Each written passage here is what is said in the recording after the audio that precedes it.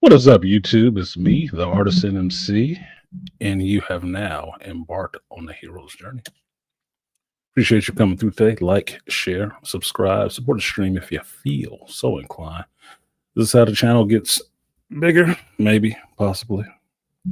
And this is how I make sure I get that engagement with you all.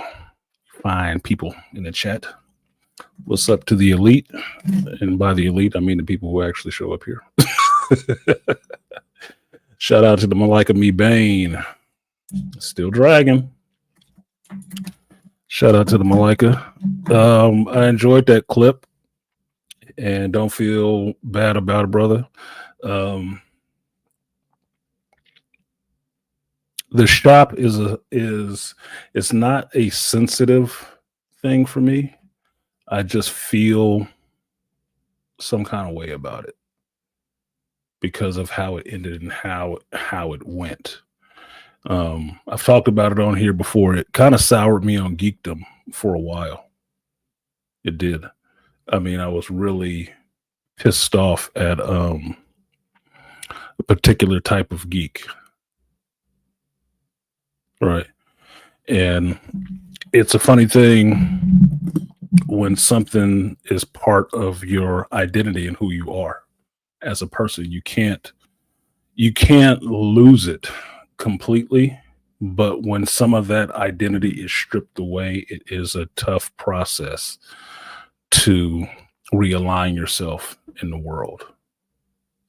Right. So when something has been that big of a part of your life for so long, it does hurt to have it removed. The closest I can equate it to was like having a second divorce. It was. And it wasn't a divorce like the person left. It was like the person just dropped dead. So that's why it's not a sensitive topic to me. And it's not that because I have feelings on it, it's like, oh, I'm sorry I mentioned it. You don't have to feel sorry about mentioning that shit or sharing something like that. It's good because for me, we went through the 90s, right? And for all the rest of you guys that don't know, Malika shared a clip with me just before I started this show about a comedy skit about these people opening their first comic shop. And Malika, if you put the link in the chat, I can show it to everybody else so they'll see what it is I'm talking about.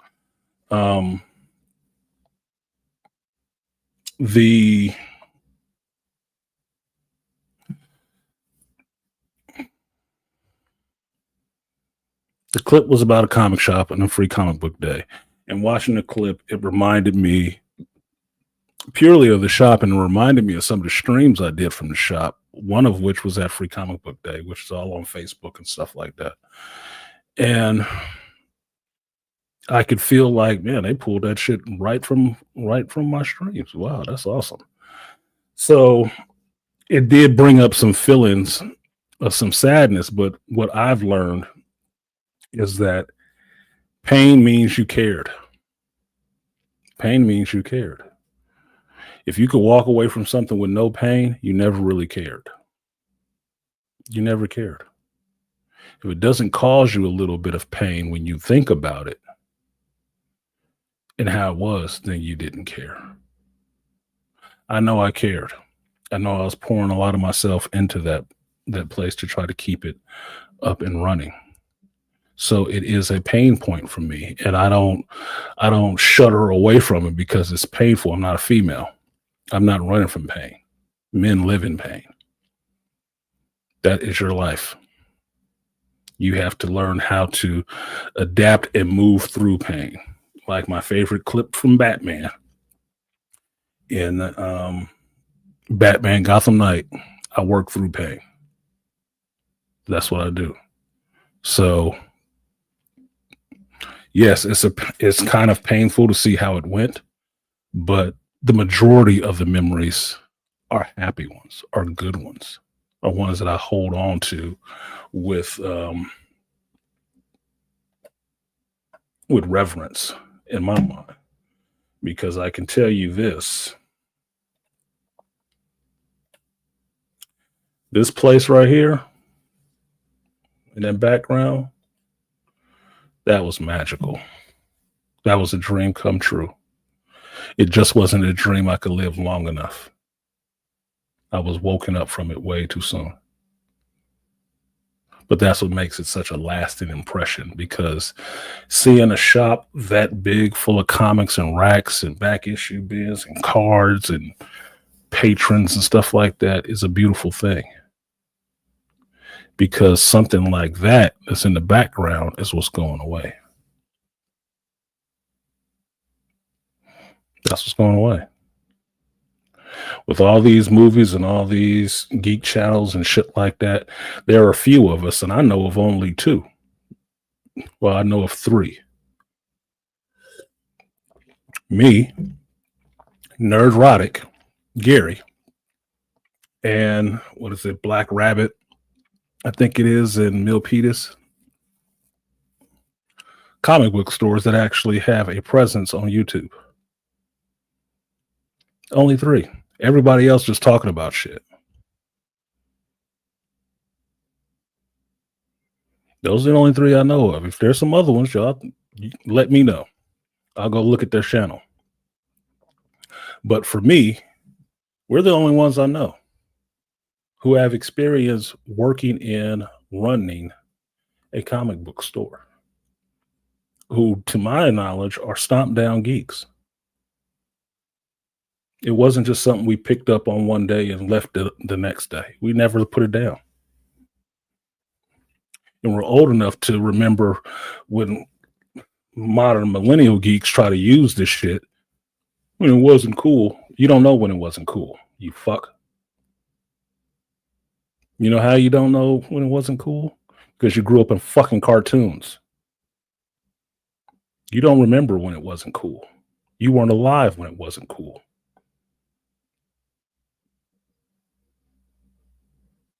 These Gen Xers were. And the ones who stick with it now, you know, those old heads, these old geeks, that's the reason why we're so grizzled about the shit. That's why we're so passionately upset when they just start trying to murder and molester our characters that we made popular.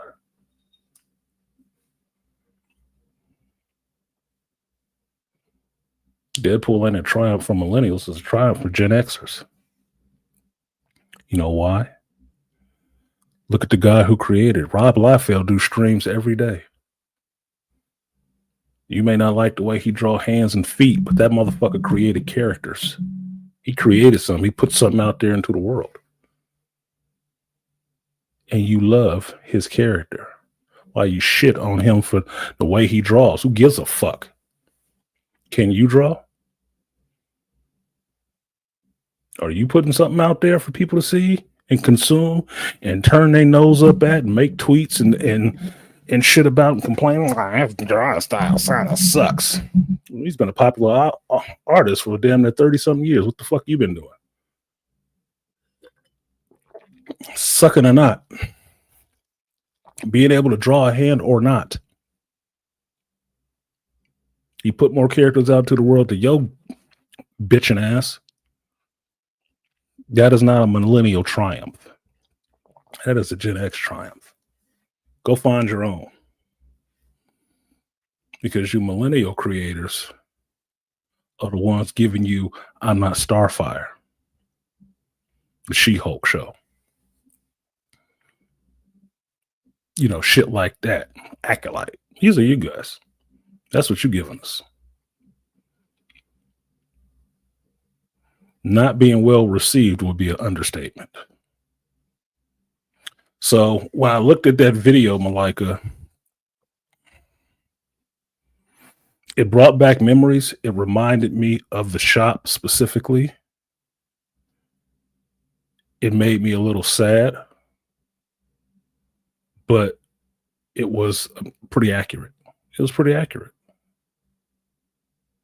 So it gave me that nostalgia feeling too. Because in that shop right there, we did free comic book days. I filmed them. Lying outside the door taking pictures and stuff, that's all up on Facebook. I put that up on Facebook. Free Comic Book Days was one of my favorite times in the shop. Not because I hated customers. No, because I think that's fucking stupid. Because I liked all the customers coming in. I like seeing all the couples and the families and the kids dressed up in cosplay or not, coming in and getting a big bounty of comic books, and kids just being able to see something like, oh my God, look at all these people here. Exactly. These are all people that like the same thing. It's the same feeling I get when I went to the pool tournament in Vegas. There's thousands of people there. Hundreds of tables. All with games going on. And we all there because we love doing this shit and all excited about it, wanting to watch it. Man, how do you make that? Beautiful experience. Beautiful fucking experience. So here's the link. Let's see if I pull it up on this other screen.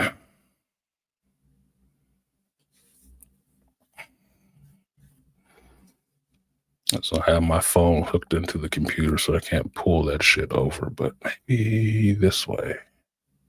I just watched it. It might be sitting right there in my history. There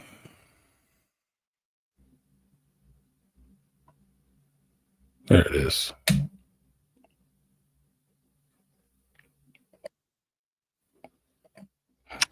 Okay, and I hope they don't mind awkward Virgo TV. Hope y'all don't mind of me sharing this. Can't say I'm making any money off of it because I don't really make money on my page either. Don't worry about it. Nothing to worry about here. It is all on the free ski.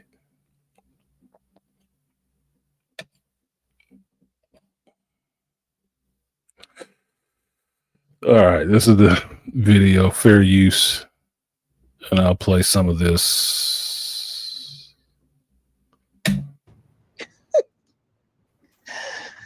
Please.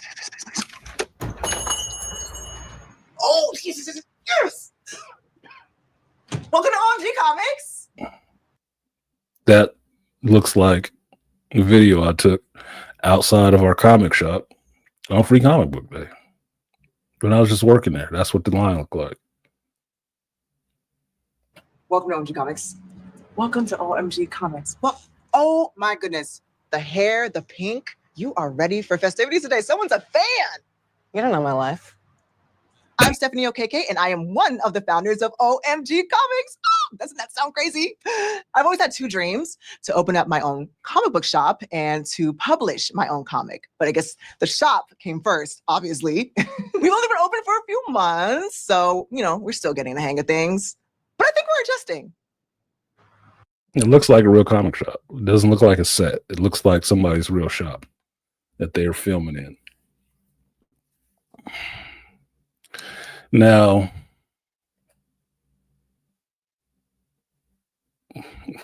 it's free comic book day. It's kind of a big deal. When you look on the official website, OMG Comics is listed for the zip code. I like to see Barnes and Nobles do that. Is it Noble or Noble? Which is funny because our comic shop had a Barnes and Nobles on the next block. That's why I'm sitting here listening to this, what she's saying and stuff. I'm like, this sounds awful fucking familiar, dude. Like I said, Malika, it was bringing up some memories, bro. It's definitely Noble Trust. It's Barnes and Noble, but how black folks, shorten words and shit. So, well, what do you say? All right, I've got the free preview issues of the latest Jupiter's Inhabitants. And this is millennial type of stereotypes of what comic book shop workers looks like, what they look like. FYI, is created by the Black female creative and fellow geek. I filmed in on location in LA. Oh, so they would have saw it in the store on Slauson. I'm going to go to LA come November. So I will find this comic book store. I will find this comic book store. Don't fuck around. As well as the variant covers for Beyond Neon Lights. All available to get purchased and signed. Smells Could work, huh? I just feel like there's other female Neighbor's wife again. Anyway, you get the idea. It looked like a comic shop, right? Looked like a real comic shop. And it reminded me specifically of my R comic shop. It is what it is. So, like I said, Malika, don't look. I'm a Scorpio, man. I have my feelings about shit. And I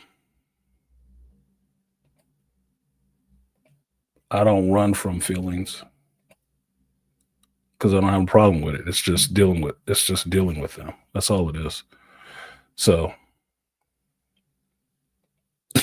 he said, damn, a millennial slander stream? No, Andre, it's not a millennial slander stream. This is the other thing. This is the point I'm saying when I'm about myself that I'm getting to about millennials. Don't be so fucking sensitive.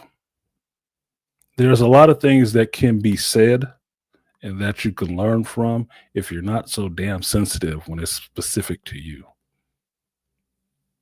Right? Malika sent me that thing. I told him I had feels. He felt bad. He felt like he took me down some road that I didn't want to go down. I don't have a problem going down that damn road. And because I said I had feelings about it, doesn't mean that you can't do the shit. It's just acknowledging I have some feelings about it. It's the same thing about talking about millennials. It don't mean I hate y'all. It doesn't. But I'd like to point to the finger directly at the people I'm talking about. Now, if you have a problem with actually being acknowledged in that way, then that's where your sensitivity comes in and you need to temper that shit.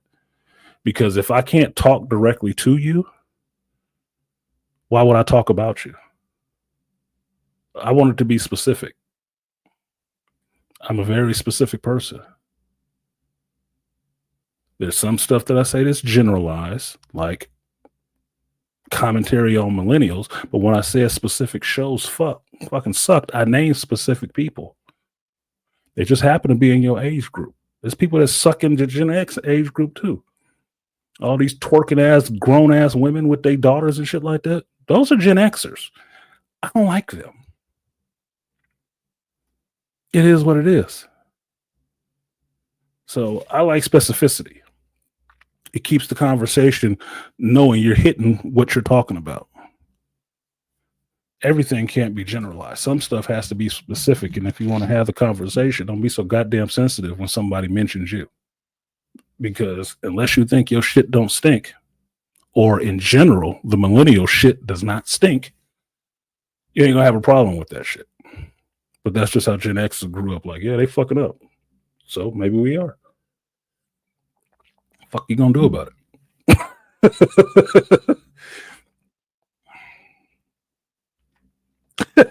it? Trusted is very millennial of you. Andre, you know you could. You know you cool. You say you was fucking with me. Don't fuck with me on that. Look, y'all got enough problems with yourselves and the Z's coming behind you and the alphas. Y'all need to watch your kids. Your younger siblings, you're gonna have to shepherd them because us Gen X is gonna be shuffling off this bitch. And we gonna be, if you didn't think we cared when we was in our 30s, our 50s and 60s is gonna be the X's for fuck all of y'all. I'm just saying. They're going to be sitting back, drinking whiskey, smoking cigars, and watching you blow yourselves up. Self-destruct. We're going to be sitting back there. Told them motherfuckers. Told them. Motherfuckers don't like to listen, though. That's what it's going to be. You're not going to give a fuck. You're not going to give a fuck. That's what happens when you have a generation that people want to throw away and act like we never done anything good while they live off of all of that shit. That's what you get. That is the whirlwind. So appreciate you guys coming through. To Malika's question, he asked, how was the work trip? Work trip was good, Malika. Work trip was good. I'm still waiting to get back to work on Tuesday so we can see about this whole relocation possibility.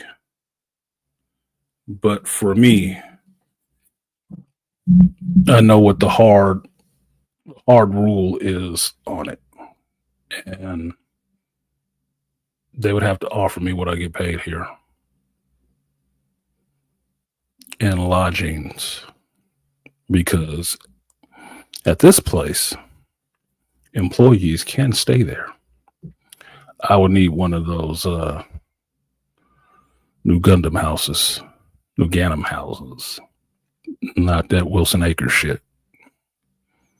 No, because those houses need to be demoed and rebuilt from the studs up because they got too much moisture and possible mold, and they have been maintained so terribly. And it's just because the guys that they have, not the guys that I'm working with while I was there, but the people that they've had there before, do not have that skill set at all. I don't know what the hell they're doing. They're just doing shit and doing shit badly. And this is why you have people complaining so much about the work that's done. That's not their stock and trade. It's not. These are handymen.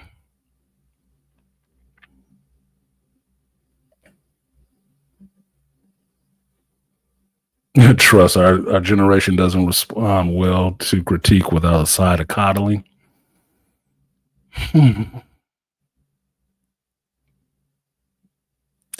Gen X is not the coddling generation.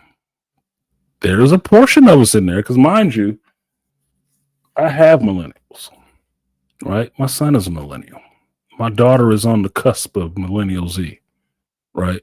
So when I look at millennials as Gen X's children because we were young parents. So you are our children, in a sense. We get that. You want that coddling because that's not what we were giving you. Not all. The ones who did the over coddling are the ones who overcorrected for what their parents didn't do for them. And that's where you get that everybody gets a trophy generation. That's why you're there.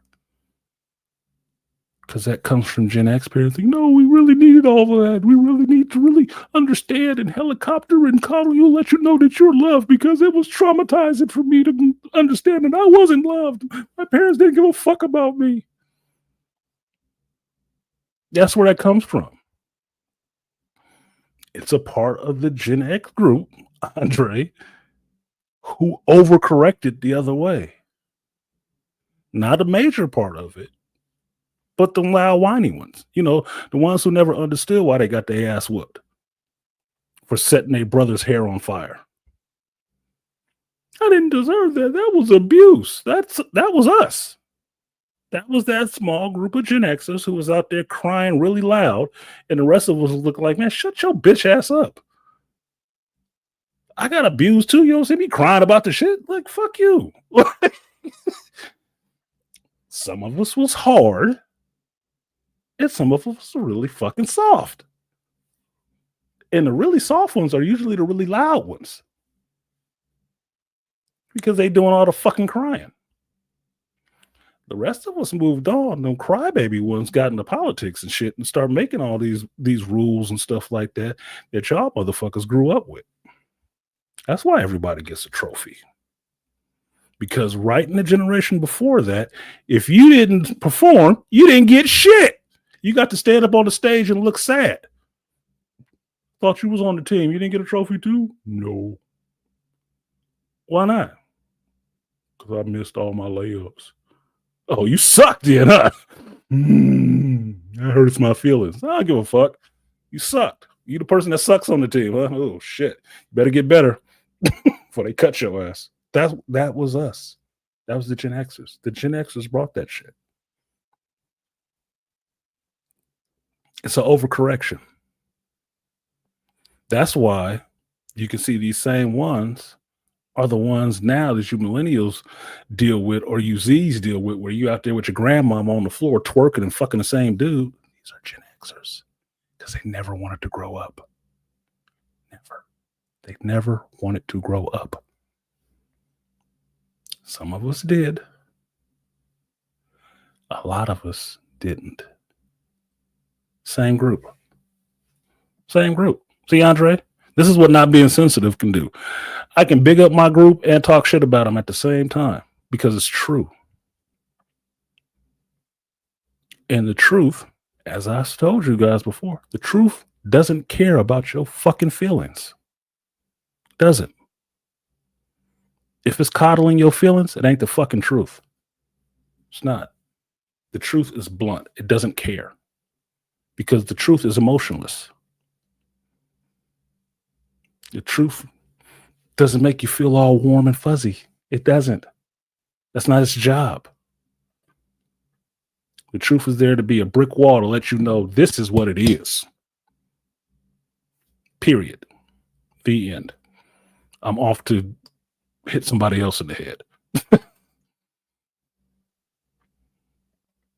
This is wild.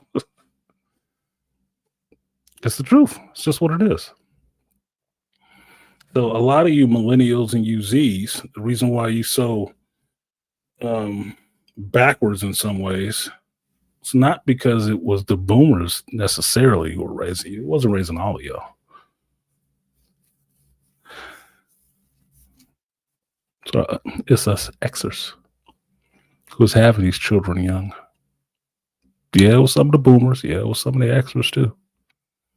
And never wanting to grow up because you have to understand the boomers were selfish. My mother is a boomer. She is selfish. I'm not calling her out. If I called her on the phone and said, Mama, tell these people that you're selfish, she wouldn't say, how could you tell everybody that shit?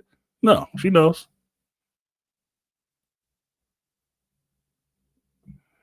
But that's because of the people who raised her.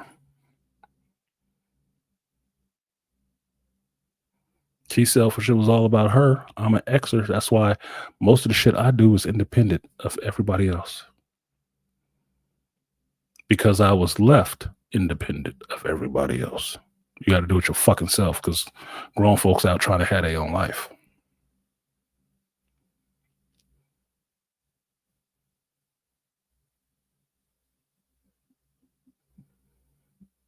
Now, my children, my son, my millennial, he don't get an over coddling. He got some coddle, but he didn't get it a lot from both of us. But the main thing I did was try to let him know that he was loved.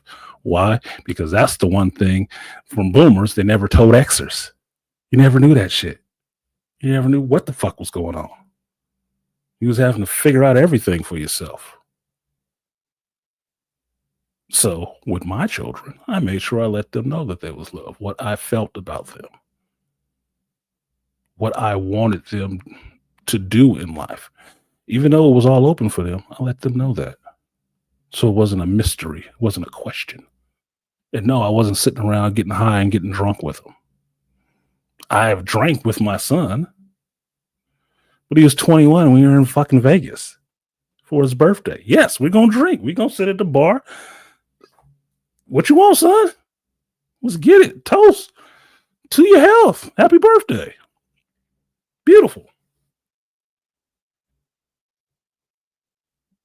sat up, smoked cigars, all that shit. It's his choice. I don't agree with him smoking, but look, my mother wouldn't agree with me smoking cigars. So fucking what?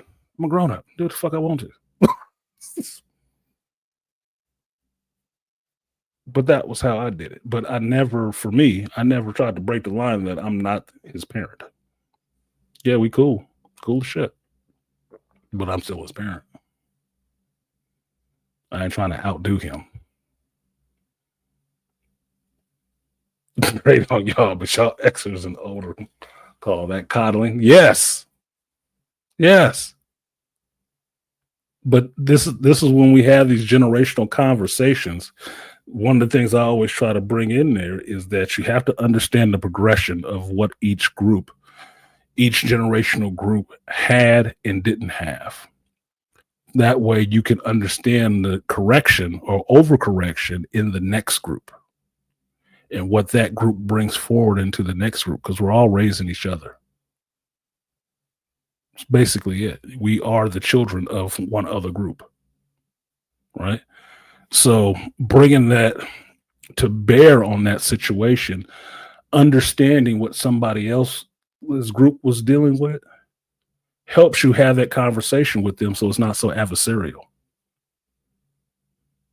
From being in this space and learning the stuff from BGS and them about talking about these different generations, I've had better conversation with my mother and my grandmother and helping my mother understand my grandmother's generation.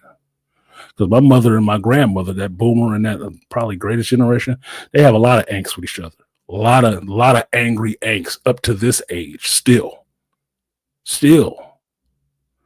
But talking to my mother about that shit and letting her understand what was going on, or giving her a context at least, or framing it in a way of what was going on in my grandmother's generation and what she was really dealing with, takes it out of the realm of my mother just being in her feelings about shit and looking at it in a broader sense. Is like, oh, okay. You know, you might be right on that. Now, being a boomer, she's never going to tell me I'm right about it. She's not, because that's not what boomers do. They don't give credit to Xers for shit. You can only get credit for fucking up something. You can't get no credit for being right about anything. Never. So she will say she'd think about it. But I can tell, because she's my mother, when something is resonating with her and when it's not. And I can see the results of it when we have another conversation, and then it's like, oh yeah, I was looking at it this way, and like what you were saying was on to something. Oh, really? Imagine that. I grew up in this world and learned things. I just can't remind her of the fact that, yeah, I said that shit, because they don't like that. They don't. Because you as a younger person can never tell them shit. It's just how they are. That's fine. Xers don't have that shit. We'll learn from anybody. Reason being is we had to. We had to. You know why? Because most of the time our parents weren't fucking there to teach us that shit. So we had to learn from everybody. That's why. That's why we cross them lines and don't be worrying about so much of the racial shit in that aspect, because we didn't have the option to do that shit. We learned from everybody. We all in the same pool together. And some of this shit we want to drop. I have my friends, not based on their color. I have my friends. I like them. I'm white motherfuckers. Really? Well, they like comics. I like comics. Don't matter. They're not just some people we work with. No, I want him to come over. You gonna come to the hood? He ain't scared. I guess he coming.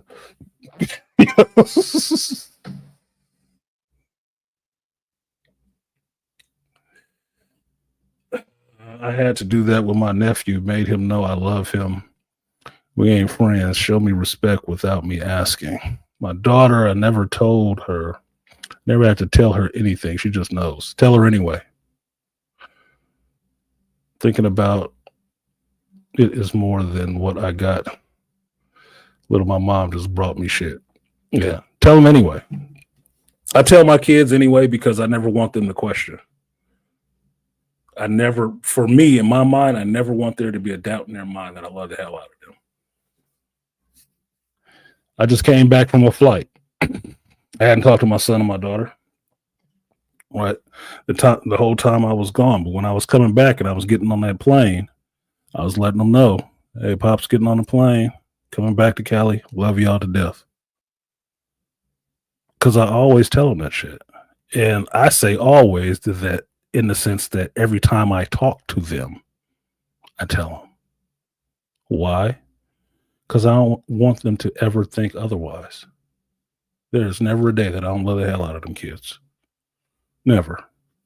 And they 30 and 25.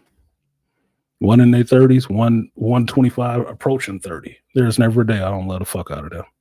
And I don't have to talk to them every day to let them know that. I don't talk to people every day as a Gen Xer. I don't need to talk to people every day. It's more stressful if I do. So when I got back to my mother's house, and I told them, yep, I'm back in Cali and I slept in my mommy's house. You know? I sent them a picture of me, lamping in bed, smiling, home safe. And then they sent me a picture back.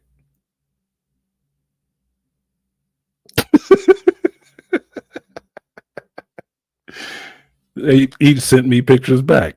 And I just put loves on them and said, I love y'all. I love y'all to death.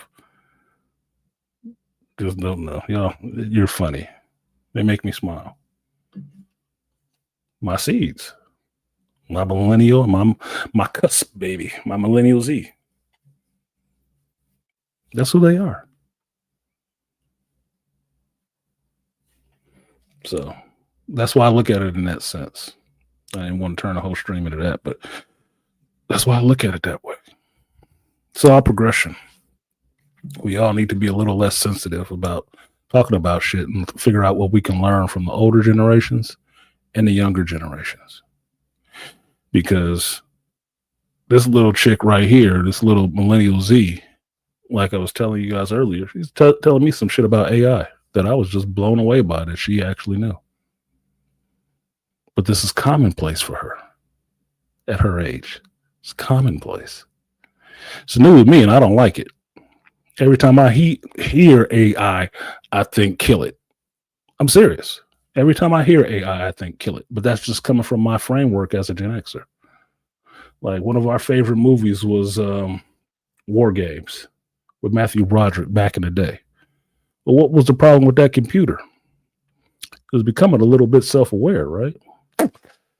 Almost got us to World War III. Kill that fucking thing. It don't need to be that smart. What was the issue with Tron? Oh, that computer system getting a little big for his britches. It didn't want to be shut down. We're going to take this human in there. We're going to try to kill him. No, we need to shut that shit down. Terminator, this has been the background to our raising the fear of computers taking over and shit like that. Now it's up to the AI level. I'm not surprised if it don't rub a lot of Gen Xers in a real comforting way. No, it don't. Now, you generations who grew up with leap pads and shit talking to you and stuff like that the whole time, y'all might love that. Y'all might swaddle up to that and get all your cuddling in for it. Not for me. That shit looks problematic as hell to me. I still don't understand how some of this AI shit works. Where it pulls this stuff from, how does it create it? Because I grew up on programming these motherfucking things. So I'm missing a step in how it actually thinks outside of an algorithm and how it creates images and stuff from just what you feed into it. That is still mystifying to me in a way. The same thing with a Grok or a Chat GPT. Like, why are you even listening to this thing?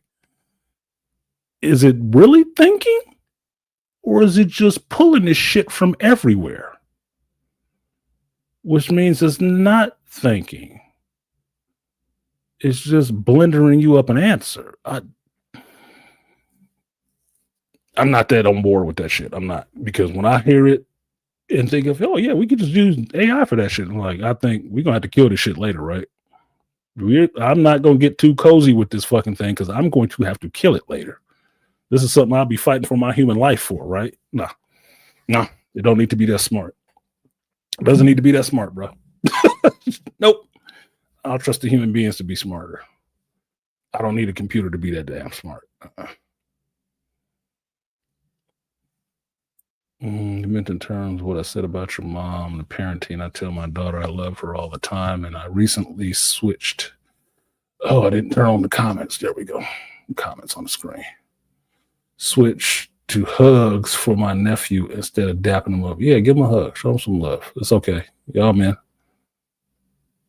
If I saw my son right now, I'd still hug my son and kiss him on his head. It sounds ridiculous, but I told him that shit when he was younger. I'm going to be doing this shit forever. So fucking get used to it. If it embarrasses you, it embarrasses you. I'm not going to be kissing him on his mouth and shit like that. But that forehead, that's all mine, nigga. That's all mine. And I made that. And I love my creations. That's my head. That's my little head.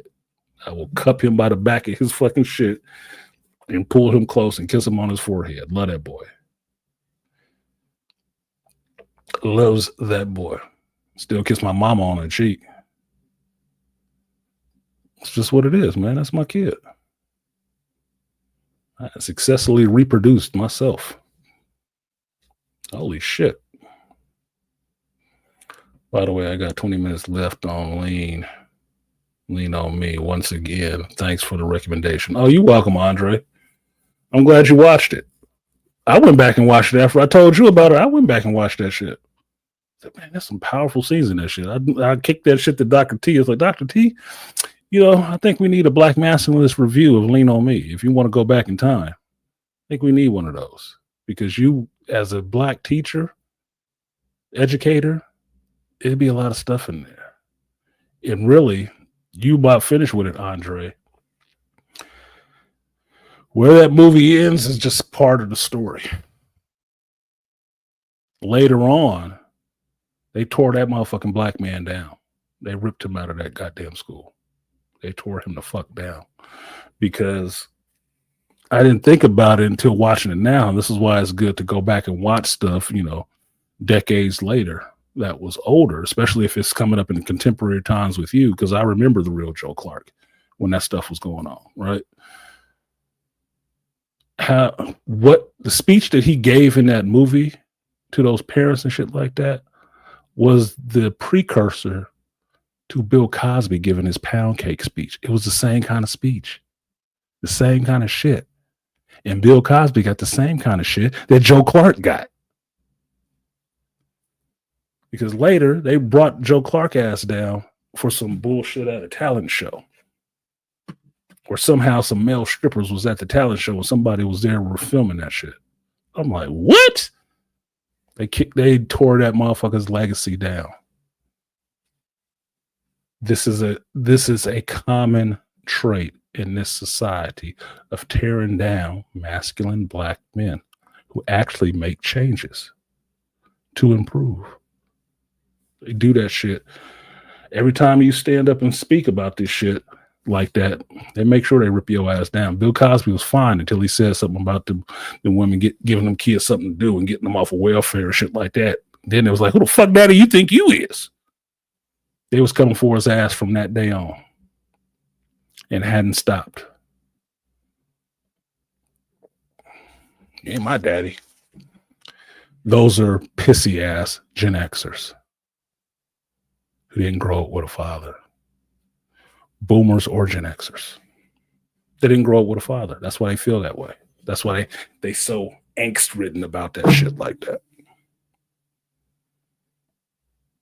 So yeah, finish the movie. It's a good movie. I watched it. Robert Guillaume was bringing it, boy. I wanted that clip on here. StreamYard's made some updates so I can put that clip on here. I want that clip on here. You're so hot on this one, and god damn it, listen to mine. Being in a New Jersey school district in the 90s, you couldn't go long without his name being invoked. Yeah, I thought about you, Trust, when I remember where it was. I thought it was happening in Chicago until I watched the movie again. It's like, no, it's New Jersey. So, oh, Trust would probably know about this. Trust would probably know about this.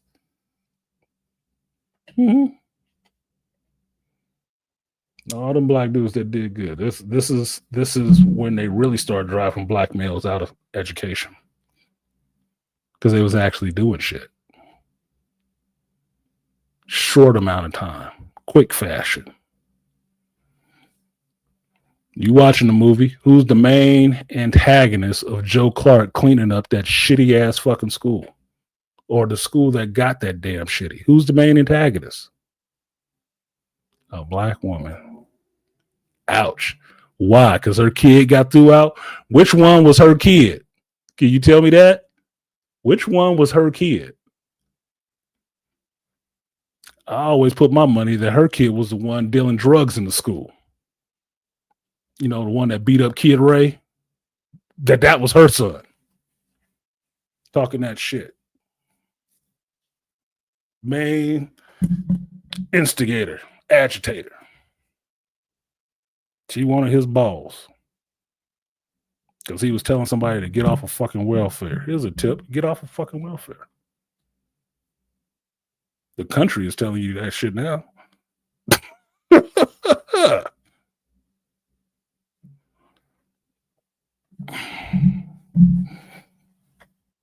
So, yeah.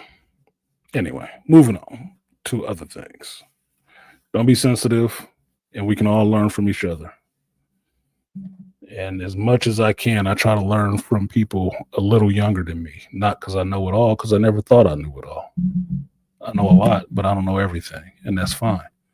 That's what keeps life interesting. Because the minute you stop learning and thinking you know it all is the time you need to be shuffling off this bitch. Because that's the last part of knowing everything that you don't know yet. So I don't know it all, but I'm willing to learn from anybody who has some knowledge and can teach me that shit. That's a strength. So, in other geek news, thank you for the clip, Malika. I appreciated that. It did take me down memory lane, but shit, that's an hour's worth of content right there just talking about it. So thank you, sir. They come out with some other episodes. I'll probably watch them with a little bit of sadness, but a little bit of humor involved in it, as it should be. And I am planning a trip now to go down to Santa Monica in November because the brothers from Double Toasted are going to do a show in Santa Monica in November. November is my birth month. And I already talked to JT. He's down to go. So we're going to try to get this trip together to go down to Santa Monica, see our boy Chris that's down there. And hopefully see the brothers from Double Toasted. Could be fun. And because I think it's fun, I want to do it. That's it. That's the other thing about Gen X's. We don't need to wait for anybody. Because if JT said he wasn't going to go, I'd still be going. We don't wait. Let's do it. Fuck it. Could be fun. Let's go. Move on it. Get shit done, not talk about it. So, planning that for November. So, it'll either be two things happening in November. It'll either be individual pool tournament or Santa Monica, which I haven't been to Santa Monica in a few years. So it'll be fun. It'll be fun. Putting it out into the universe, it'll be fun. I said it will be fun. I don't mind road tripping. And I don't mind pressing the flesh, seeing people in the real life. That's not that big of a deal to me.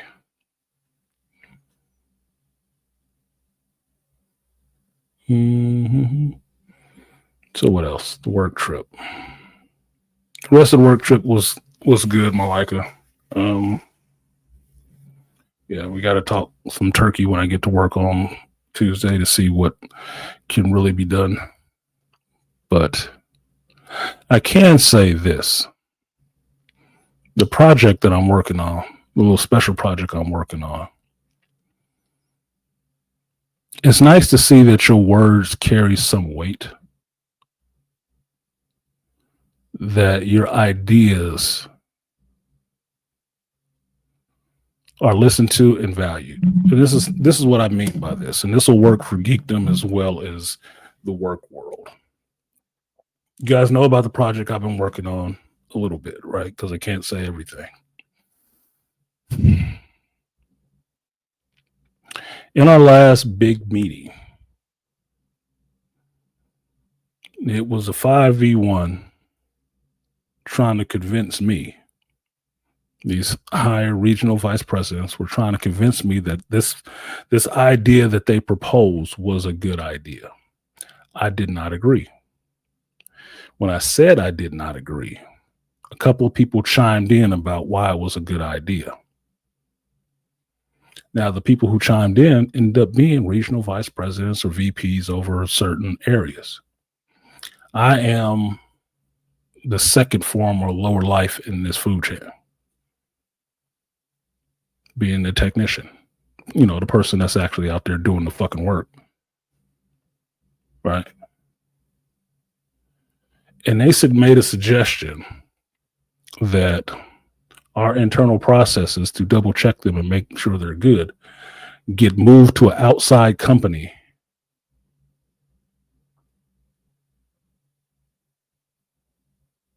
every day for them to review it and then send it back to us. That didn't sit well with me. Now, I'm in this meeting with all of these people, and they said we can all speak up and talk. Everybody else is clapping like circus seals, like it's okay. I'm listening to that shit like, how the hell we gonna pay somebody else to do this shit we doing ourselves anyway? No. Nah. The money you about to pay these motherfuckers is the money that I can't get on a raise. And I don't see why you would go outside to fix an internal issue. That's what we doing this whole thing for anyway, to fix internal issues. Why the fuck would you pay somebody on the outside to try to train them to understand what we do, to have them now overseeing our shit to hold up the whole process and to passing it back to us? No, we're getting to the same problem that we're dealing with right now. No. Well, I didn't agree. What up? What up, Cash Kid? I didn't agree. And I said so. They asked me, I said so in the conversation. Well, in that conversation, like I said, it's a bunch of VPs, vice presidents and shit of this company in different other areas. I'm just the second lowest form of life in this bitch. No, I don't agree. And it ended up being 5 of them trying to convince me that that was a good idea. And no, I just batted the idea back and forth like we do here on YouTube all the time. I'm like, no, that's not how I see it. We already have people in place that already know this process, that know our process, already being paid by us. It just seems like a waste of money to pay somebody outside to do that. Now, one of the things I wasn't thinking about while I was on that call in that meeting was that the CEO of our company was in that meeting. Now, I've sat with this dude. Me and him have sat and had conversations because of the other meeting I went to earlier this year. We sat and had a beer sitting at the table talking shit. Cool British dude. He was in that meeting.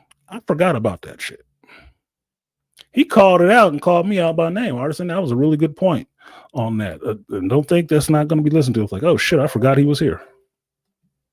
Because they didn't dissuade me on that shit. I just brought up salient points, and they're trying to say, nope, this is going to be it. This is going to be a good idea. It's like, okay, all right, cool. I didn't agree, but I've already stated my position. I just don't agree with that shit. It seems like a waste of money to me. But it ain't my money to spend. You do what the fuck you want to with it, right? Y'all vice presidents. Y'all know better than me. Well, I'm waiting on parts because ain't nobody approved the money for it. And I'm looking for a raise that I didn't get last year. Okay, whatever. Well, in this process that I'm in now, where we're, designing these training modules, one of which is what I proposed. Yeah, nigga got good ideas, right? What came out was heard is that this third party idea is scrapped. They're not doing that anymore. What they are doing is utilizing our people in-house. So there'll still be an oversight, but it's all happening in-house now. It's not going outside of the house. I'm like, oh, really now? Now, since I was the objecting opinion on that shit, I like to take some acknowledgement with that. Cash Kid, don't start spamming the chat. I already acknowledged you.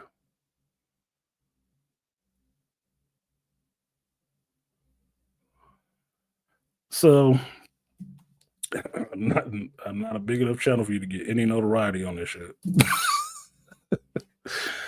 So I was actually kind of happy with that. It's like, oh, well, maybe they listened. Maybe I pointed out some things that made them rethink that choice.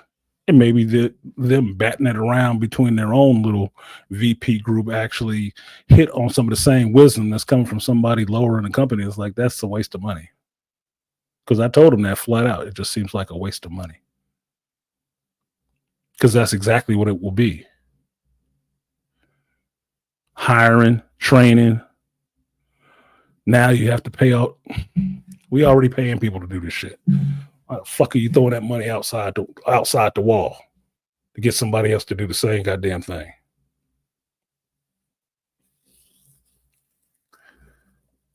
Oh, my bad, Cash. Okay, I get you. So it was good. I like hearing that. The project I'm working on, the thing I proposed, is what we're going forward to try to train people to do. I like that too. That's another one of my ideas going forward that's being implemented, that somebody higher up than me saw it was a good idea. They want to use it and implement it. Fine. I don't give a shit. I just need these people around me to be better. And this is a way that I've thought of that can make them better. Now, while I was there at my little work trip, they brought in one of these regional level VPs to help out one day. And people are mentioning the names and whatnot. And I went in there to go see them about my workload for that day and some things that need to happen. And sure enough, it's somebody in there I know. The regional level VP of these SECs. Puerto Rican woman, nice Puerto Rican woman. We sat and had conversations 3 other times. She said, "Oh, hey, it's you." I'm like, "Hey, what's happening?" It's like seeing an old friend again. But what she told me is apparently what circulates around the VP group is that motherfucker artisan know his shit. He knows his shit. Now that's coming from, this is why you don't hate all females, guys. Females get information that you ain't privy to. They're usually in conversations that you are not privy to. It's 2 halves of a whole. So you need to understand both to make your best way in the world. That's just how it is. And women have conversations in groups that you're not even thinking about they listening to. She's listened to my name being mentioned that I know my shit in different groups. And she's a vice president. A regional vice president. That sounds good for me. It does. It sounds good for me. Now, not only was she saying this, she was saying this in front of somebody else who's a regional level, who wasn't at these other meetings that we have for this project.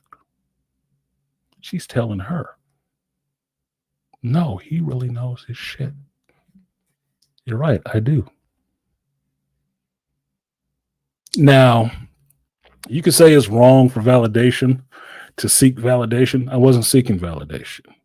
But what it did do, it did validate something that I brought back and I told my mother about, because she's been apprised of this whole process going on that's been happening, right?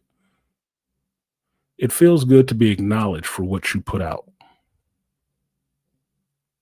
It feels really good to be acknowledged for your good ideas that people take and pick up and use.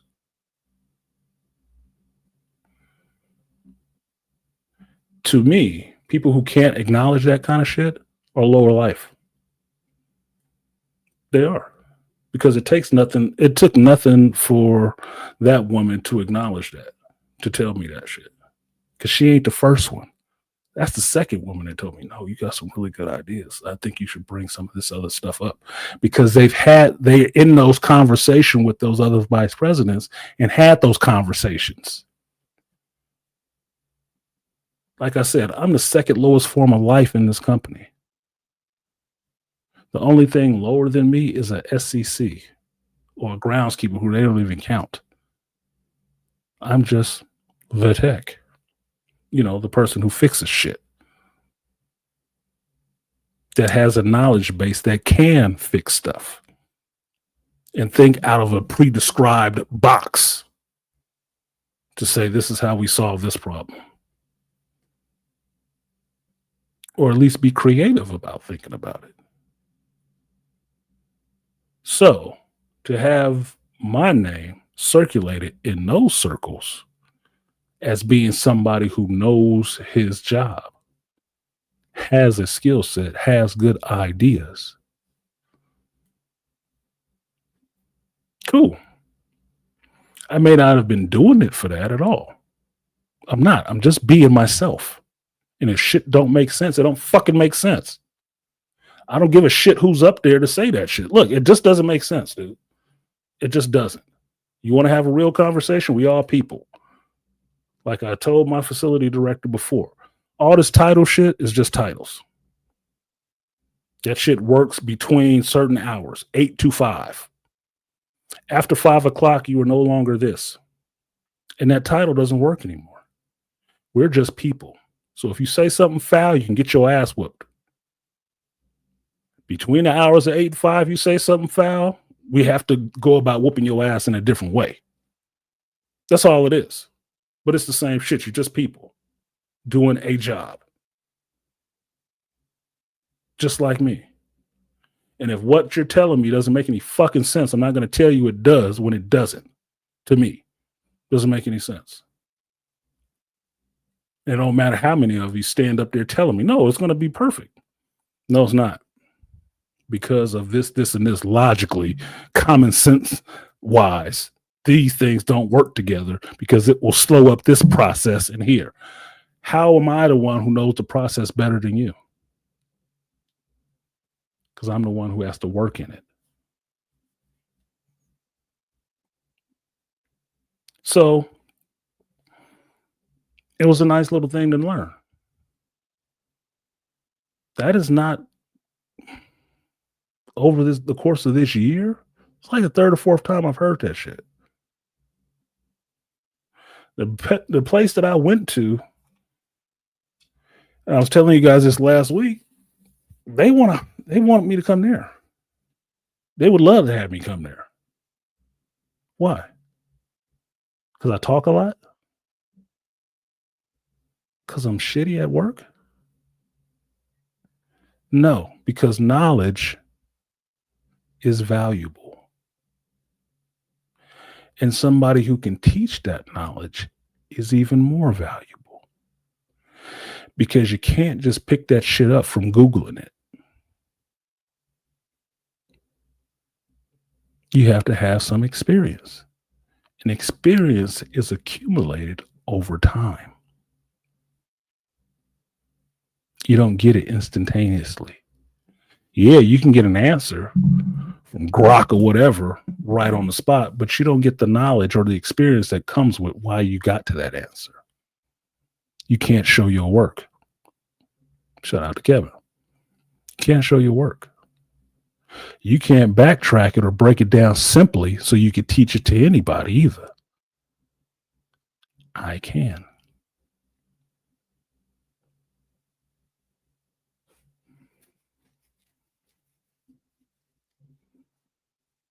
You know who can't? VPs. The majority of them could not do one of my work orders. Not a one. And it could be some simple shit.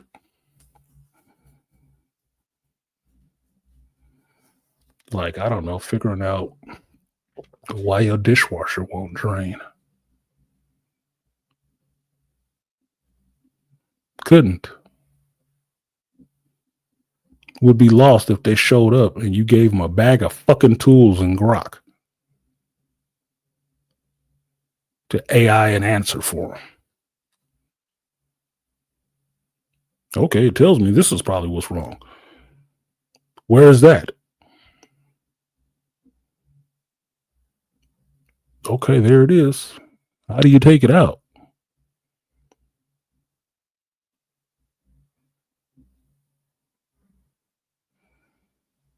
But their jobs are different.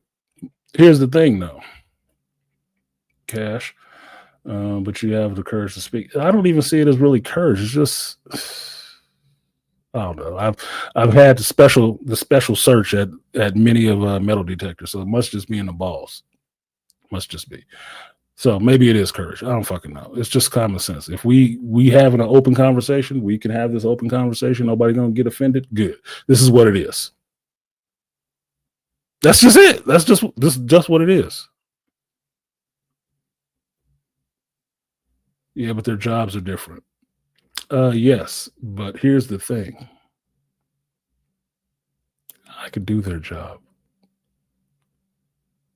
Doesn't seem like they could do mine. Higher or lower. There's a difference between somebody who has matriculated up through a company from the ground floor to the penthouse than somebody who just comes in at the 15th floor and gets to 20. Completely different. It is no different in the military of why people in the military really appreciate their sergeants and don't like their lieutenants. Lieutenants usually come straight out of college. No time in the field. Sergeants usually were grunts first and work their way up to that. That's why there's that break between the non-commissioned and the commissioned. The commission just think they know it because that's what they've been trying to do. The non-commissions know they know it because they've done it already. In companies, what I have found in my experience of working in some corporate environments, the people who have come up from the bottom have a better understanding of the people at the bottom. They're better leaders because they're not leading from a position of ego. They don't see all of you as beneath them, even though they sit at a position higher than you in the company. They don't see you as beneath them. They see you as fucking people. And that's why this whole conversation, this whole special project we have going on is so big, because the person who was the president decided to talk to those people who actually do the work, because he was one of those people who used to do the fucking work. He knew the answer wasn't coming from these people up here looking him in the face across a boardroom table. He knew that. That's not who he was. And he made the push in the initiative to like, no, let's call these people in. These people who touching the work every day, call them to the table and let's hear what they got to say.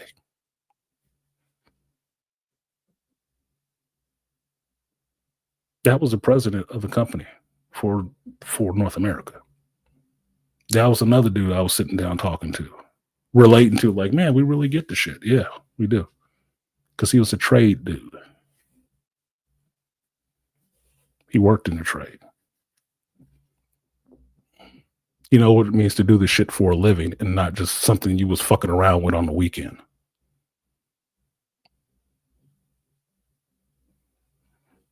That was his idea, as far as I know. And what has come of it? A lot of good ideas. I'm talking to the people who actually touch the work, not talking to the people who just dictate policies on how to do the work. Because they think they got an idea about it.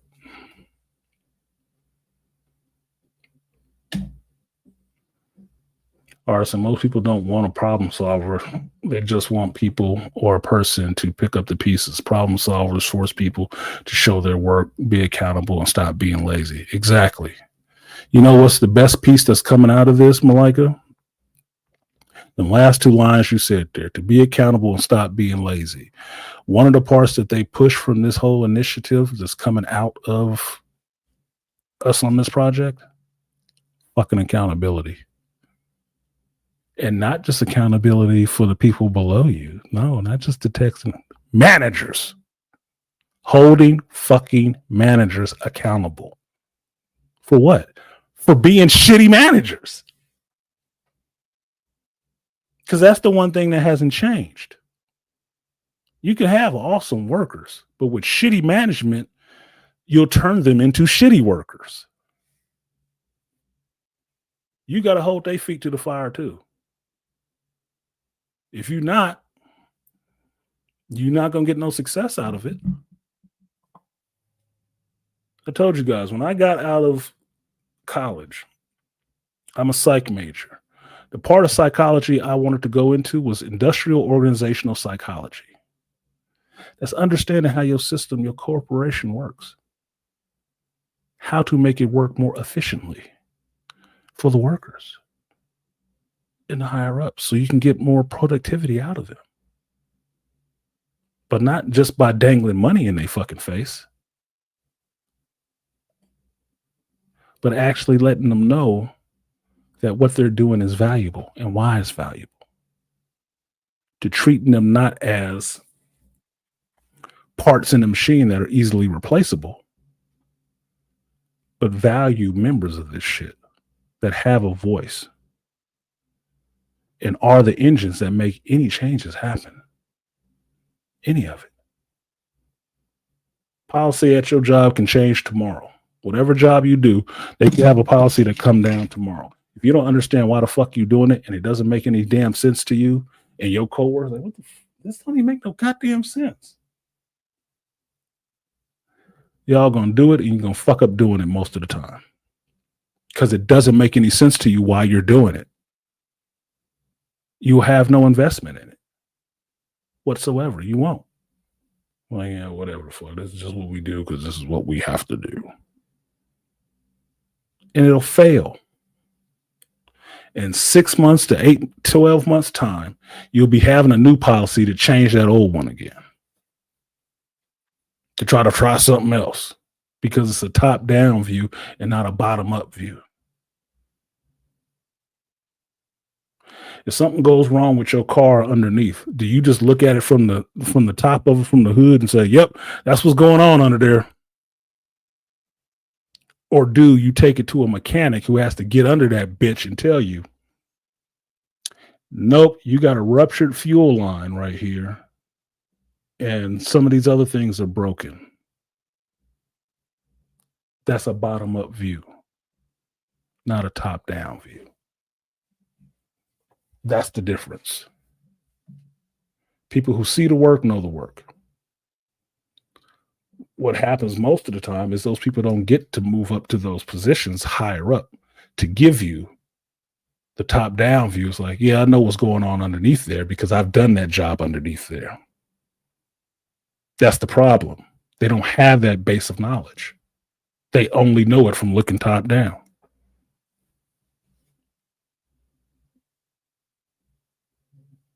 So that's why I said, Cash, I could do that job. They couldn't do mine.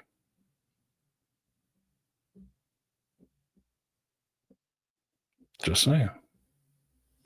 So it's good to see that my ideas are circulating. I see it in Geek Spear too on YouTube and stuff like that. I see it, but I'm getting tired of talking about it. So I'll probably stop, but it still irks me. Because in the YouTube space, they don't like giving credit unless you're bigger than them, or they can gain some notoriety or subs off of that shit. They don't like giving you credit for shit. They like stealing. They don't like giving credit. Because we've talked about it before, it's the Highlander mentality. You have to be, the smartest person on the sender. Fine. Whatever. I told you guys before, I'm not trying to be the smartest. I'm trying to be the most accurate. And I know my opinions come from me. I don't have to Google it. I don't have to talk to anybody else about it.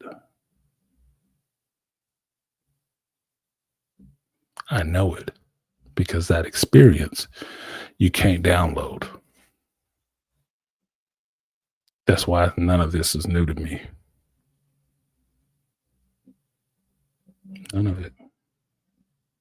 There are very few areas of this geek shit that we get into and talking about. You hear me say, I don't know I don't have any experience with that. I don't know anything about it. And in those moments, you'll hear me want to learn from the person who does have more knowledge than me about it. Like I said, that's one of my superpowers. I can learn from anybody. And I'm not ashamed to say I don't know and learn.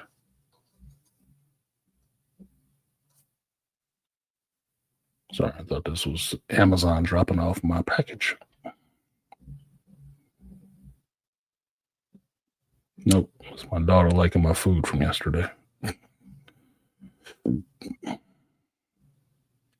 Oh, it's Ashley's birthday today. I have to text Ashley and tell her happy birthday.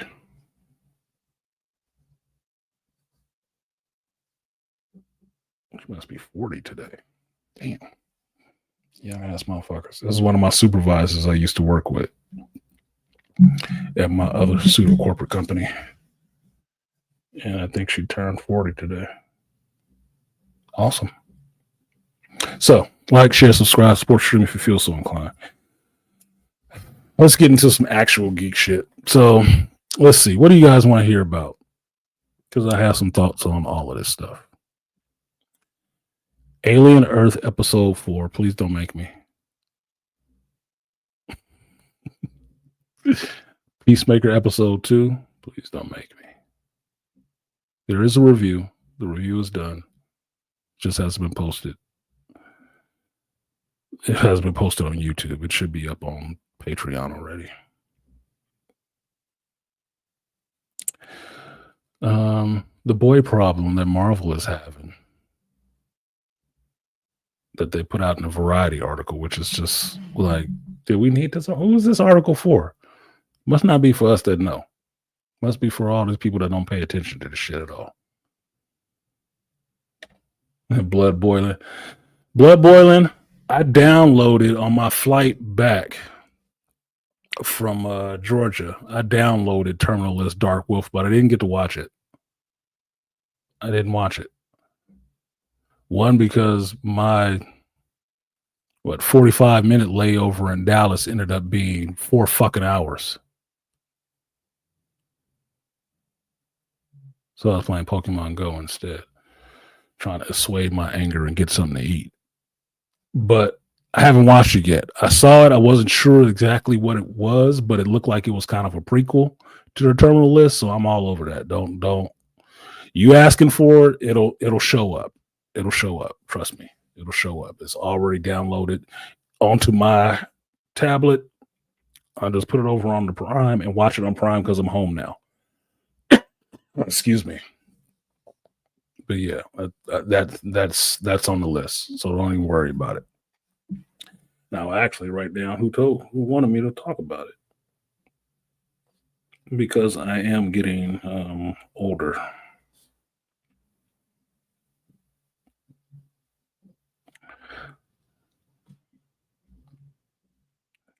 I wasn't sure if they were full episodes or short episodes or what, but I was like, download that shit. I don't know if it downloaded completely because the signal was kind of shitty in that airport, or my tablet was acting goofy. So that's why I didn't watch it yet. So yeah, that'll be there. I was watching Game of Thrones clips on YouTube. Missed the opportunity for a movie, maybe a trilogy. No, Game of Thrones works better as a series. For a movie, it would have been too condensed, and you wouldn't have got the full gist of the story. So it's working on the medium it should be on, to me. Some people may disagree, but it's working on the medium it should be on. You have to have a stretched out multi-season story to tell that story. You can take season 1 and condense it down to 2 hours. It would suck. It would suck. You would see penis, kids getting pushed out the window, daddy being killed, all of that shit just running together, and it would make almost no sense at all. Almost no sense at all. It would actually suck. And if it did work, you would want more of it, which means they would have to stretch it out to give you more of it. Series is the way for that story to go. What up, Dr. Rosie? You showed up in here with the kissy faces. Good morning. Clash in Paris is about to start soon, I think. I don't know what time it starts, but if you know, let me know. You can compress 8 seasons into a Lord of... not really. It's a couple books. It's a couple thick-ass books, mind you, that they've only partly stretched out to those 8 seasons. Wonder wish they didn't finish. Artie Idmore, the Doughboy. What's good, man? Just saying what's up at work grinding. You're always grinding. I'm always grinding. What's good? I'm glad to see you, brother. I was over there in Georgia. I did meet somebody from North Carolina. I didn't ask him how long was the trip, but I didn't think the trip was very long from where we were to where he was in North Carolina. It's like, you could go up there. You could drive up to that bitch. I was hearing them. It's so funny being on the East Coast and hearing them talk about a long drive. And they said, oh, yeah, it's 8 hours. I got to drive all the way to Kentucky. And it's going to be like 8 hours. It's like 8 hours. I ain't shit. It's like driving to LA. But we still in the same state. That's just driving to LA. Yeah, you do that in the afternoon. That's no big deal. You can do that at night.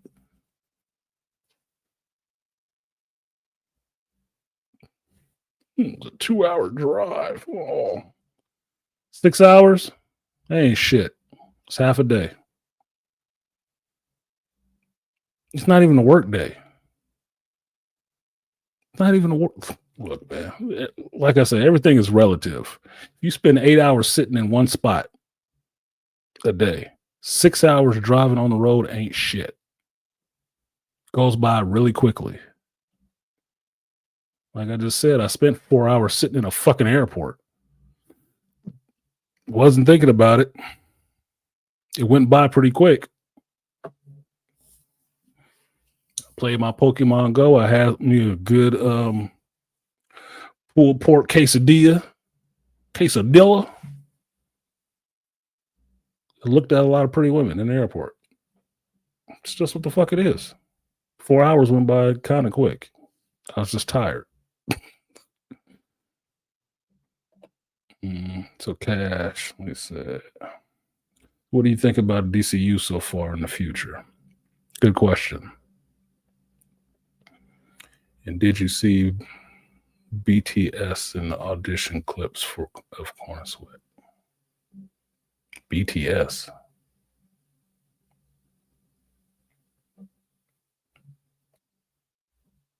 Super chat.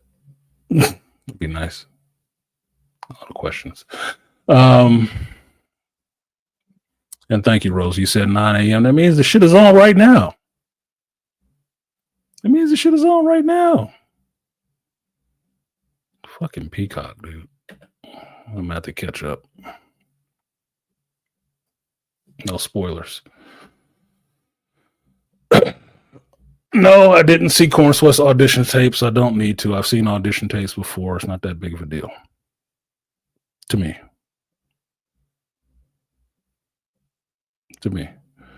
I don't buy Blu-rays anymore. So behind the scenes clips, I don't see too often nowadays, unless they get thrown up online.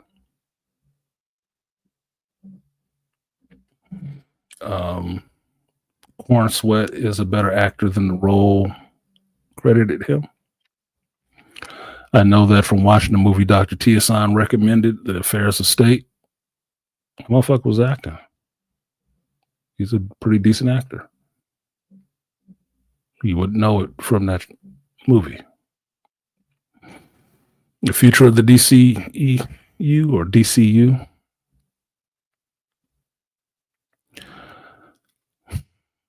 I want all of this stuff to be better. Growing up, living through the 70s, 80s, and 90s, where the dark ages of comic book movies and shit like that, where they were never really taken seriously. And Superman was your shining example of kind of taking it seriously. I want this stuff to be better. 2000s were what would be a peak or a heyday for this stuff being actually good and really taken seriously. Can we get back to that? No, I don't think we can. There's a mentality of thinking that you can always rise to that peak again. You cannot. That's like chasing a drug high. You would have to be high to think you could. The same circumstances do not exist for you to reach a height like that anymore. One being that most of us now have all lived through seeing that peak of it being really awesome. Now that we've seen it, it will be very hard for anything to hit that peak again. That's why I say it's like chasing a drug high. You're chasing the fucking dragon. You're not getting there again. You can do what you're doing and try to make it as good as you can make it, but it won't be the same peak because you don't have the condition of not knowing what the previous success was. The peak in the 2000s for Marvel and stuff like that, why that was such a magnum opus for geek movies and stuff like that, is because it had never been taken that serious before. It had never been that fucking big before. But now that you're on the other side of it, having it be as big as it was before, you will never hit that shit again.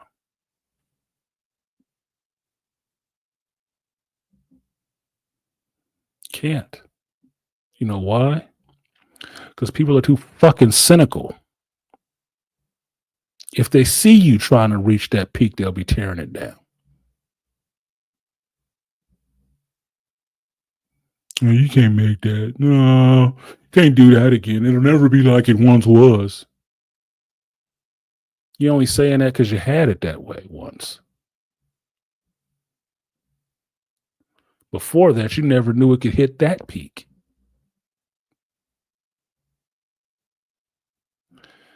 For me, watching Endgame was a peak of comic book movies. And I say that because I remember,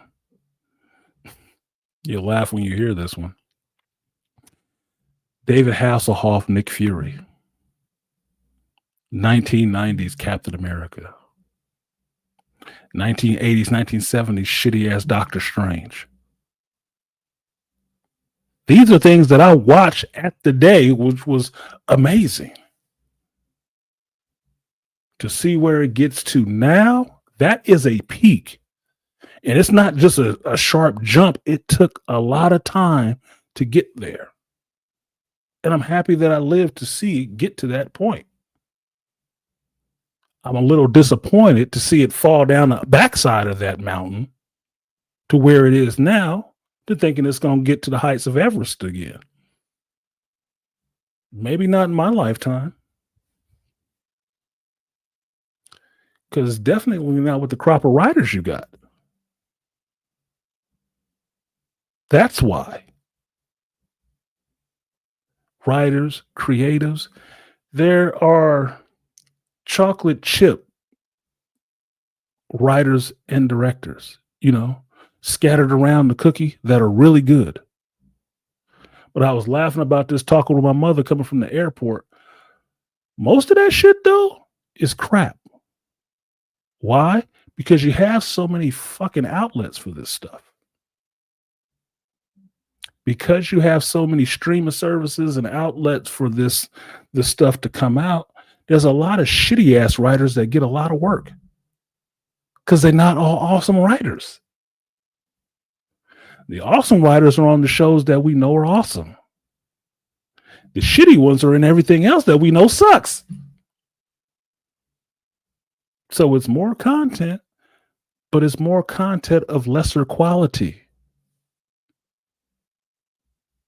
Why is Taylor Sheridan cleaning the fuck up, making shows and stuff right now? Because he trash?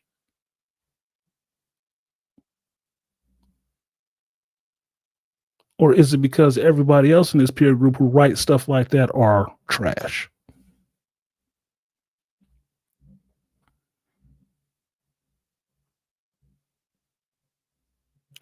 The DCEU's blessing and curse will be James Gunn. And it sucks having to say that. But I've watched 2 episodes of Peacemaker, and I'm questioning why I'm watching this shit in both of them.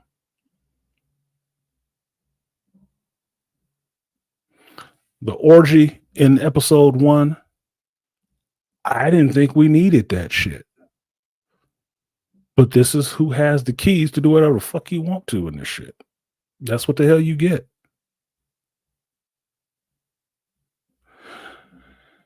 The leftover from the orgy in season 2 is pointless as well. I didn't need to see more of that shit. It was a boring fucking episode. So much so, I had to record my review twice because the first time I'm falling asleep giving it. If you look on Patreon, you'll see it looks one way, it cuts for the review, and then it cuts back to the tail end if I put it up that way. It put me to sleep, dude. Oh yeah, Malika, fucking Generation X, the 1990s one. Yes. Another reason why stretchy powers don't look good on screen. They just never do. They never look completely good on screen. They haven't fixed that. The best stretchy powers on screen is watching Plastic Man. And that was a cartoon. The Plastic Man cartoon show, for y'all who don't know.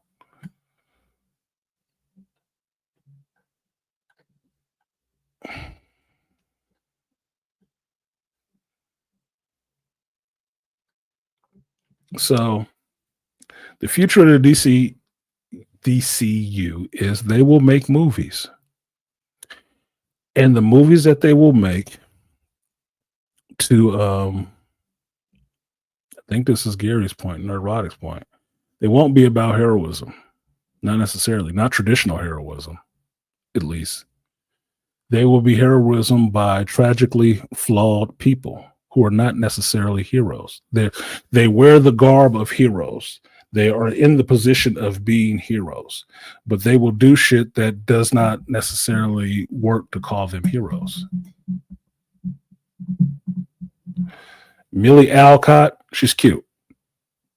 She can act. From House of the Dragon, you know she can act. Supergirl is a good character in comics. Them doing this version of Supergirl like this It might work for the day. It might work for the Z's. It might work for the millennials. Some of y'all. It may not work for anybody older than that because she will seem less heroic. Because I still remember Helen Slater. That is the first Supergirl on screen. I watched Smallville. I remember what was her name, Vanderoot or whatever her name was. I remember her too. That was the second Supergirl. This one is going to be problematic to me. And my main problem with her came with her calling her cousin a bitch. Like, what? Thought that was a good idea. James Gunn. That's a sense of humor. I didn't like that shit. Now, while I may be interested in this take on Supergirl, understand that's not the traditional Supergirl to me. And all of this shit is happening in some spiraling alternate universe shit. To me. That's how I compartmentalize all of this shit. So I don't have to go crazy trying to make it all fit. No, it doesn't all fit. The box that says James Gunn's DC Universe is where this shit is going.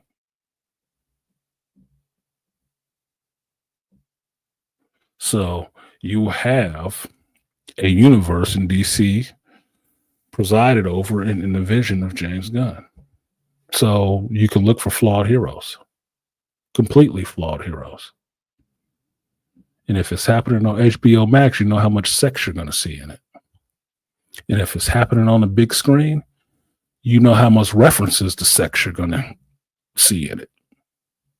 Just on HBO Max, you get to see the shit that he talks about. So it will go away. It will go in its way.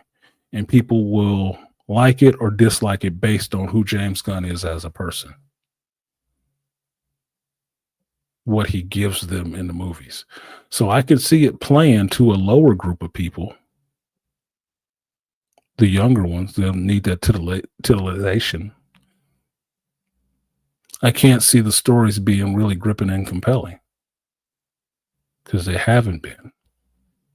Not in Superman, not in Peacemaker 1, not in Peacemaker Episode 2. I'm waiting for it. I know he can deliver it, but I'm waiting to see it. It's like the parents are out of town and the kids at home running the fucking muck. You might get to something actually happening after somebody stops at the fucking toilet. Then the house party will be over and they'll get down to business of actually just, running a household. Appreciate you, Dr. Rosie. First one supporting the stream. Y'all be making y'all look bad. Get on my angry man and start talking shit about you, Negroes. Appreciate you, Rosie. Dr. Rosie. She showed up with kissy faces and money. Women support you. Can't be mad about that. I will give you the red man. Oh, yo, I'm doing all right. Yes, sir. I get an attitude when my money ain't right. The team don't want to see me rich. I bet they all back down when they hear the click. Oh, yo. Appreciate you, Dr. Rosie. And shout out to the Malika B. Bang because he good for donating to the stream before the stream ever starts on Sunday. So appreciate you, Malika, for the early bird. I will give you your Monica, the 3B salute. Appreciate you, Malika.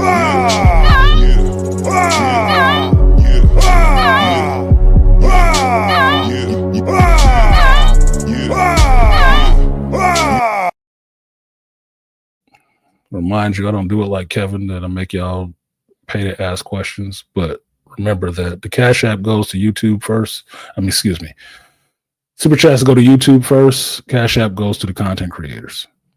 Just for your YouTube space shit. Understand that. It all fuels the engagement, but it helps because they look at that shit. They get their piece. They get their piece, especially for us people that can't get exactly AdSense on our stuff because we use colorful metaphors like fuck too often.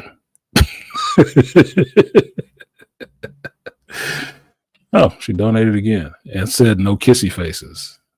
Never kissy faces, sir. What the fuck good is that? What good is having lips if you ain't giving kisses? You could be like the little baloney lip motherfuckers. Come on, man. Stop being so mean. You got cute lips, use them. She donated again, so appreciate you, Dr. Rosie, for doubling up. She doubled up. Twomp, twomp. See that number? I will give you. See, okay, I give you the double up. Appreciate you. Money for the crowd, double lag. Fat, double lag. 100 on the sack, double lag. Block like a ghost town, still double bag.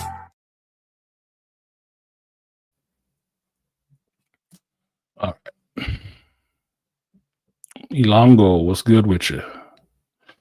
So, Cash, that's where it is for me. The DCEU is going to, it will go on. It will come out with a bunch of movies, and the heroes will be not as heroic, but they will all be in the vision of James Gunn. So if you liked Guardians of the Galaxy, Super, some of his other movies, that's what you'll be seeing going forward. They will be by different directors, yes. All of this stuff is not being directed by James Gunn, as far as I know. But the overall tone and what he's going for will be his, because it'll be his idea, because that's what he's there to do. He's there to provide a singular vision to this universe going forward. Instead of superheroes by committee and focus groups, you will get superheroes by a singular vision, which I think is what you need. I said that a while ago, that the way to turn some of this stuff around is that you need to get back to having a singular vision. Except in Star Wars, that singular bitch that's there giving her vision needs to go. You don't need her singular vision. She has none. Myopic and cataract over. Get her out of there. You need a different vision for that shit. But a singular vision would work. If you think about what made some of these brands that they are, it's because of a singular vision, the creator or the writer's vision. So it can get good again, but I don't think it will ever reach that peak again. It won't. It can't. It doesn't have the people underneath it to rise it up to that level.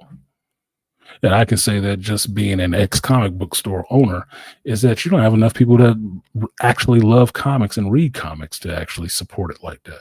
Millennials don't buy shit like that. They don't. Comic book business is being kept alive by Xers, not millennials. When we gone, that shit is gone. Y'all don't even like buying paper comics. The comic book business is on life support for that reason. You motherfuckers don't buy shit. Not this stuff. Spend more money on fucking vape pens and shit like that than buying comic books. Paper. No. It's going away. It's just what it is. If I wanted to be really dire about it, when the last Xer dies, comic book industry will be dead altogether.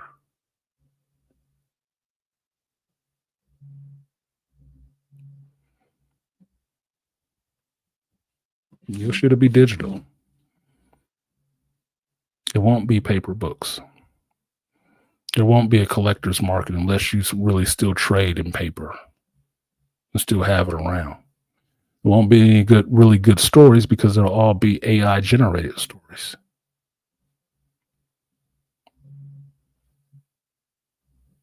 So where's the creativity going to come from? As always in society, a small group of people. All books. Yeah. Look, I have a Kindle. I own a Kindle. I own two. Why? My Kindles are called Montag. Why? Because to kindle anything means to burn it. And Montag was a fireman in one of my favorite novels, Fahrenheit 451. And what did the firemen do? They burn books. That's the nature of a Kindle, to not have an actual tangible physical book, to burn it. The irony wasn't lost on me at all. Wasn't lost on me at all. I thought it was kind of hilarious. And I own two of these motherfuckers. But I still buy physical books. You walk into a millennial's house, do you see a bunch of books laying around? Maybe a shitload of movies.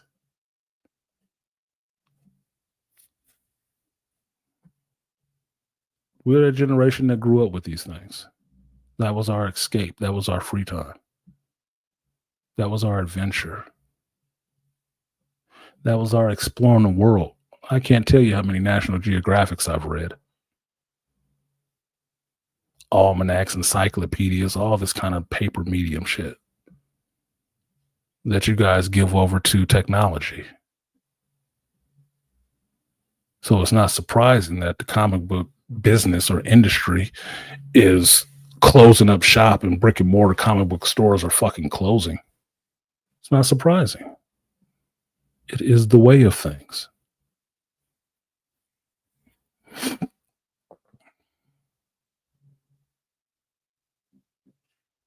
Yeah, doctor.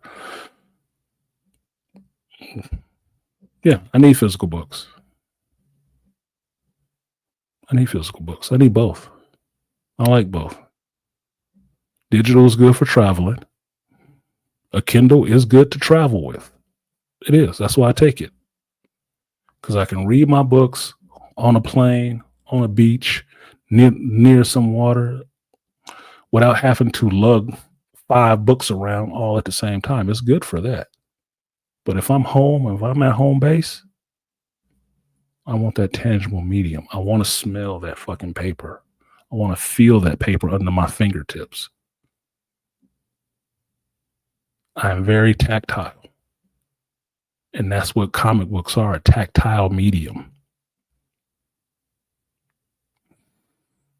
I don't like it as much reading it off a screen. It's like one of my least favorite things to fucking do.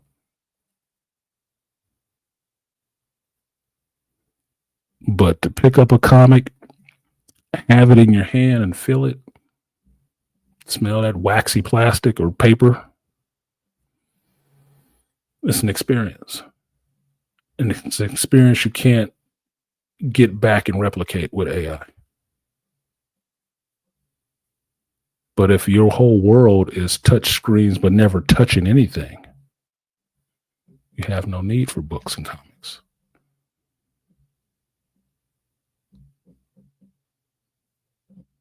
What's the point of having a fucking comic book store where you have to get out in the world and interact with real fucking stinking smelling people who have different ideas and don't coddle you and shit? What's the point of that then? When you're trying to remove yourself from dealing with people at all, you can have a bigger community on a video game online than you can standing in a physical place.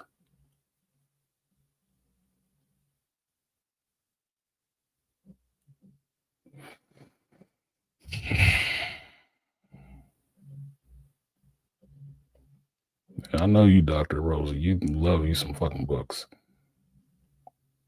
Not to mention the self-centered philosophy of younger generations that cannot fathom heroic stuff like self-sacrifice for the greater good, me first, fucking saving others. Well, no, Rainfire, because they haven't been raised like that. They weren't raised by people who knew anything about self-sacrifice. They weren't.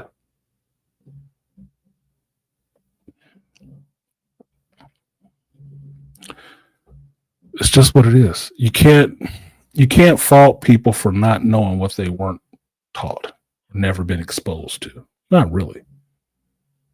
After a certain age, you can, because like you're an adult, you're in the world, you need to be learning some of this shit. You still haven't fucking tried to figure it out for yourself?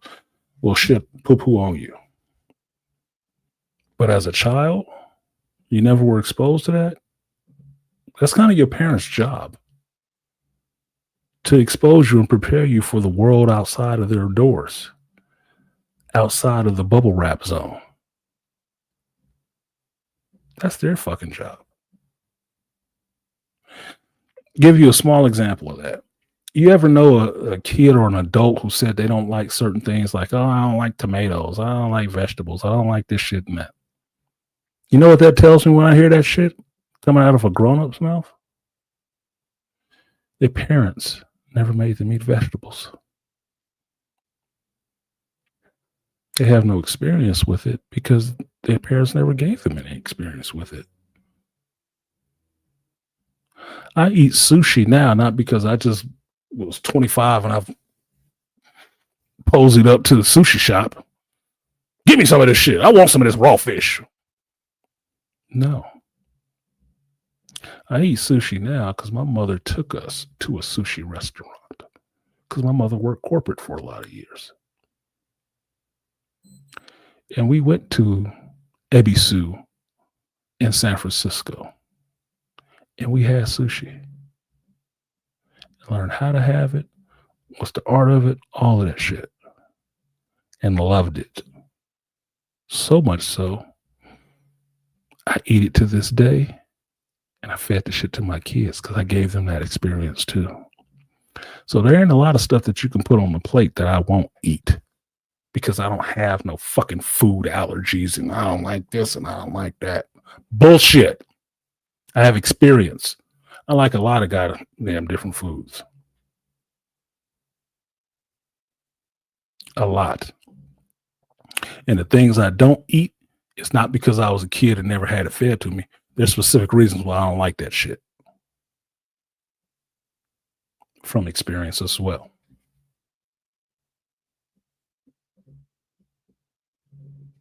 So, people who don't have the experience of knowing anything about self-sacrifice, that it's not all about me, which is a very masculine thing to think.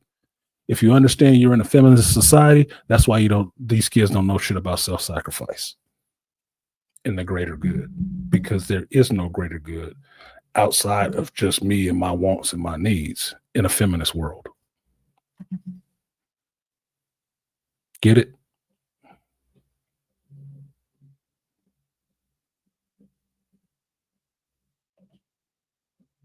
Self-sacrifice. Ayn Rand just turned over in her grave. Yeah, well, Ayn Rand's thing would have been more about that altruism.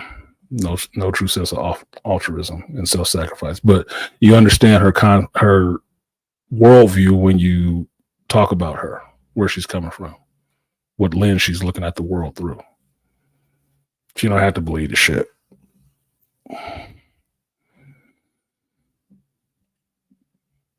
The mayonnaise smell of some of the old books when you open the sleeve. Mayonnaise. I don't know about the mayonnaise smell. I don't know about the smell of bugs and old paper pulp, but not mayonnaise. Dusty smell of some old comics that's been sitting around is something too. So I answered that first question, Cash. What your second question was?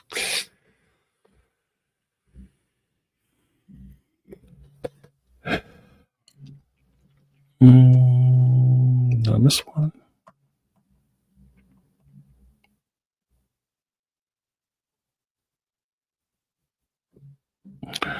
So I answered both of them. I didn't see Corn Sweat's audition tape. It doesn't matter. He got the job. So what does it matter? I know from watching more than one movie with him in it that he's actually a pretty decent actor. I can gauge the two of them.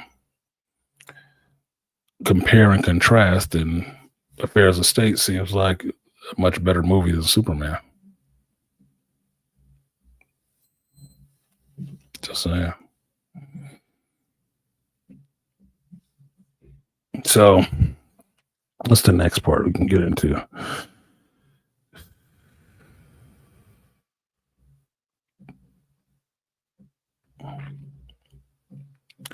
Peacemaker season 2, episode 2. While I was looking forward to this season, this shit is taking turns that I am not overly interested in.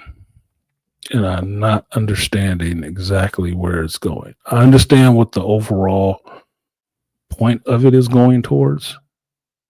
Is our Peacemaker being in this other world and living out this life, and then obviously having to see the troubles of what comes with that alternate Peacemaker's life. I think it could have been done a lot better. It's taking its time. And it's just seeming like James Gunn is having his... See, y'all been thinking about this shit. James Gunn is just having his jollies with being able to do whatever he wants to with that shit. That's why I said it's like a house party. And we're just waiting for the kid to come back and figure out, okay, now I actually have to start running this house because I'm here by myself.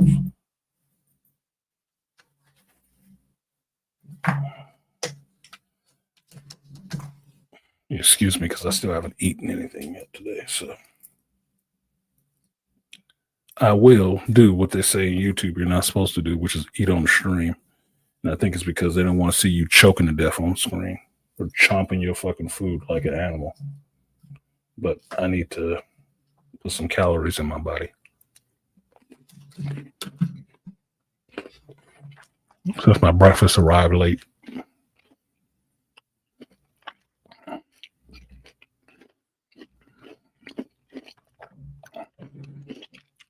So for the most part, I get where I think he's trying to go with the story. It's just all the extra superfluous shit thrown in there to shock and awe people, to get them to pay attention to the show is what's bothering me. I don't think it's necessary. I'm not a prude on sex. I was talking about this with my mother because she hadn't watched it yet. And I told her, I said, well, just understand, Mama. Episode 1 is going to take a turn. And you're going to be asking yourself, the fuck was that about? Just like the rest of us.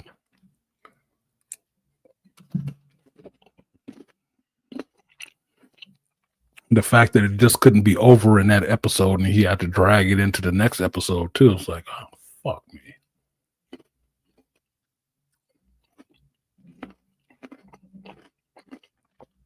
I don't care. And I was trying to make an interesting parallel to her talking about the show is that my mother was watching the Magic City documentary about the guy who started Magic City. Yes, the strip club. And how he used to interview the women for Magic City, that they had to stand there butt naked and stuff after they did this other little interview part. They had to stand there butt naked so he can scrutinize and look them over. Which makes sense. But my mother was like, I don't know about that. I was trying to make the parallel to her. I said, well, you watch this episode of Peacemaker, you've been thinking that's what James Gunn had to sit there and do.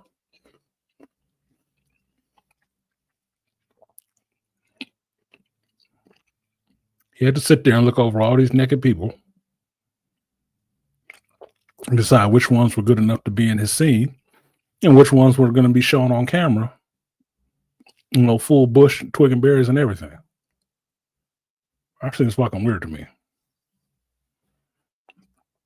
It seems like you just having your fun at somebody else's expense.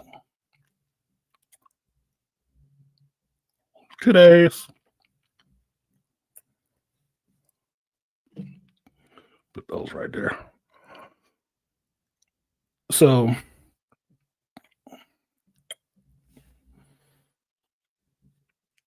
it is a bit interesting, but I'm not showing up to the show for that shit. That's not why I'm showing up to the show. I'm interested to see what's going on with this character, what's going on with this other world, how you tying all of this stuff into being the new DCU, falling out of the Snyderverse, but some stuff still carries over. And basically only your stuff carries over.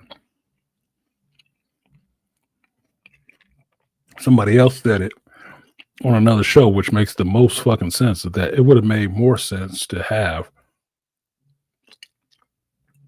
this version of Peacemaker go through that universe, and this universe that he went over to is the James Gunn universe, where Jason Momoa is Lobo and not Aquaman anymore, and have him make the shift completely over to there. Take his friends with him or whatever the fuck. Right? That would have been a better lead in for this. And over in this universe, Superman is Corn Sweat and not Henry Cavill. That would have been an easier break to understand than what is happening right now.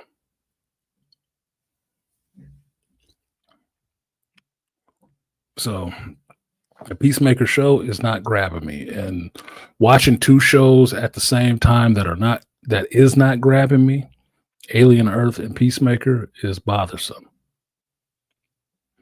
I thought episode 1 of Peacemaker was better than the last few Alien Earth episodes, but at the same time, I still had that what the fuck moment in the middle of it.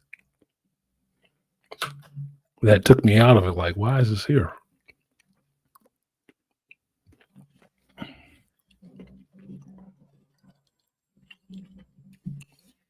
So it's going to be a James Gunn affair going forward. It's going to have to get a lot better, because right now I'm just watching it. It's not really grabbing me. I'm sure people want to pull Easter eggs out of it up to wazoo and stuff like that. Who gives a fuck? Look, is the show interesting? A Cadbury egg is interesting, but only during Easter. Otherwise, it's just a waste of time. I'm not here to sift through Easter eggs, motherfucker. Are you telling a story, or are you just trying to get your fan service on? Because eventually we got to get to the damn story. That's what I'm showing up for. Tell me a story. I didn't even say it had to be a good one. You just have to tell one. Excuse me. That's not what I'm saying. Now, Alien Earth had one of its better episodes, but mind you, that's 1 out of the 4 so far. And 1 out of the 4 we have left to go. And the consensus, I would believe, is that these people are fucking stupid. Some of the dumbest, smart people you've ever seen on screen. Even with synthetic brains and shit. Like,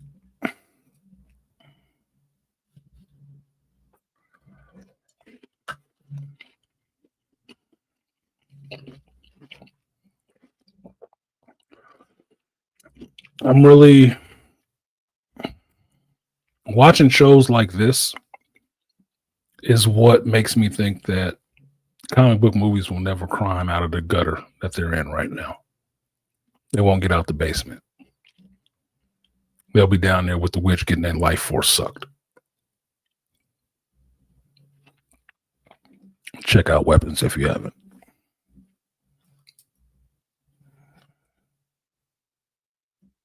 Reason being is that the writing is not that good.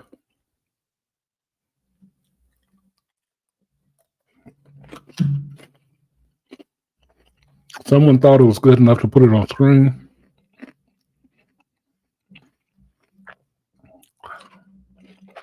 But apparently that focus group is not the audience.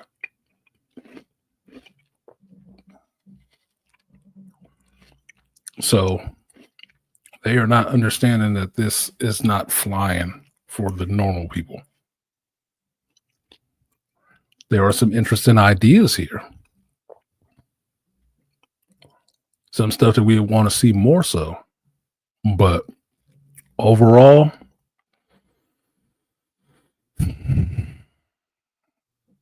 it's coming together as a mess. It's coming together like a kitchen sink omelet. And not at a good restaurant.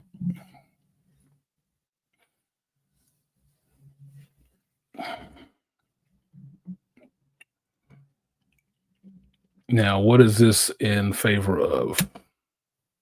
Or what is this causing?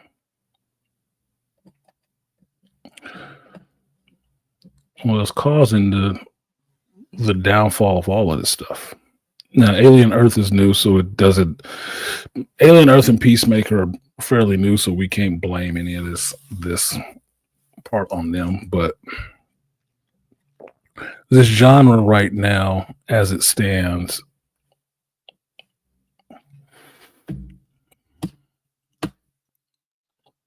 is struggling. It's struggling from mismanagement and poor leadership. Like most companies that fail.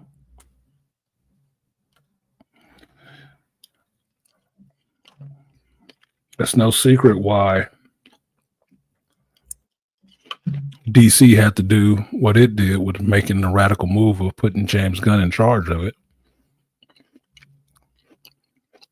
Because they had been mismanaged to the point where they had to get bought out by another company. And new leadership come in and hire somebody else to do it after firing the people who was running it.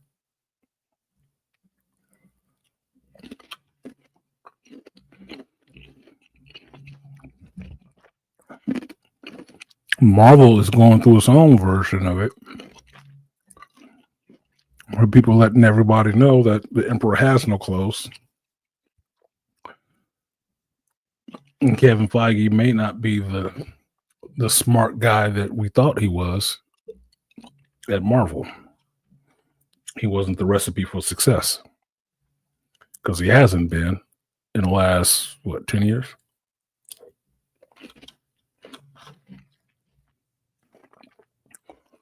Or the last two rush phases?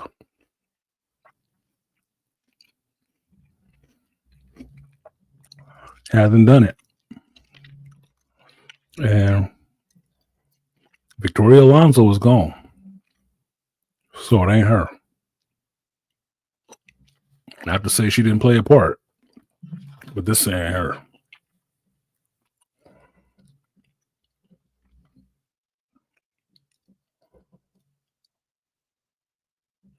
Star Wars is damn near kaput. Not because people stopped liking Star Wars. It was because the leadership over at Lucasfilm drove the actual fans away from it. But because they wanted to turn it into what they wanted it to be, not what it was. And they had such disdain for the fan base and the people who liked it, majority of which were men. And the creator of it, who was a man, that they set about a 12-year plan to just destroy this shit from the inside out.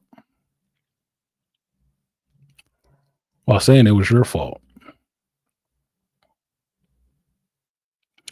And I told you before that the people who are running this stuff now don't actually like it. They don't like it, and they don't like you for liking it. They hated that it was so big. Because the stuff that they actually liked, which was trash, was not as big. Couldn't get shoulders within.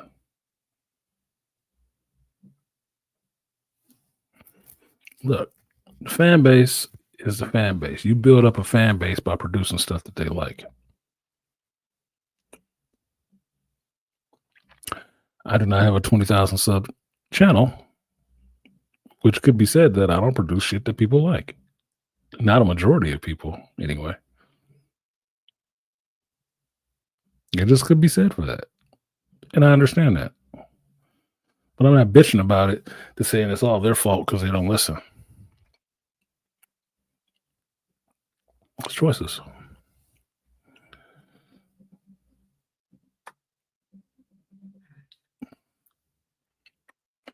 What these companies have done with their cash money making franchises is an embarrassment.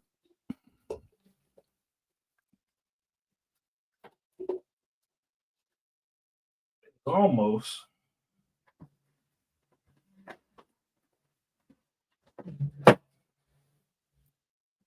a sacrilege that they would ruin the brand so thoroughly that even your low tier characters can't make a just entertaining movie. So much so, your next big venture that you're banking on to bring this thing back to prominence is to bring back people who already gave you the peak and think that they can give you another peak with doing the same thing over again. Now, I told you guys before, I'm not interested in spoilers for Doomsday. I'm not. But certain shit reached me that I heard about the problems that they're having on set. Actors getting into it with each other. And the main problem that keeps being a Marvel problem, which is filming shit with no fucking script.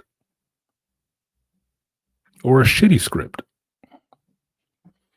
Now, James Gunn has highlighted this problem, and Bo DeMayo has highlighted this problem.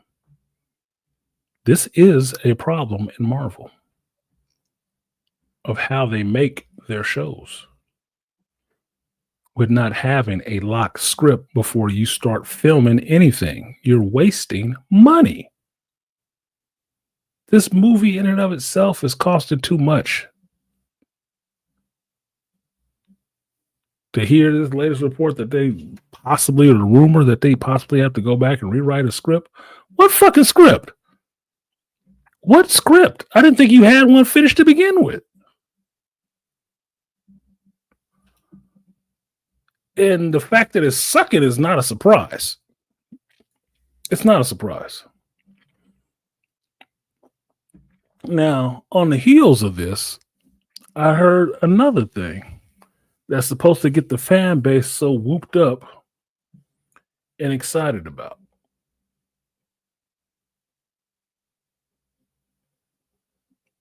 And that being that they want to move towards doing Avengers, X-Men, and Eternals thing. The AXE event. And I heard that and I'm thinking, how is that not the same thing you're doing right now? Are you trying to get an Endgame Part 4? That's all you're doing? Oh, this will lead up to the next big event. Man, get the fuck out of here. We've seen this already. We have seen this already. What up, Charles? Look.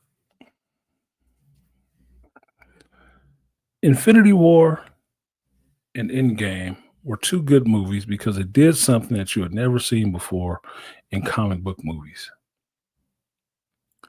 They brought a whole smattering of characters together for one big comic book crossover fight. It was a magical, beautiful fucking experience. I will hold on to and treasure forever. You're already going to try to do it again with Doomsday and Secret War. I know the story of Secret War. I bought those comics from that 2000 run of the shit. It was an awesome story. How you're going to pull that shit off in the movies is a wonder. But I'm willing to give you the leeway on trying to pull this shit together. You already threw out Kang. You got the Doctor Doom. Whatever the fuck. Fine. To go back a third time, to try to go to the well a third time, trying to bring up an X-Men and Avengers and Eternals movie? Motherfucker, you ain't even proved that you can get this Secret Wars part right. You can't get the board wipe and the reset right yet. You ain't proved that yet. You haven't proved that you can make any X-Men movie worth a fuck to watch yet. The only thing X-Men that you got that works is X-Men 97, and you fired the dude who gave you that. So I'm not jazzed about an Avengers versus X-Men versus Eternals. I'm not jazzed about that. It just seems like you're going to the well one too many times, motherfucker. Who do you think you're talking to? Just some mindless drones that's going to shell out money for this shit? Where do you think you're getting the money to make this piece of shit? Because for me, from my eyes, this Doomsday is the last gasp for how much money you're spending on these fucking movies.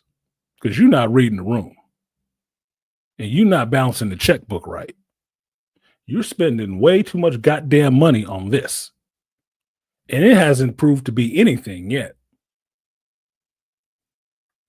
I don't care what your projections say. I'm out here in the fan base. Your interests are soft, my nigga. You can walk in there like you got a 12-inch dick. No, we thinking sausages. We thinking sausages. You got a 3-inch wonder, man. You need to calm that damn swagger down. Because you're not playing with that kind of money no more. Because you're not making that kind of money anymore.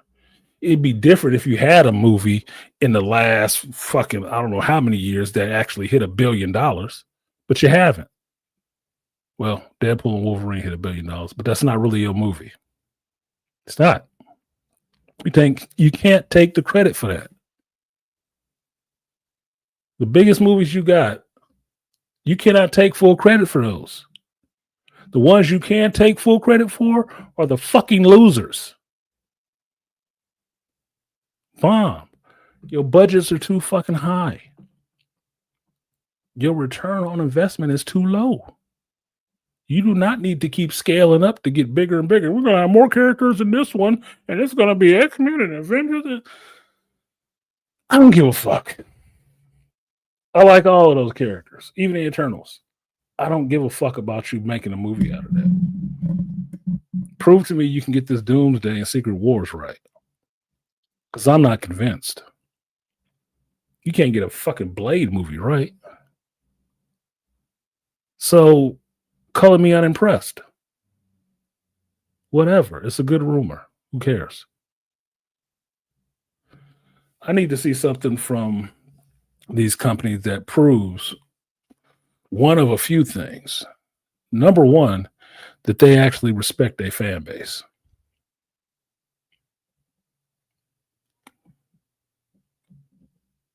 Their male fan base. No pandering, no fake hand jobs, none of that shit. That's the fan base that made you. That's the fan base that will kill you. And as you're seeing it now, that fan base walking away is killing your brands. So I don't need you to admit it. We already knew. You saying that for the motherfuckers that don't want to listen. Your houses are on fire. And you want the boys to come back to piss on it and put it out. No. No. Self-sacrifice be damned. There's only so much disrespect a man will take before he walks away. And when he does finally turn his back and walk away, he ain't coming back. There is no change of heart. Mm-mm.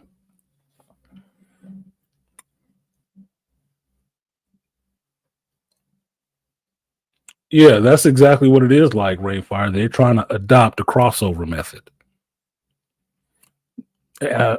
As in comic books, storytelling plot is to string stories together so you can get to a summer or fall crossover and then spin the story out of that from what happened in the crossover. They're trying to do that in the movie. No. Reason being is there's too much money at play with the movie. Too much. Crossover, it's just drawing time on the table. Write a story and spend the time drawing it on the table. You can throw as many characters in there as you want to, as long as your artist can keep up with pages and get the shit done. We know from reading comics, there are some shitty crossovers. There are some awesome crossovers. There's some crossovers that go on too fucking long. It all depends on the writing and the artist team, right? But the reason why that works is because of the medium that it's in. I don't think that will work in the movies because it's too much money involved and it takes too long to make this shit. Too many years invested. A crossover in a comic book, even now, there's a lot of established characters already. So if you say you're throwing these characters into a crossover together, these teams are going to come into conflict with each other. You're like, oh shit, I already know who all these people are. Cool. It's not the same way with these movies. You haven't seen how they've done the X-Men yet. Say if you'd want to see them cross over into anything other than an X symbol. You've already seen how they did the Eternals. Are you interested in watching them motherfuckers?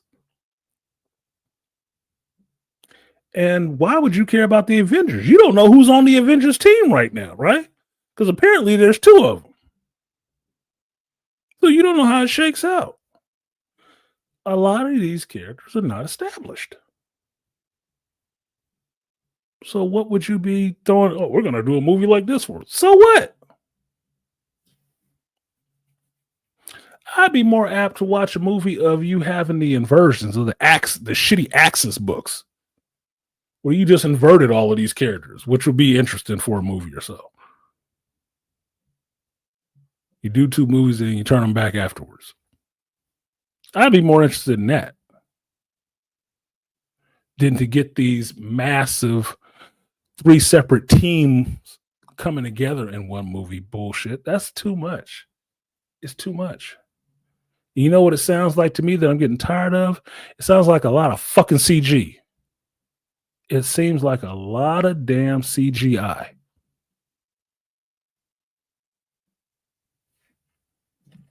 Andor cost a lot of money too. You know what I enjoyed about Andor?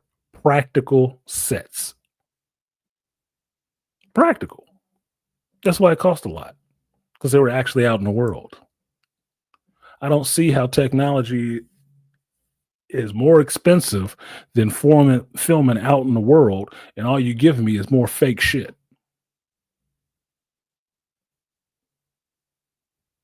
Yeah, Malika, talk about putting the cart before the horse. Yeah, like, what up, Beast? Live from the Danger Room. Can't even the humans right now.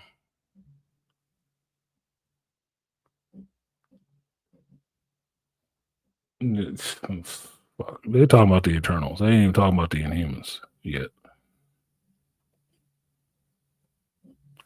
So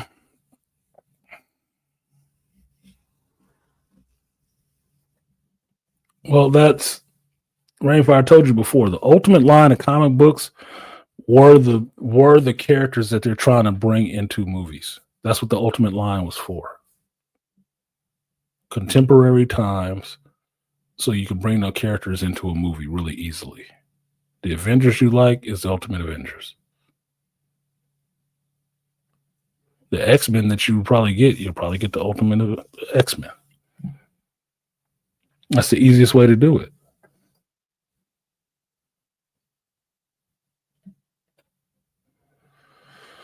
So, for me, they're boy troubles or their fucking problems. They made that problem. They made it. I'm not apt for giving anybody tissue crying about a problem that they created for themselves. I told Andre at the beginning of the stream, I'm a Gen Xer. I don't coddle. I cannot coddle you. If you've done something fucked up and got some fucked up prizes, Okay, well, what did you learn? You ran headlong into that wall. I told you not to. You ran headlong into that motherfucker. Do you want me to cry for you now? I'm not.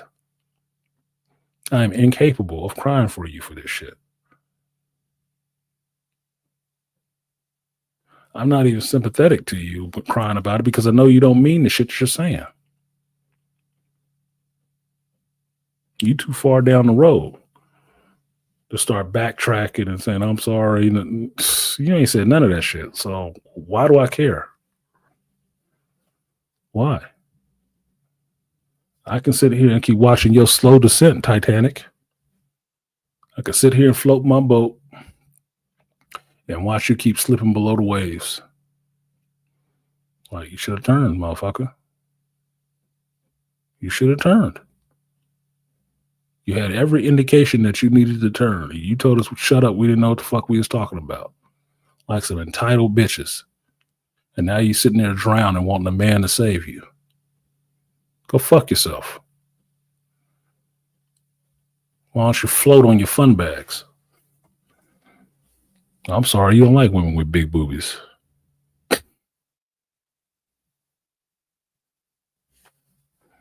So no, that's people's getting on my nerves with that shit. That report came out. That's why I didn't even fire up a stream to talk about it because I thought it was like a 2 minutes conversation. Like, yeah, we know. So, what do you want from us now? Come back for what? That? Nah, bro, we good. Nah. It's like your old girlfriend who cheated on you, offering you that same cheated on pussy again. Like, nah, I'm good. I'm good. I had it before and you gave it away. No, I'm good. You don't mean anything you're saying. It's just cold outside now. You forgot to bring a jacket. So, like, share, subscribe, support the stream if you feel so inclined. I will drop this link in there again. If you want to come up, you can. Maybe I'll get the show done in 4 hours. Unless Charles wait till I'm trying to sign off to bring his ass up here. Told us that it wasn't made for us, so we said okay and left. Now you want to chase you saying, oh baby please, baby please. Yeah, fuck you. No. I'm serious. The older geeks are willing to watch this shit just keep burning. I'm willing to watch this shit just keep burning.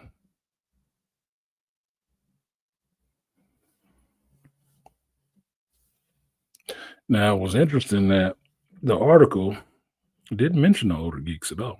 It only mentioned the millennials. Well,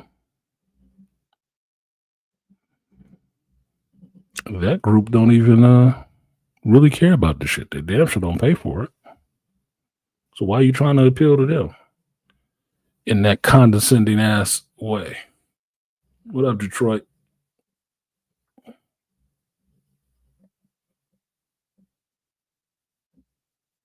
You need them now? You think they gonna save you? The ones that you never taught self-sacrifice or there being anything bigger than them? You expect them to save you? You taught them not to even be heroes. Why the fuck would they save you? Masculinity is bad, right? Toxic. Well, you need a bit of toxic masculinity to save anything. Because you have to want to throw your balls on your shoulders like, I'll handle this. You didn't want them to have that. So they don't. So what you get now? Oh, I get it. You think they're about to jump off the porch and be Billy Badass all of a sudden. After sitting there for 25, 30 years. Under your feathers, under your plumage, getting coddled. You are delusional. That sounds like some definitely backward feminine thinking. Cold burrito.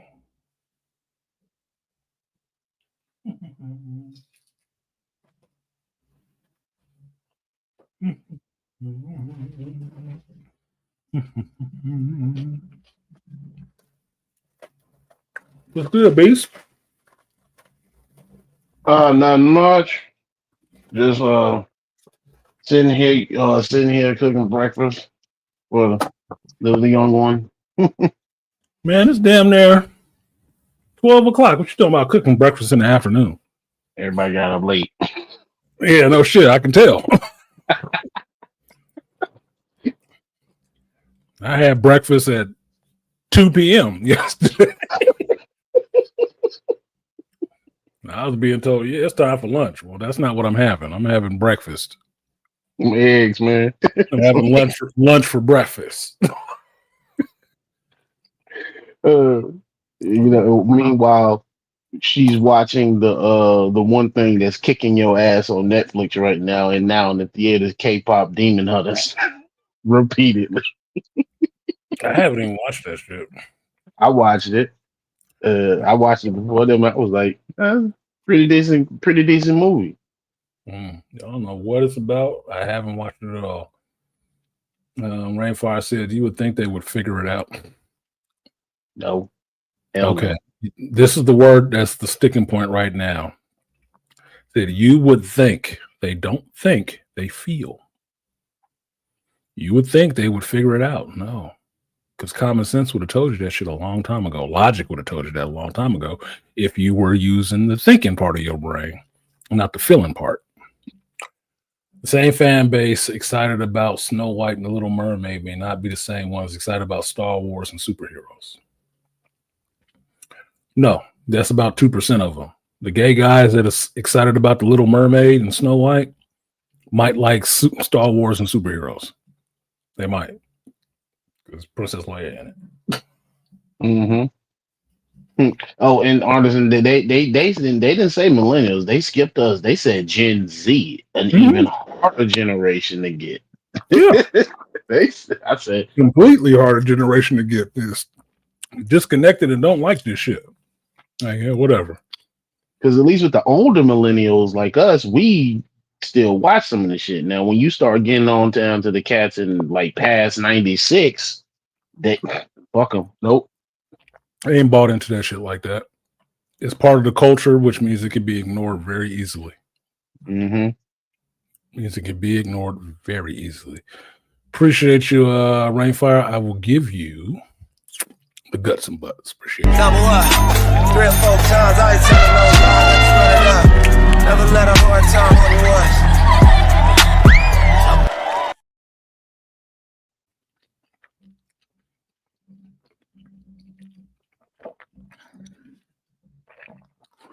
Sorry, I had to eat something, y'all. My chorizo burrito was sitting here. My breakfast burrito was sitting here cold as shit. But I have to eat something. I will start eating myself. It's gross. You don't want to see it. Rainfire With whole eating ASMR channels? Come on now. Rainfire says it's always breakfast time at the Waffle House. You know what, Rainfire? Having just come from the South and passing a Waffle House at least 6 times, I still never went in that motherfucker to eat anything. You didn't? No. Oh my All the God. times I've been to Georgia, I have yet to cross the threshold of a Waffle House. I walked past a Waffle House. Like literally just walked past, like, oh, look, a Waffle House. Anyway. That is like a stop you have to make on a drive. I do it every time if any of my people are going to Florida. It's like a tourist attraction. Yeah, it's like you got to hit one. Yeah, last time I passed it, I saw a van full of white folks going into a Waffle House. Like, damn, what they doing in there? Still never went in there. Maybe next time. I don't know. It just reminds me of like a Denny's or a place to get shot up or something. That's just my Cali sisters like too many glass windows in that bitch. You just get shot up in there. Too many people rolling by can just see you sitting in there and just shoot the place up. Like, oh, I don't know. Really, the best times to go is like early mornings, but those are those late night trips. Like you driving on the highway. That's really the best ones. I've never seen one full of people. I've never seen them with 5 customers in there. Never. Every time I pass this motherfucker, it's empty. It's empty. Yep. I'm like, they can't be serving nothing good in there. Then. I mean, can you get waffles at the Waffle House or what?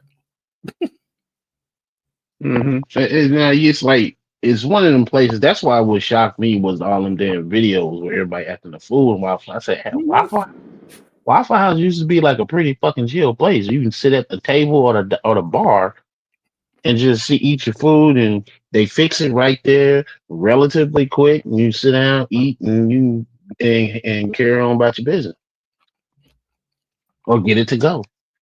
Mm-hmm. The International House of Pancakes is always packed. Waffle House is always empty. People don't like waffles. Maybe it sounds silly. It's just how I'm thinking. Like, why is it always empty? Like they say, they're always open, but they're not doing business. Not always doing business. Well, at least the one around the corner from my house, that shit is packed. Well, you in Texas. It might be different. Might be different. Y'all get the fuck down. Forget the past and the older people. It's all about the young. It's all about cool young crowd and the LGBT, like the Cracker Barrel. Yeah, well, so how that shit worked out. Who thought that was a fucking great idea, by the way? And I don't even fucking eat a Cracker Barrel like that. That woman who suggested that shit. They probably didn't like the Cracker Barrel to begin with. So that's why she wanted to change it up to a younger, modern crowd. I heard they lighten up the place. Because she didn't like it. Now, mind you, when this story came out, I was at my Pokemon Go event in Georgia, in Pooler. And them big arm F-150 white boys was out there talking about that Cracker Barrel shit. And they was pissed. Pissed. I saw the face of the community. The patrons of Cracker Barrel was right there, and they were talking about that shit. Hell no. They was heated. I'm not going there anymore. They can't get any more of my money. That's kind of the charm of the place. They took out the gift shop and everything. Fuck all that. I'm not going there. I get my money. Yeah. It was serious. They were serious. Yeah, that gift shop was pretty. That would be the only thing to go in there to do is that gift shop. So when I heard they took that, I was like, they sold all kind of nice candy and shit up in there. So you can, after you eat, you can go in and do a little trinket shopping, and then you took that out and you made the shit price brighter. I was like, that wasn't the appeal. The aesthetic was the appeal. I've never even been to the Cracker Barrel, but I understood the appeal of it. Right? Fine. What's wrong with the old timey place? What's wrong with that? Not modern enough. Everything don't need to be modern, dude. It doesn't. Look, the restaurant I went and had my first brioche French toast in Oregon was some old timey ass place like that. It looked like it might have been an old Carol's or something like that. Excuse me. Shit hanging on the wall and stuff like that. Like, all right, whatever. Maybe it's a little dusty or whatever. And this bitch, let's see how the food is. That shit was delicious. I was sold. I was texting. I think I texted BGS and Artie Inmore at that point. Like, I'm having brioche French bread. Oh my God. I had brioche bread in my refrigerator since then. I was sold on brioche from that day. Doesn't matter what the fucking restaurant looked like. It's just food, man. Everything. Look, why do you go to a Starbucks or go to a Pete's and not a Starbucks? Why do you go to a Dutch Bros instead of a Starbucks? Yeah, they got different aesthetics. And some of the shit I don't want. I don't need no loud ass music playing when I just want to get a cup of coffee. That's why I'll go to a gas station, nigga. I'll go to a gas station, a 7-Eleven. I don't give a fuck. I'm not a coffee snob. But I like hot bean juice. Some caffeine in it. Fuck. I'm making this shit overcomplicated. Facts. FEMA uses Waffle House to judge the level of natural disasters. If Waffle House was still in business, the disaster is not too bad. Waffle House has emergency procedures to stay open. It's a national treasure. Son, like, dude, I'm missing that. Is it a hurricane? I don't know. Is Waffle House still open? Yeah. Okay, it ain't bad. We don't have the shelter in place. You know what? I want to. That's a joke, but there's some truth to that. If that motherfucker, if the Waffle House still open, yep, then it ain't that bad of a disaster. They're tracking the storms. They ain't decided to close yet, so we good. It might veer left, man. It might go back out to it's the middle of a hurricane. What the fuck y'all doing at work? Evacuation orders was given. Mm-hmm.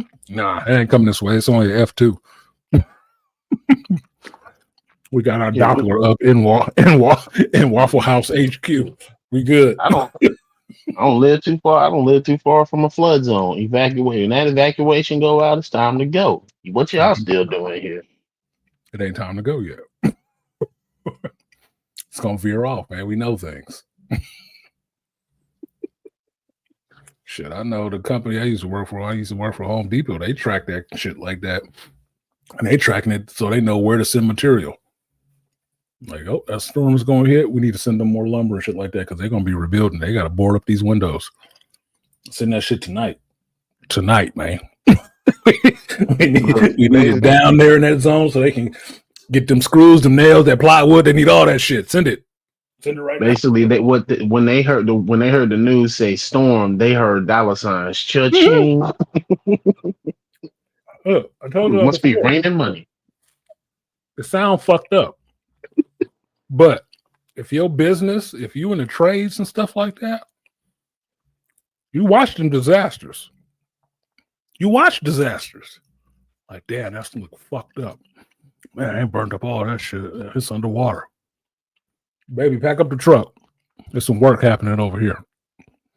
That's just what it is. That's just your business. You hate to see a disaster happen, but when it does, you see how bad it looked? That's dollar signs. That's business. That's money to be made. Time to go. Time to fucking go.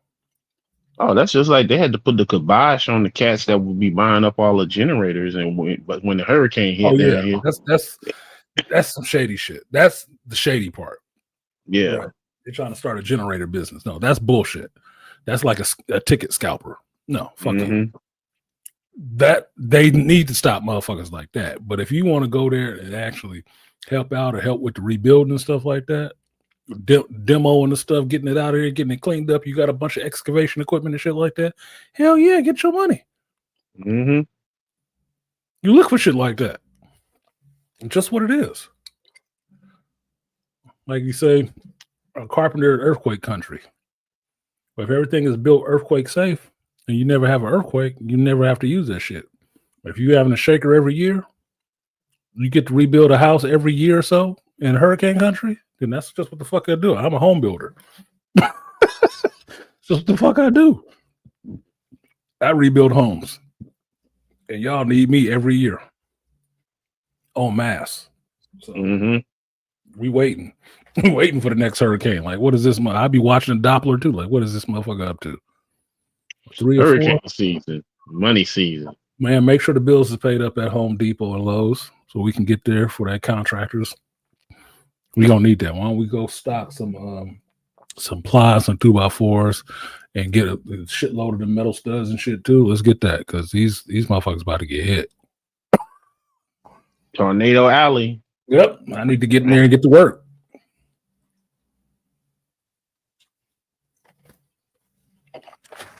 Yeah, my cousin lives smack dab in the middle of it. So every time there's a fucking tornado in the area, I got to place. She got to place a phone call to her to make sure, like, yo, y'all good? Y'all on that? Y'all on the cellar? I got skills and experience that's useful in this situation.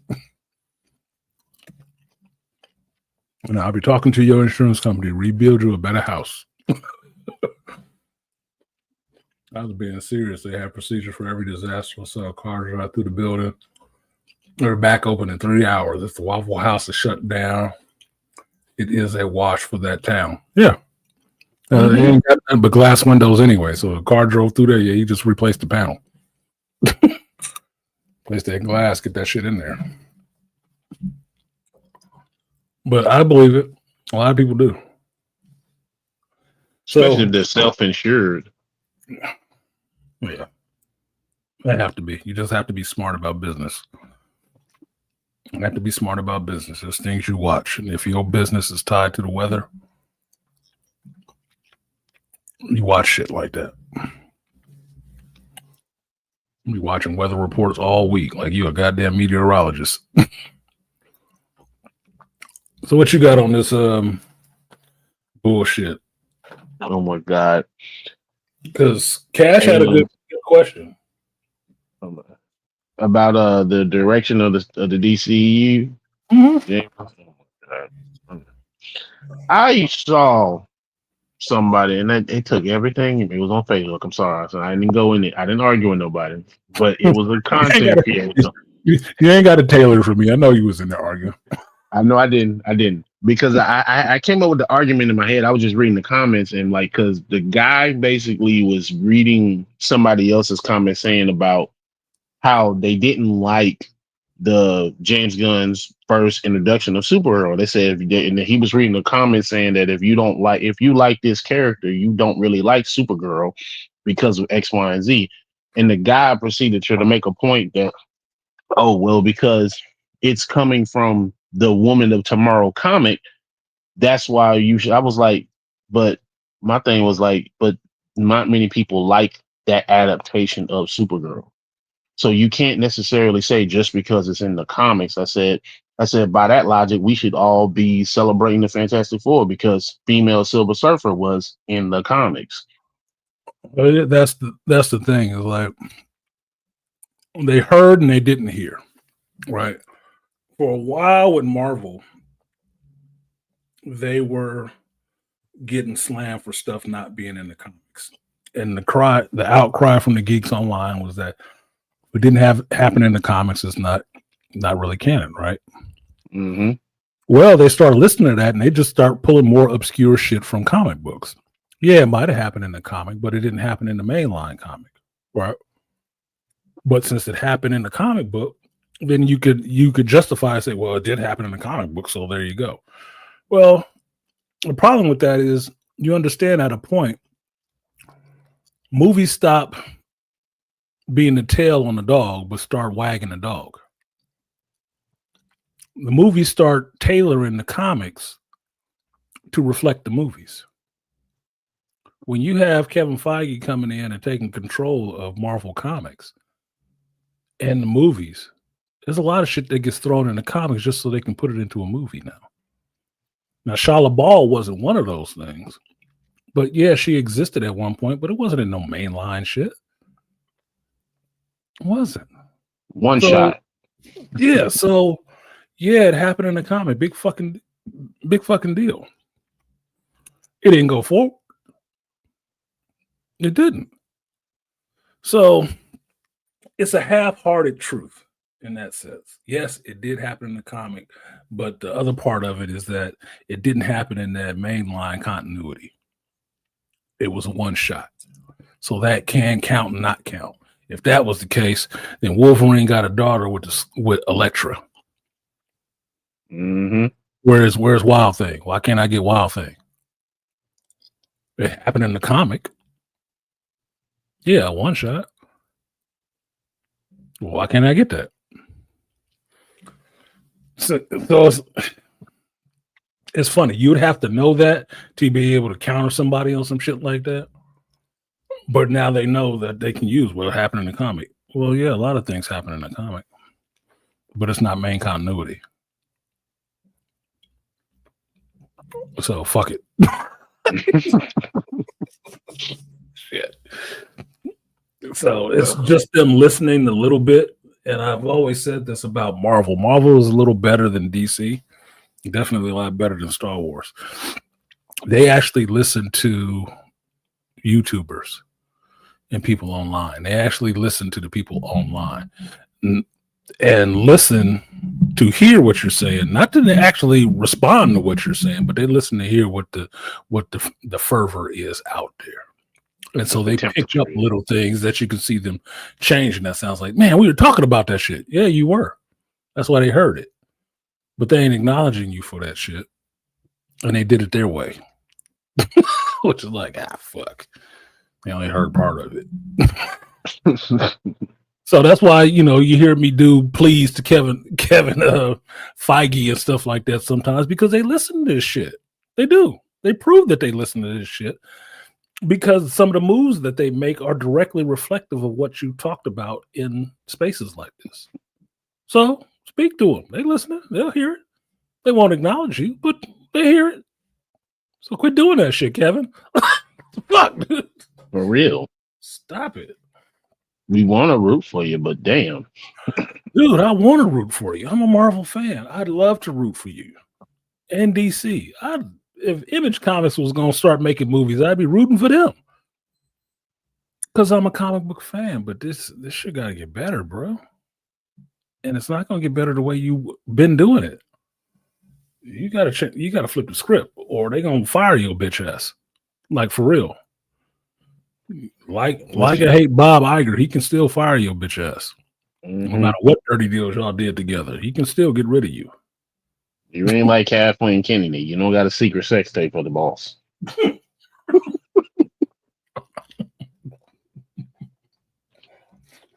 make me choke on my food.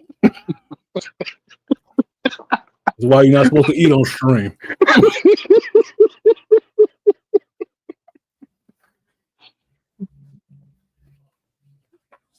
The secret sex tape. KK, it's gonna have to be your last year. Think about August. We're gonna need to get you up out of here. Oh, really? Well, I'm just looking at something on my phone. I don't think I'm leaving this year. I don't think so. I don't feel like it yet. This doesn't seem like there's still some things I want to do, and no, I don't feel like I'm going to leave this year. Well, don't you agree, Bob? Don't you agree? I think there's some more I need to do. Mm-hmm. The board, can you talk to the board and let them know that I still have some things to do here? Because I'd hate to leave and just have to leave all of this out there. Bitch. Said, yeah, like the Black Spider Woman in Spider-Verse. That never existed. And that's what I call backfilling. Because mind you, that Black Spider Woman, that was not in comics that I remember. How she looked, being pregnant, yes, that was in comics because that was Spider Woman, right? But she wasn't black. That was the original Spider Woman. She was. I showed the comic on here, the cover with her pregnant and everything, and nobody knew who her baby daddy was, and all that shit. It was a fun comic. It was, but it wasn't no black woman. Hell no. That was a Sony special.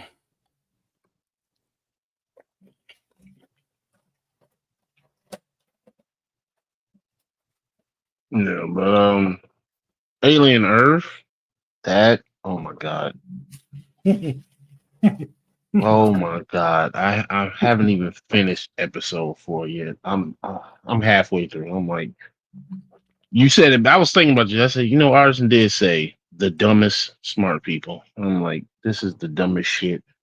Everybody, and it's like, I feel like the only person that character I really care about in the show is the brother.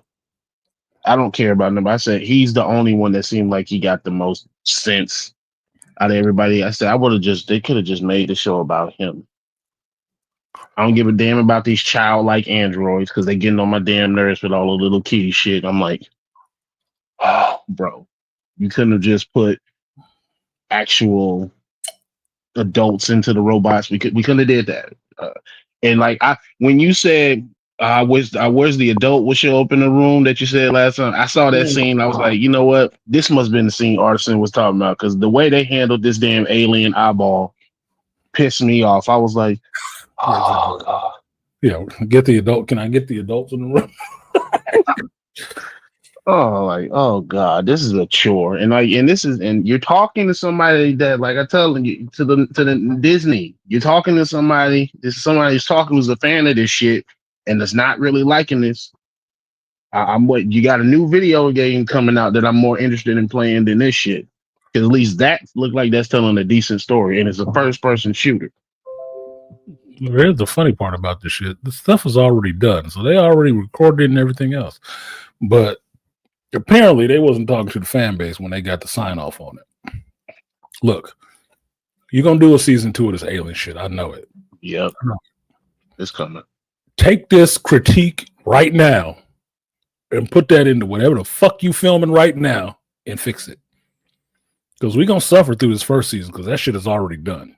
So we suffering through this. The second season will come. You're probably not filming it yet. Take this critique from the first season into the second season and fix this shit. That's why I usually say it takes like two seasons for geek properties to really find their footing. 2-3 seasons. Because the first season they filmed in a vacuum. The second season is filmed after you got the feedback from season 1. Third season, you got 2 seasons worth of feedback. So you should be able to crank out a really good show. And usually by the third, if they get a third season, it's a really better show. With geek properties, it's just, you got to find your way first. You got to stumble a little bit. This first season is stumble bumfuck. It is stumble fuck. Yeah, yes. The part that trips me out is like when they're going in the building, when they're off of the ship back on the building and back into the building. How in the hell do you, in the future, do you have a building with people still partying in it and no emergency alarms, no smoke detectors, no evacuation orders, no emergency shutdown procedures have taken like an automated system? Okay, I just watched that in Jurassic World Rebirth. What fucked that whole park up was that a damn candy bar wrapper got sucked into the door, forced the whole damn system to shut down and reset. You mean to tell me in the future, in the 22nd century, they don't have no system that can cut off the power, shut every? Okay, all right, fuck it. All right, I'll bite. I'm too advanced in my thinking, bro. No, we're just gonna party, and this is the future that still has glass slatted windows. This is the future with still glass slatted windows. Like, if you don't know, if you ever been to Miami or something like that, and you have these windows with just a little glass slats in it, and you can raise it up and down in the aluminum frame windows to close the window. Yeah, they still got those in this feature. I'm like, how? No, they missing some technology. And that fucking Victorian era party going on in this shit, while the building has been crashed into by a ship, was just as out of place as the orgy in Peacemaker. Just as out of place. It was just there for a reason. And apparently we needed it there so we can watch an alien kill a bunch of people off screen. Like, well, why do I even care now? All these people just laid up in here fucked up for what? Mm-hmm. I didn't get to see it. Well, I don't have no connection to this shit. Like, oh, I just got fucked up. Oh well, saving money. Blood and guts for no goddamn reason. Like, just carnage. I'm like, dude, I don't ever remember this shit happening in none of these films where they was just ripped to pieces like that. Just to have a dude crawling around like Bishop from Aliens. That's all that shit was. Just to hallmark that scene. Like, remember this? This happened in Aliens too. Yeah, but it was a synthetic dude. And we like Bishop. We've seen him throughout the movie. This fucking asshole that came to the door talking like, "Oh, I know Boy Cavalier. He'd call me personally." I don't think so. Little. I don't like to wear shoes, boy. He ain't calling you. Calling you. He wouldn't call you personally. No, he wouldn't. No. He barely talking to these motherfuckers, and he just made them. I think your faith is misplaced. Boy Cavalier don't give a fuck about you. You don't like adults or parents or brothers or sisters. You don't like y'all. He made his friends. Okay, literally. And even going back to the ship, how in the hell do you have a ship crash into the building and you don't have a team of at least 50 people already down there in the ship? How the hell did 5 people only go? Search and rescue? Because they were the closest people. If the motherfucker hadn't flown over their head and damn near hit them on his way to crashing into that building, they wouldn't have been caught there to deal with shit. And that's why I said they only look like the proto colonial Marines anyway. They garb and everything else. That's what it was. That ship is too big for 5 people to be search and rescuing that bitch. Mm-hmm. But maybe I'm wrong. Maybe it ain't that big. And so I was just, man, and then of course you have the typical asshole genius. I'm like, wow, why we got the boy genius who's an asshole who wants to create synthetics because he wants to have intellectual conversations, and I'm smarter than everybody in the room. I'm like, okay. So, and the way you talking to Timothy's character, I feel like his synthetic gonna have a very good reason to fuck your ass over in the end of this series. Because you talking to him like I don't shit on Boy Cavalier for that shit. I understand what that feels like. You a geek. You understand what it feels like to stand in a room full of people and try to explain to them why you like or why. Put it this way. You understand what it's like to stand in a room full of people and tell them why Superman by James Gunn sucked. Yeah. And they not see it. And they don't get it. And it's like, God damn it. Where are the actual thinking people at? That's what it feels like. So I get his motivation. It seems childish the way he's going about it. Yeah. But I get his motivation. I want to talk to somebody smarter than me. I'm like, no shit, me too. Me too, because then I can learn from them. Right? Like I don't want to be it because I know how smart I'm not.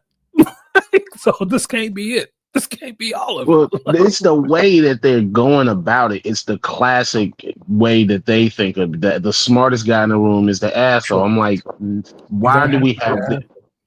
That's my problem with it. And it's like, why does he have to be an asshole? Because dumb people only see smart people as assholes. Same reason Elon Musk got to be an asshole. Smart people are hated. Marketably smart people are hated by average people because they know they're smarter than them. They hate them. So the way they get back at them is when they make creative ventures, the smart dude is always an asshole or he always miss simple shit. That's why they have no reverence for a person being smart because they know they're not, because it points out their inefficiencies, their deficiencies. They hate that shit. So that's why they write them in there like, no, he's an asshole. Why does he have to be an asshole? Why can't the smartest person in the room be decent, not hateful of you, just kind of, helpful? Why couldn't he be that? No, he got to be an asshole and treat people like shit. Why? If he's that smart, he would know that's pointless. If anything, he'd have pity on you. If pity would be the right word to use it, he would have that for you. Mm-hmm. He would look at you like children and he wants to help you along. That's what they think aliens are, right? They think aliens that come from another planet are smarter than us, but they don't see them out here as being the great evil. Oh, they're going to help us and enlighten us. No, you're going to fucking try to kill them because they're smarter than you. Pretty much. You're going to find a bigger rock and try to bash that motherfucker's brains in because he thought he was smarter than me. Kane, shut up. Artisan and Beastly. If you're the smartest person in the room, then you need to leave the room. If you're the smartest person in the room, and you don't like that shit, you need to leave the room. You need to find a room where you're not. Get out the baby pool. Get out the baby pool. Get to where you can be challenged, because that's the only way your intellect is going to grow. It's not going to grow with talking to people that don't get what the fuck you talking about at all. It's not. So I get that with Boyd Cavalier, why he wants that, because it's absolutely frustrating.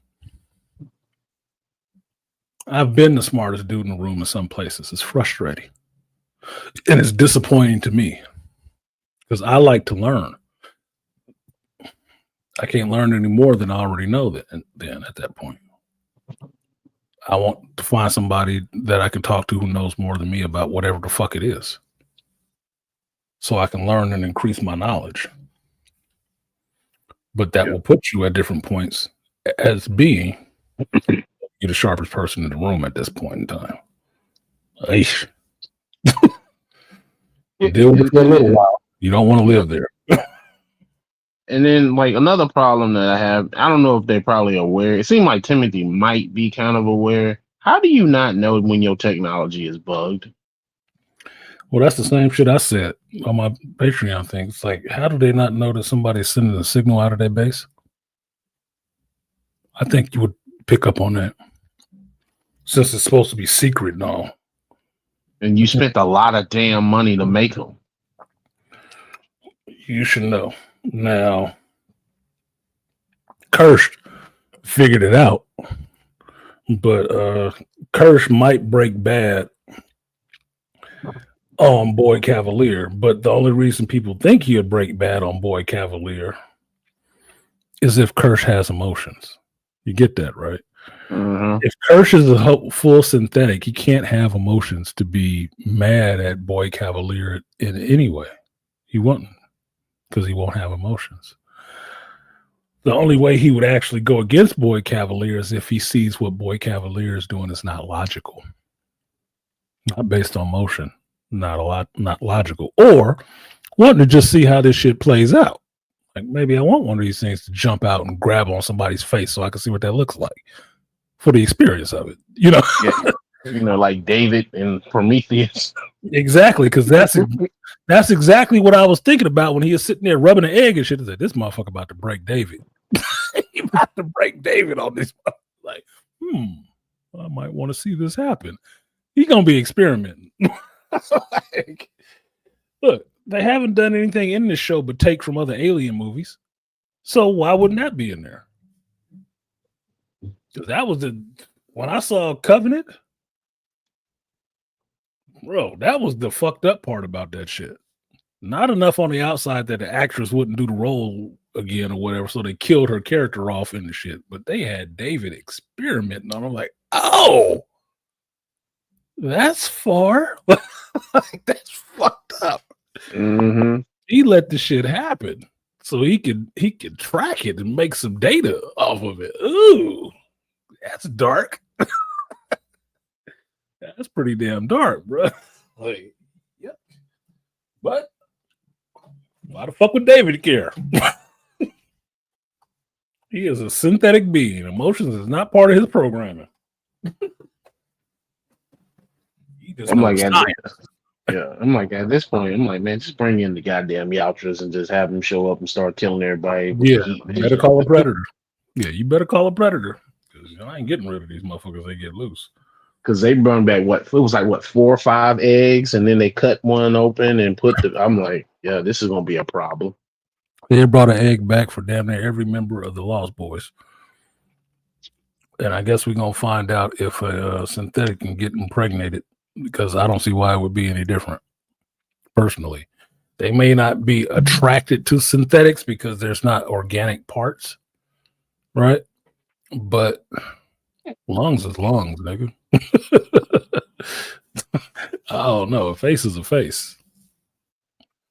And the fact that Wendy's the girl who's the key to everything, she can hear these motherfuckers. I'm like, okay, that's new.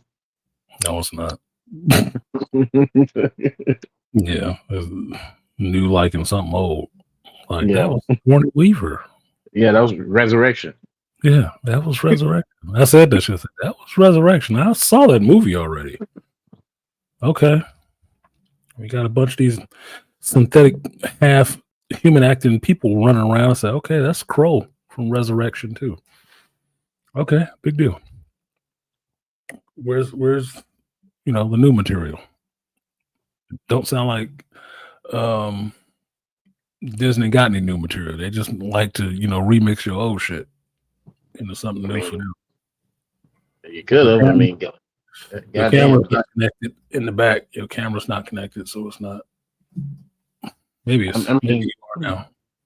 I mean, goddamn, you got Sigourney Weaver that's willing to do the Alien movies. Just go fucking grab her and continue the damn story. She says she's ready. She's been ready. Y'all taking y'all sweet ass time. You're taking your time. You got her acting like a child in fucking Avatar. Pretty much. Mm-hmm. James Cameron seemed to know what to do with her. James Cameron gonna keep using her till she can't act no more. Or till he dropped dead. He like using Sigourney Weaver. That's fine. He acting like a kid more convincingly than these motherfuckers on screen.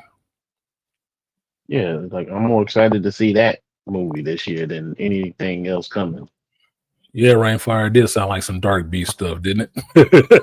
I'm gonna do it because I can, just to see what happens. That's some Dark Beast shit. Oh real. Yeah. Why'd you do that? Because I just wonder what it was like. Dude, you just graphically just deform this person. Yeah, but it's a bloodborne pathogen, so it won't last that long. Like, bro, what the fuck? What are you doing? I'm just curious. Just curious. What up, Dre?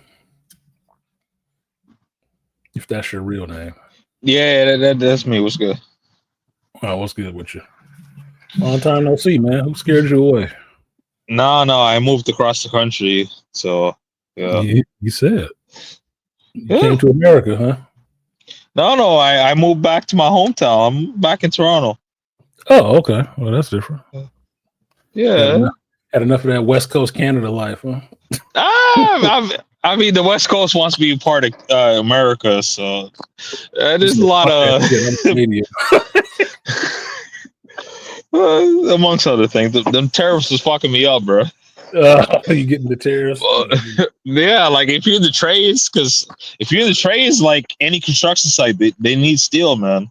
Yeah, you gotta ship it in. You better get to making pool cues or something, because y'all got all the maple up there.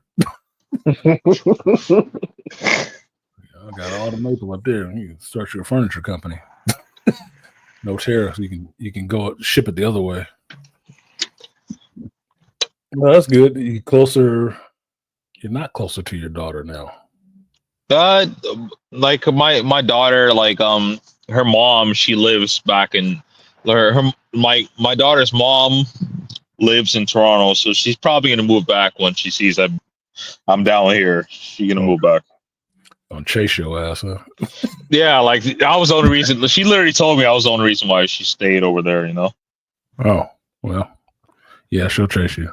Mm-hmm. Yeah. I want to run to you. Ooh. Singing like the Bodyguard. So yeah, like on this? Yeah, on the topic, I'm not quite sure because I was talking to this. I just moved, so I'm trying to get used to these new shorties over here. So, right, He's trying to get used to the new shorties, though. Like he dipping his wick and everything. Like, yeah, I'm just trying to get. I don't know. The feel is a little different. Gotta try it. I was living somewhere else, so the game is a little bit different. Like the game is the game. It's just different accent on it. I was telling my mother that about being in Georgia. And I said, Mom, I just realized that older black women don't like me in the South. She said, no, they just think they don't like you because they believe you think you're better than them. You carry yourself differently. I said, I do, but I mean, no matter how nice I was to these bitches, they was like, they was lemon faced on me. I'm like, man, what the fuck did I do? I ain't did shit to y'all. Am I really light skinned? What the So fuck, dude? I actually mainly hopped up to, like, I mentioned some stuff in the chat earlier, but I mainly hopped up because I want to know about like stuff that's coming out now that nobody spoke about. Well, I mean, people have been speaking about it, but like your thoughts on like what Doomsday is going to look like, and also about like the Spider-Verse movie. What do you think about that? Spider-Verse movie, I'm looking forward to seeing. I don't mind them taking longer to put it out if it's going to be really good, because it has to be.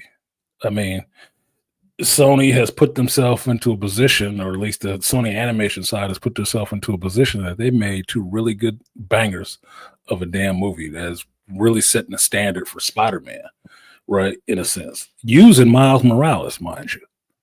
So this next one has to really deliver. I don't think the first two had those. The first one definitely didn't have that expectation on it. The second one just set a higher standard for it. So now the third one has to, you got to blow the roof off. You got to blow the roof off, because that cliffhanger for number 2 was like, oh shit. Like, I think everybody was watching that like, what the bro, what happened? Like, you got to finish that strong. You got to come strong, man. You getting kicked off. Like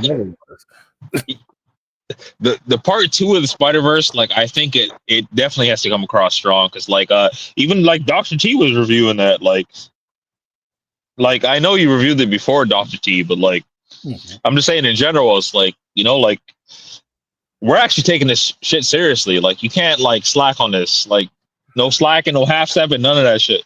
No, like you got to come hard. I don't know a geek that disliked that Beyond the Spider-Verse. I don't know a geek that didn't like that shit. Not holding it up is like, man, this was awesome. And that is so few and far between nowadays that the pressure is on them. And I think they know. That's why they took a step back and took a little bit longer to develop this one, make the script better, or whatever they did.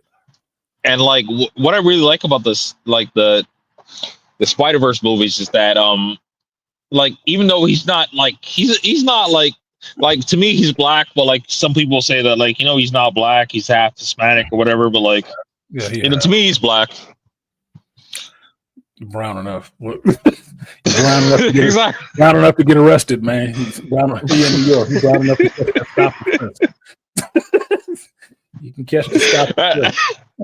That's what I'm saying. It's like, that's what I'm saying. Even like the most racist white people, I don't hear a single complaint from them. No, that's the funny thing about Miles Morales as a character. Miles Morales, as much as some people will talk about him being a token and stuff like that, there is no real hate for Miles Morales as a character or being a Spider character. Nobody really hates that character. I think you're the one that millennials love that motherfucker. They love him more than Spider-Man. Like, I think you're the one that told me that, like, it's actually from the comics, so like they can't argue that at all.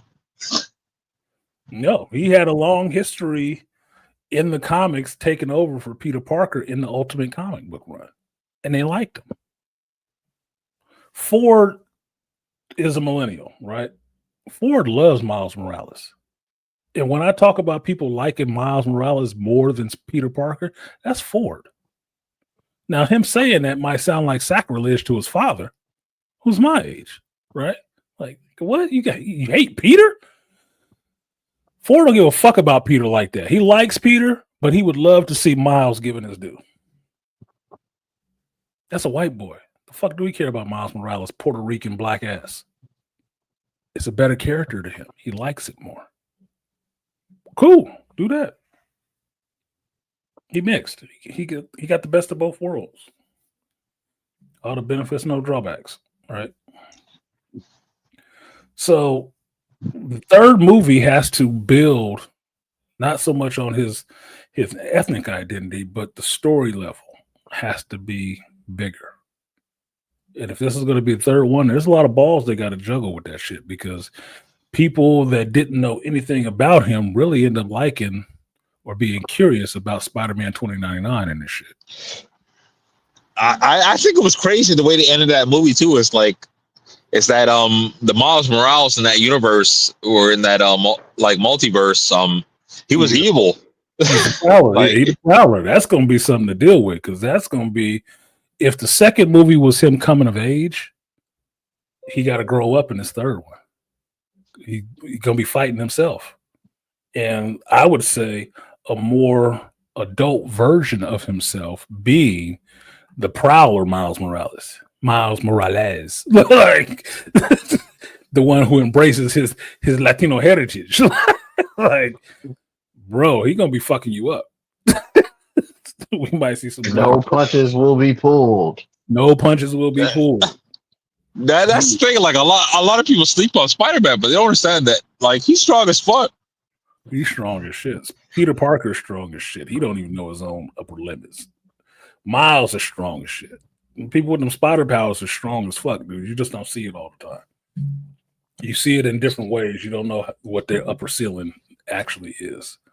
So the third movie should be bomb, but it has to be. And that's a lot of pressure to be put in that situation.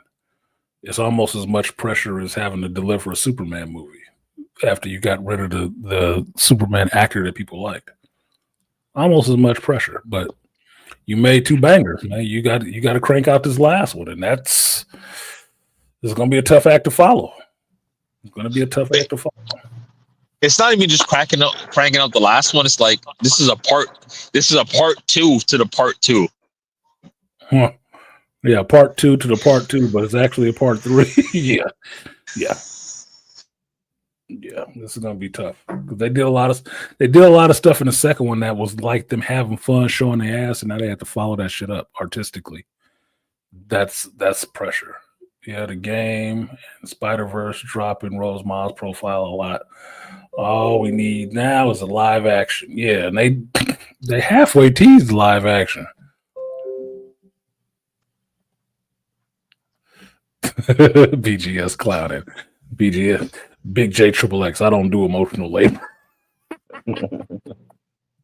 he about to go.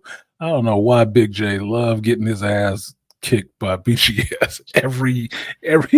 He is an incorrigible child, boy. He need his ass whooped twice a year. He gotta get Grandpappy to whoop his ass twice a year. Good Lord, he can't keep from putting his foot in his mouth. Good Lord. Peter went out harsh in Ultimate Comics. Green Goblin just brutalized him to death. Yeah, he went out bad, dude. They made sure you knew that this Peter Parker was not coming back. This was the end for him. Call me what you want to call me, but like I am still rooting for that Peter Parker from that multiverse. You know, the one that had a daughter, of course. I'm a daughter dad. I'm not a stereotypical daughter dad, but like I have a daughter, so like of course I'm rooting for him. No, that Peter was fun. He was actually cool. He was in a tight situation with Miles and the loyalty to Miles, but that Peter is fun. So him with his daughter and stuff like that, and patching it up with Mary Jane, that's cool. I like to see him go forward. Well, in the second movie too, like they showed her like she had her like her little powers and stuff. Yeah, little Mayday. Yeah, that's fine. It's just you have to think about one of the things that they're probably taking their time on is that does this third movie end up going woke because Gwen was going to be kind of the lead. The story with Gwen, she was bringing the band back together. If Gwen's the lead, like I'll watch it, but I'm not gonna like it. Yeah, exactly. Because they kind of played at that in the second one a little bit more. It was more about the two of their stories, right? It was more Miles' story, but Gwen's story was kind of right up there. Because it started with Gwen. That whole movie started with Gwen and her story. That was the emotional beats in it, right? The really tough emotional beats in it. Does this third movie just go totally where it's the Spider-Gwen movie? Or are they gonna bring it with some Miles in it, or is it gonna be the Miles movie with some Spider-Gwen in it? Because I watched the movie with my daughter, and like all she was talking about was Gwen. I was like, I'm glad you liked it, but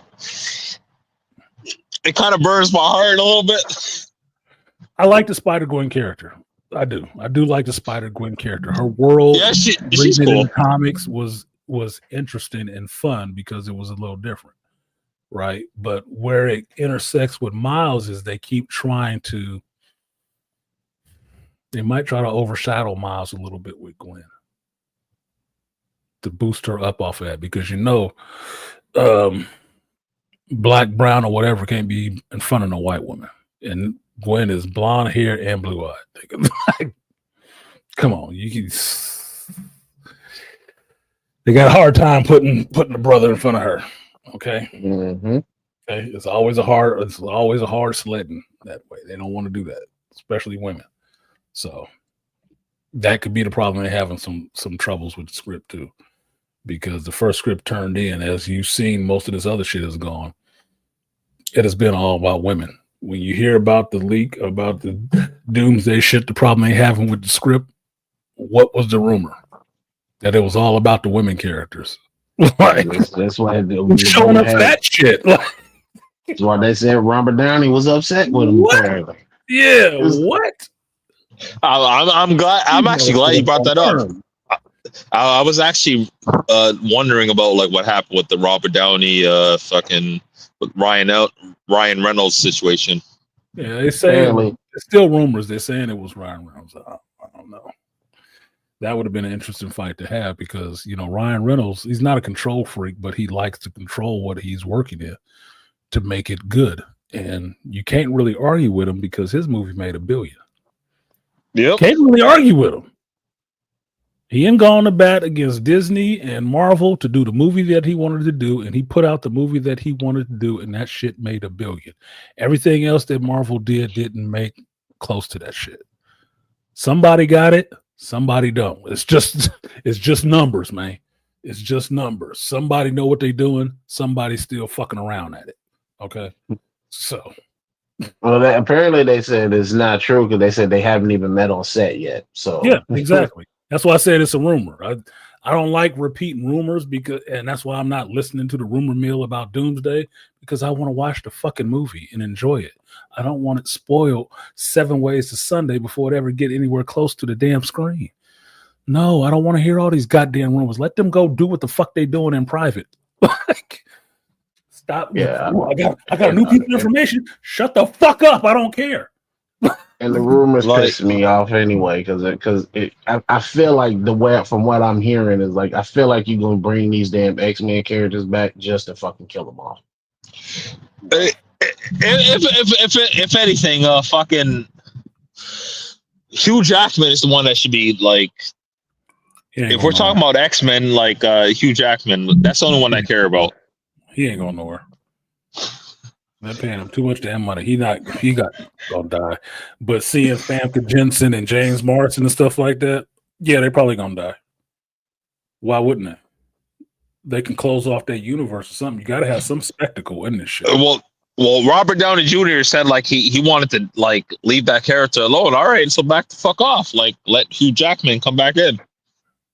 Well, the problem is that they're paying Robert Downey Jr. way too fucking much money. And I like Robert Downey Jr., but I've said this since the beginning. I didn't want him cast for Doom, and they're paying him way too much goddamn money. Way too much. So paying him that much money, he think he got a lot of say because he's the one helping bring the Russos back. I don't necessarily give a fuck about the Russos coming back. But, so, Artisan Beastly, I want to ask you, like, who do you think would win, like Wolverine or Iron Man? Wolverine. How many ways do you want to see Iron Man killed?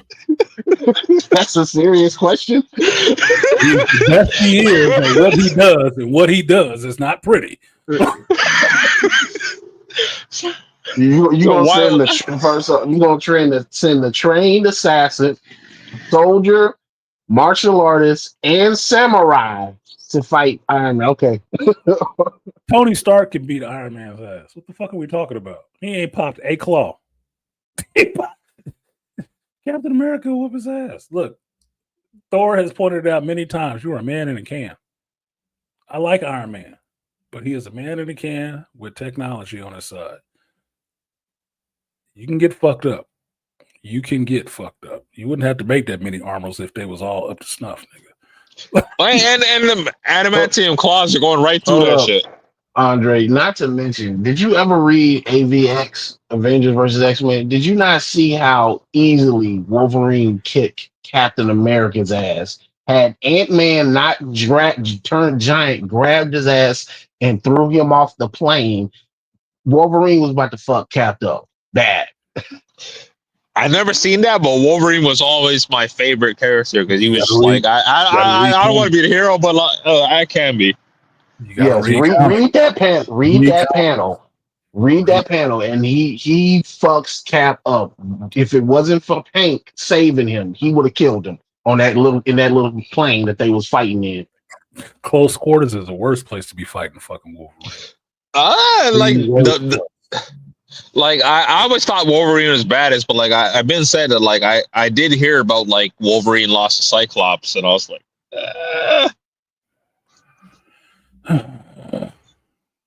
That was in that schism shit. He probably lost to Cyclops. I ain't talking about that. I didn't read that shit. No. Wolverine won that fight. They talking about when all of the X-Men got mind controlled and Cyclops had to fight. He was the only one, and he had to fight everybody, including Wolverine, who was in his berserker mode. He had to like outmaneuver everybody. That was the only time. But most of the times, Wolverine busting that ass. I don't think Cyclops is a slouch, but yes, I don't see him beating Wolverine. Not with some handicaps in place. Okay, I don't. Thank you. I thought that was BS. Look, even in Age of Apocalypse, he didn't win, but he didn't necessarily lose either. He lost an eye. He became a real Cyclops for a reason. Okay, they both he took out damage. Wolverine's hand, but that's about it. Yeah, but bro, I don't hate Cyclops, but I'm just saying there's certain things we know you cannot do, bro. There's certain things we know you cannot do, and taking Wolverine is one of those goddamn things. Yeah, he's a strategist. He ain't gonna fight Wolverine head up. Hell no. At a distance, he's just gonna hit him from a distance. It'd have to. I would like seeing Cyclops take on Captain America more than I like him seeing fight Wolverine. That's just plain and simply it. Reading AVX, that's what I enjoy. When they came to the island, oh yeah, it was on. Gotta go. It was Cap and it was Cyclops. Like, oh, let's fucking go. That was the fight. That was the fight. Cap inside. That was the fight I wanted to say. I said, who's the better fighter? This is the one. I said, I don't give a damn about nobody else. And when he hit him with that first optic blast, I said, fight's on. Fight's on, baby. Y'all gotta leave. We ain't leaving. Okay, well, we're gonna make you leave. And Cap called for help. And again, Cap called for help. That was the only reason, because Cyclops was getting the best of him. He called for the Avengers to assemble, and that's when they came. They had to assemble up because, look, the X-Men can go with anybody, but that's one of the fights that I have not seen in comics up until that point was Cyclops and Cap. That was the fight that I wanted to see. Iron Man and Magneto. Come on, man. Well, you wanted to see like Cyclops and Captain America? Yes, because they're the definitive leaders of teams. If you know Cyclops is built as a really great strategist, mind you, he's been a child soldier at this point. Since his teens, he's been doing this shit. So he's a pretty serious fighter. He can be. He's not taken that way, but he can be. He has a very devastating power, and he's very good strategy-wise and fighting tactics, because motherfucking fought aliens and all kind of shit, just like Captain America. He's just not as old as Cap. So seeing the two of them at a versus level with each other would be very interesting to me. That was above all interesting to me, because they're the definitive leaders of teams. Yeah, flat out. And if you read like a lot of the first run, Stan Lee and Jack Kirby's cycle, like there were issues when the rest of the team, Beast, Jean, Iceman, and Angel, they're going out to go have fun. Cyclops is staying back. She said, well, no, I got to stay here and do all the strategy and planning and stuff. He said, I would love to go he wanted to go hang out with them and be teams like them, but he couldn't. He had to learn. That's the first X-Men. That's the first. That's the standard bearer of the X-Men. At that point, that's why he's the leader. Yeah, the professor put the weight of the world on him very early. He carried the dream. He carried the dream. Him and Jean carried the dream. That's why I don't like the direction. That's why I don't like the direction that they took him, because I feel like they could have did better with him. Because he was the Boy Scout forever, and they had to give him some edge, because after a while, they made him not as accessible. He was too good, right? So they kept trying to find their way with him. But the Cyclops archetype in other comics is always a badass. If you take Flashpoint from Image Comics that was in Stormwatch was just a knockoff of Cyclops. But Flashpoint was a motherfucker. He was doing dark side shit with his optic beams. Yeah. Hitting you in close corners, around corners, and shit like that. He was fucking you up, and he had an attitude. That was Cyclops the way he wasn't. Right? This is how they wanted to make Cyclops, but they didn't do it in Marvel, so they did it over here in Image. That motherfucker was a badass. Any other character with optic blast like that is usually a badass, but Cyclops wasn't. So he was stuck for a while in that role, and they had to do different stuff like mixing with Apocalypse and shit like that to get him to a point where he could be a badass, like to where you want to wear a Cyclops' right shirt. Like, dude, he looked like the old days of Magneto. This motherfucker is tripping. He went to prison and everything. Cyclops had to get some head on. Cyclops in a bed shit. Yeah, he did some time, man. He did a bit. So he was out there on that rebel shit. Like, they had to give him some edge. But he's always been a decent character. It's just how you write him. People don't really like writing legitimately good characters now. They don't know how to, like James Gunn. You don't know how to write a legitimately good character. It's not what he does. It's not what he does. They don't. And the crop of people underneath him don't either. They don't believe in that shit no more. That's why they can't write it. That's why they can't give it to you.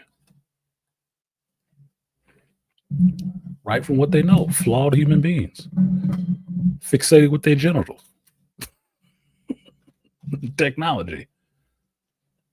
Artist and Captain Psych in a comic book leader chess match. Yeah, it is. It is. Because they gonna have to out-strategize each other. Understand, that's what Cap's outside of the peak human powers and shit like that.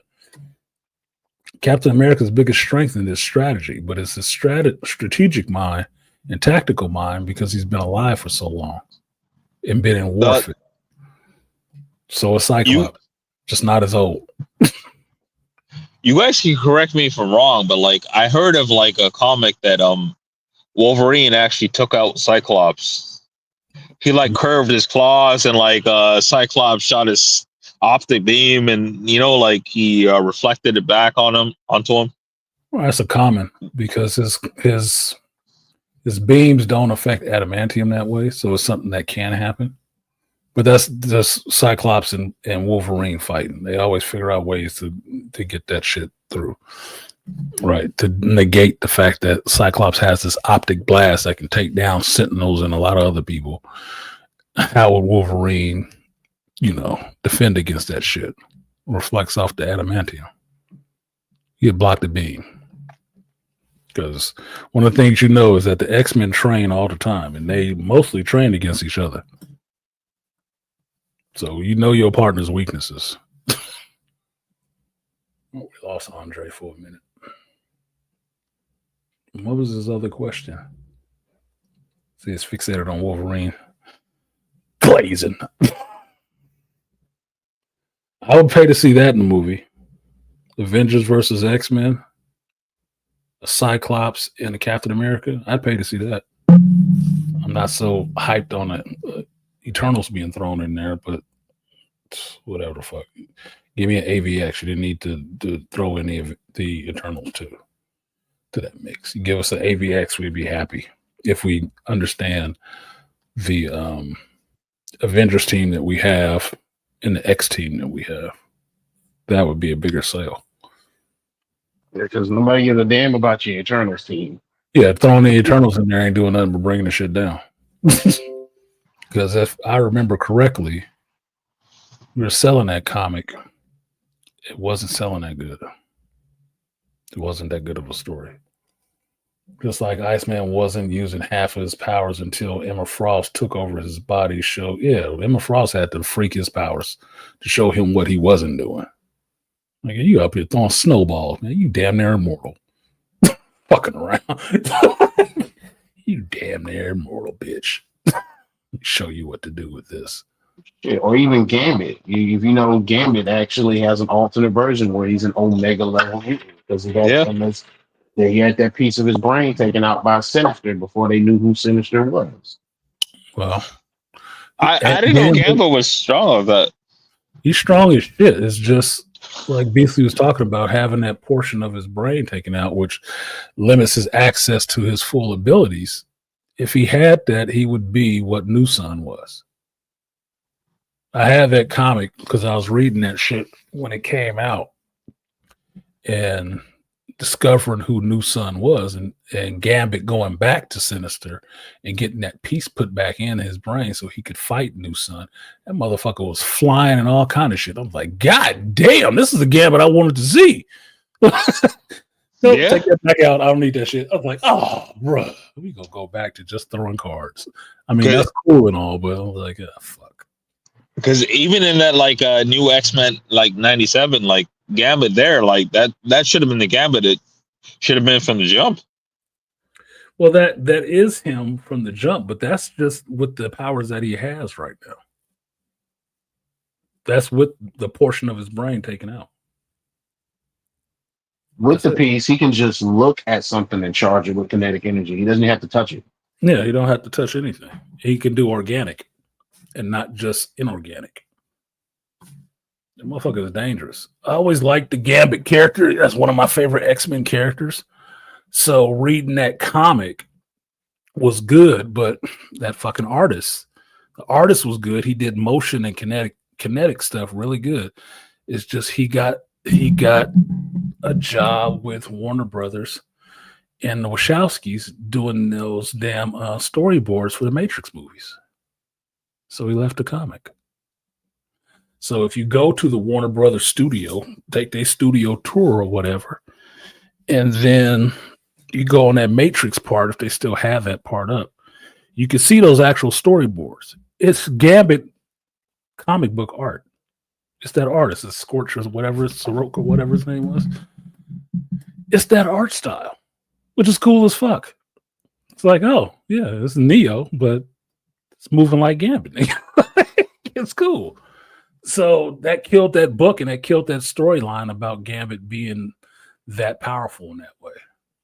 But he is responsible, through that comic, he is responsible for Sinister having the powers that he does have, of getting a hold of the power to shapeshift his entire body and stuff. That's Gambit's fault. Time travel people. Well, just as a basic level, I think that Adam Eve is pretty much she's like a bootleg Gambit. Who? Adam Eve from Invincible. Oh, Adam Eve is more like not Gambit. She's more like a Green Lantern in a sense, because she's just making stuff, right? She's rewriting molecules and stuff like that. So she would be more like a molecule man than anything. But she's creating constructs and shit like that. Okay. There are archetypes for a reason. Yeah, I can agree with that. Gambit is a clone of Sinister. That must be some new shit that they put in there. It's not necessarily a backup body. I don't like all the backfilling, especially when they keep having to jump into time travel and going through these alternate timelines and shit. He's not. For me, he's not. Not a backup of Sinister. If he was a backup of Sinister. A clone of Sinister? When the fuck he never have to go to Sinister to get a portion of his brain taken out. which means that it would just be Sinister would have those abilities already, and that's not what it is. So that's some new age shit that they threw in there. No. Nope. Don't buy it. Psylocke is one of the most dangerous X-Men to me. And that's the Quanin Psylocke, the assassin, mixed with the Betsy Braddock mental abilities. That's the most dangerous one.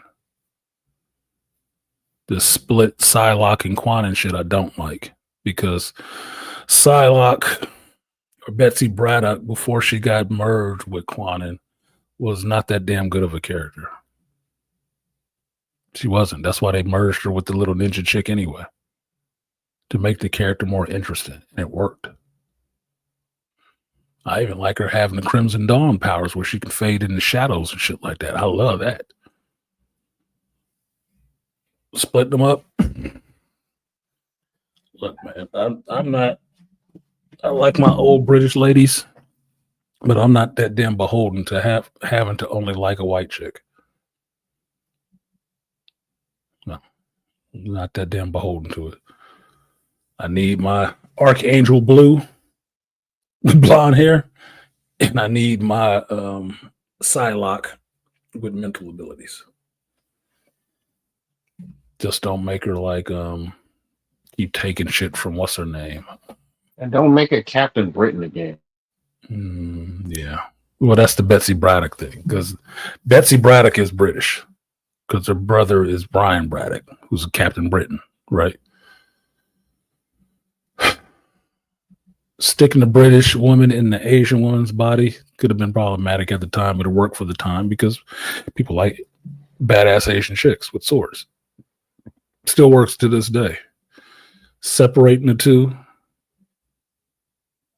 I just got the lamer version back. That'd be like separating Jean Grey from the Phoenix Force. We just got the lamer version back because that character was failing before then.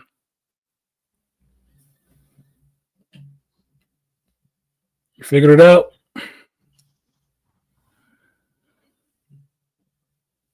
That East Coast is bad, man, for the signal. No, I'm on a Samsung, so I don't have StreamYard as an app. So like, I'm on the browser. Like, this shit's fucked up.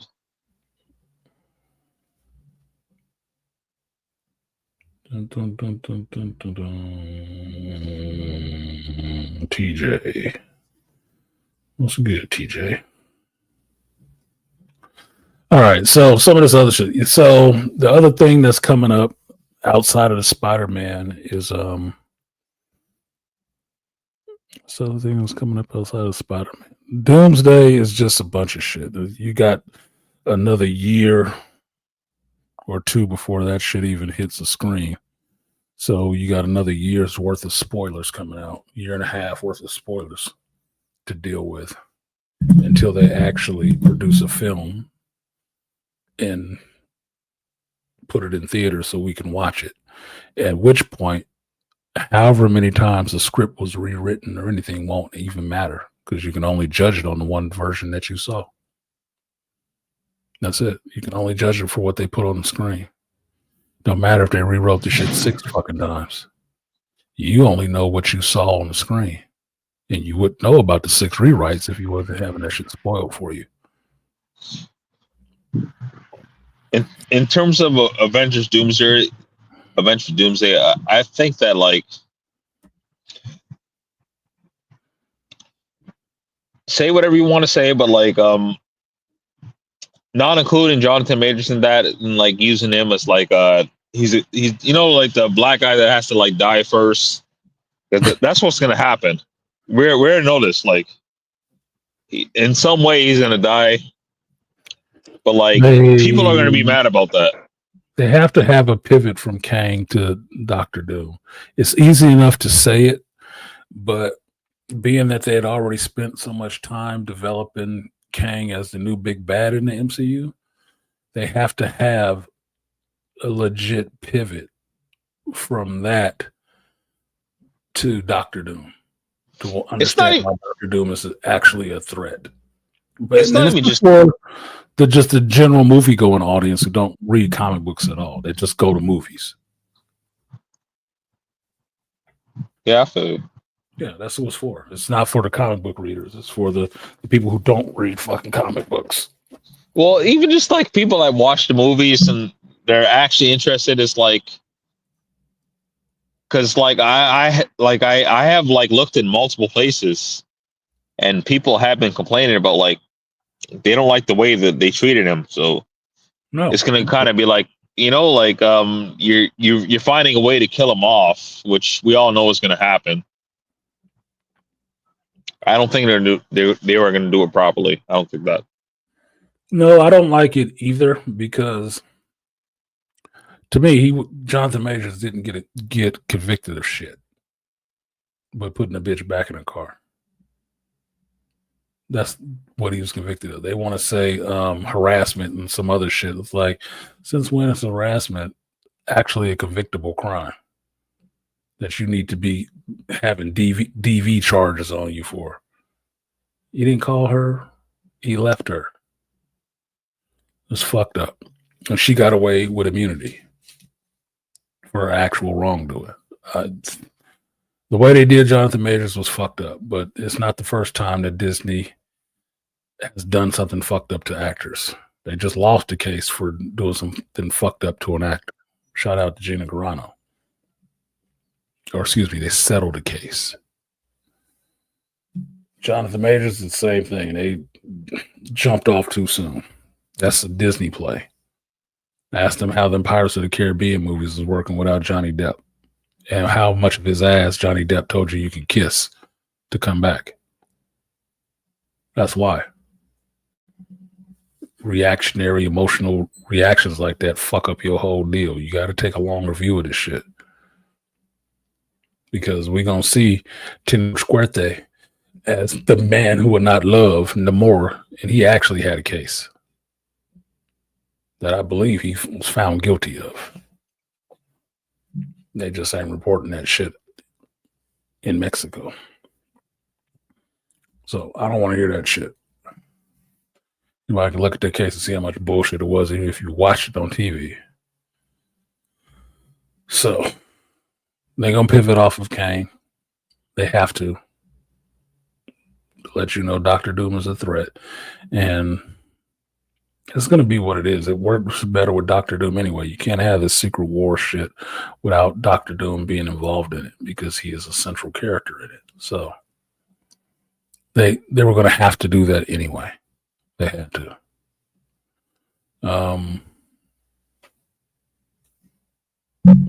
What comes after that? Spider-Man. I'm actually not expecting too much from Spider-Man because they're going back to the well again with throwing in a bunch of characters too. I've already said I'm not interested in Spider-Man running around with the Punisher and Daredevil necessarily. I think it's a show of no confidence in Tom Holland to pull his own movie. I've seen, maybe not the Punisher, but John Bernthal on screen acting, shooting people.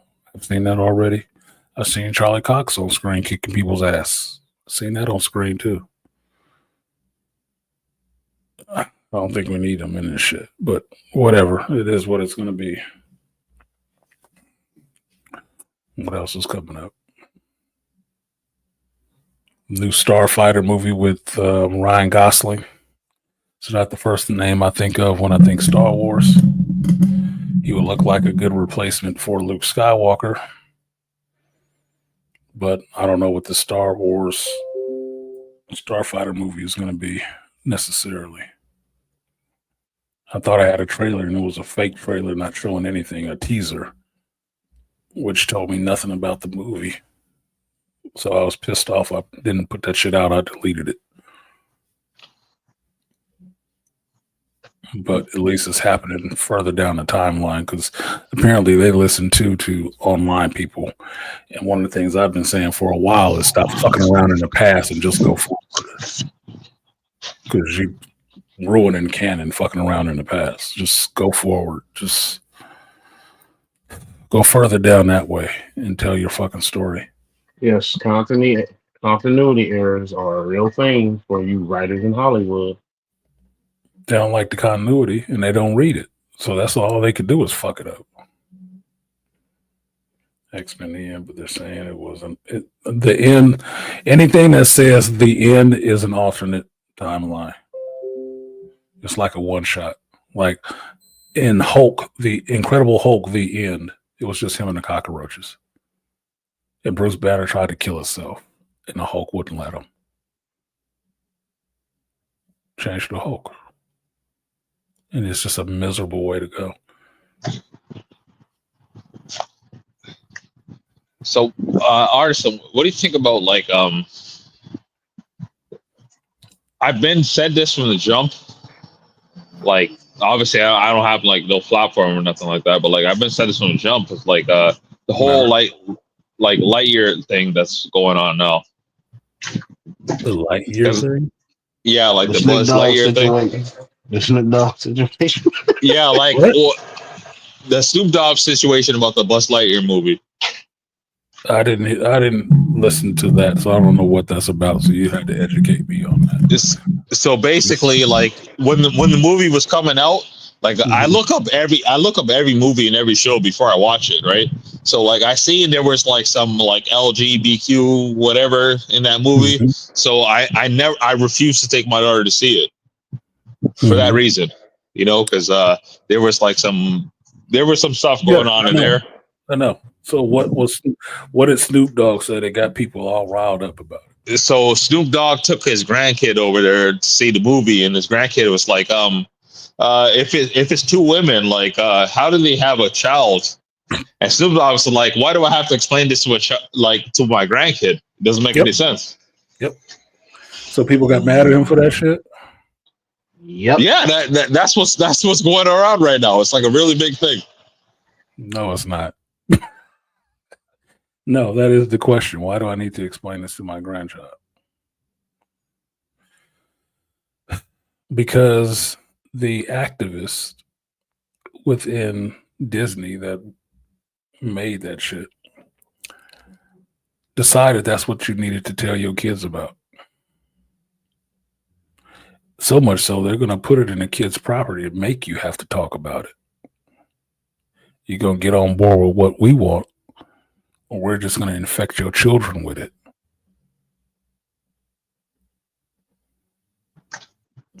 And now, that, go ahead. As far as I know, as a grown-ass adult, it's his choice what the hell he teaches his grandchild or not. And if that's not what he wanted his grandchild to see, which I agree, it's not the age for a grandchild to be seeing that shit, then that's a valid question. It's a valid point. You can be mad all the fuck you want to. Like what he actually said was just like, I was just taking my grandkid to see a movie. Like, why do I have to explain this stuff? Or like, why do we even have to have this conversation in the first place? It doesn't make any sense. And what's the sentiment, or what's the discourse focus at Snoop Dogg about? Everybody's like, just cancel him. Well, like the people that have like any sense are like, he's right, but everybody else like cancel him. Cancel him because he questioned, or cancel him because he doesn't agree? Well, and what he said wasn't even that bad. He just said he didn't know how to explain it. He said, I'm just trying to watch the movie. I said, he said, I'm telling my grandkid, well, just watch the movie. That's all he said. He didn't even really go into it. That's why I was saying, so what's the big deal? He didn't even say it was right or wrong. He just said, look, it's just a watching movie. He said, I was telling my grandkid to watch the movie. I don't want to have to explain how two women made a baby. No. Well, the algorithm heard you, so it pulled up Layman's Journal video about Snoop Dogg. Let's see what Snoop Dogg's comments were. The algorithm heard you. Goddamn AI. Mm-hmm. Skynet is listening. Always listening. Oh, he said he was scared, huh? Yeah, that'll trigger some people.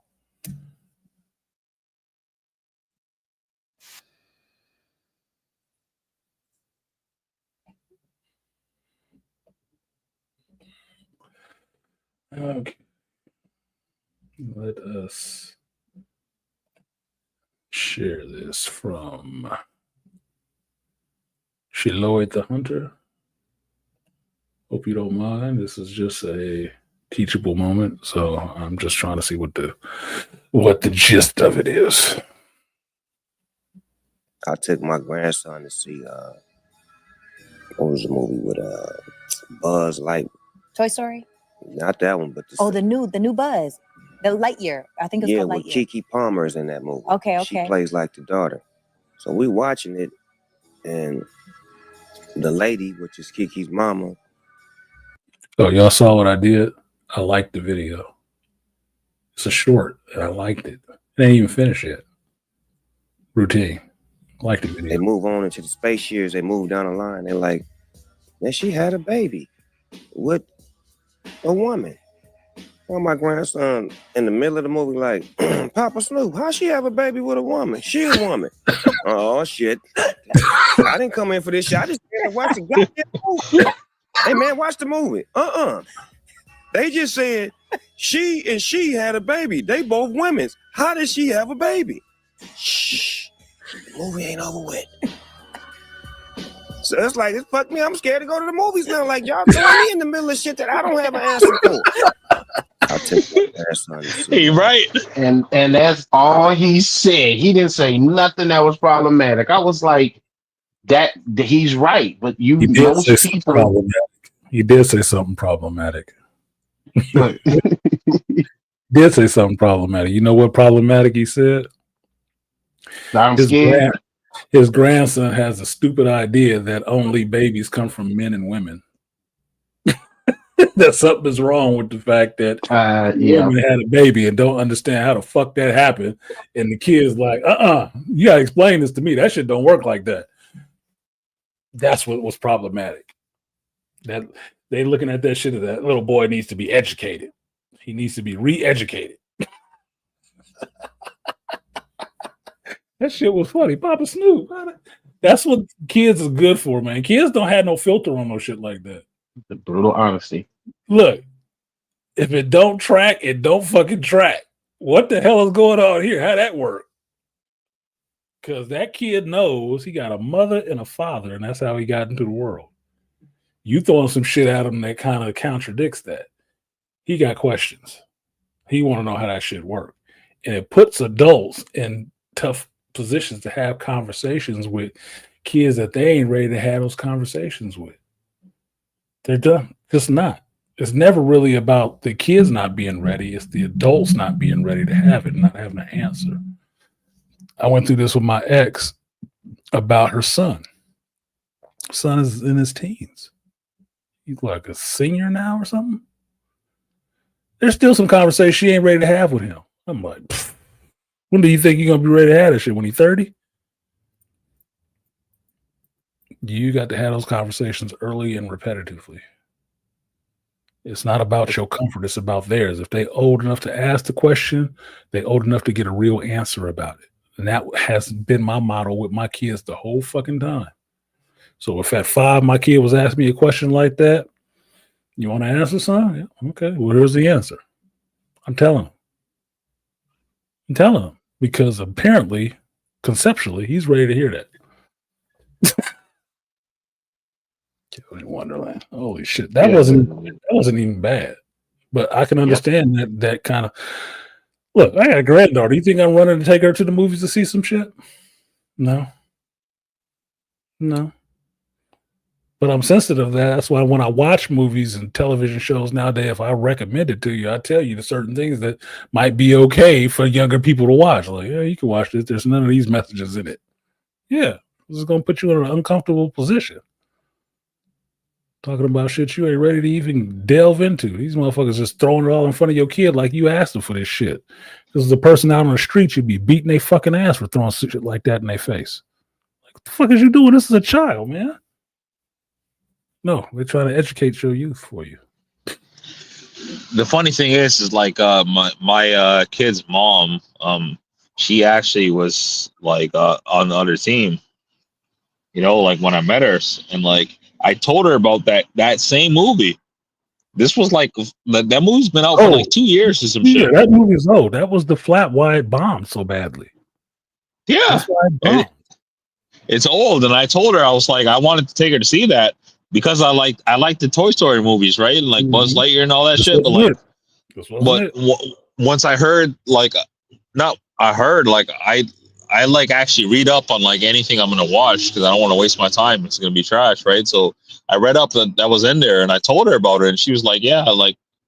And mind you, like she was actually on that type of time when I met her, and she was like, "Yeah, like no." She was like, no. Like she was on that time, but she was like, not today.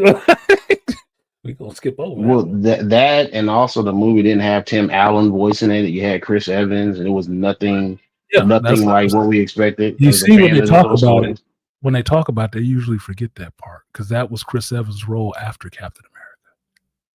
They don't talk about it too much though. But Lightyear had little to nothing to do with Buzz Lightyear. It's the real Lightyear person that they built the toy character on. And they went some completely different direction with that shit. And they had some stuff in there that was really objectionable to families and kids thinking they were showing up for a Toy Story movie. No, it wasn't. And that's why that one and Strange World died horrible deaths in the box office. Because they had some strange ideas that they was pushing on kids in animated form. And the story sucked too, by the way. Absolutely not. They was not feeling that shit. So Snoop Dogg just recently saw it. Oh well, what you mad at him for? He didn't make the goddamn movie. And his grandchild knows something that you motherfuckers know too, but you mad that he know it still. And why he's questioning it. Because I'm just surprised he didn't have an answer for him. I'm surprised that I'm not really surprised, but like you said, like this is an old movie, so for him to respond about it like at this point, like I'm happy he actually said something about it. It's like for me, it was like the Snow White movie and that other movie. I was just like, I am not taking my kid to see this. I'm like, I told her, like her mom, like if you want to take her, you go ahead, but I'm not taking her to see this.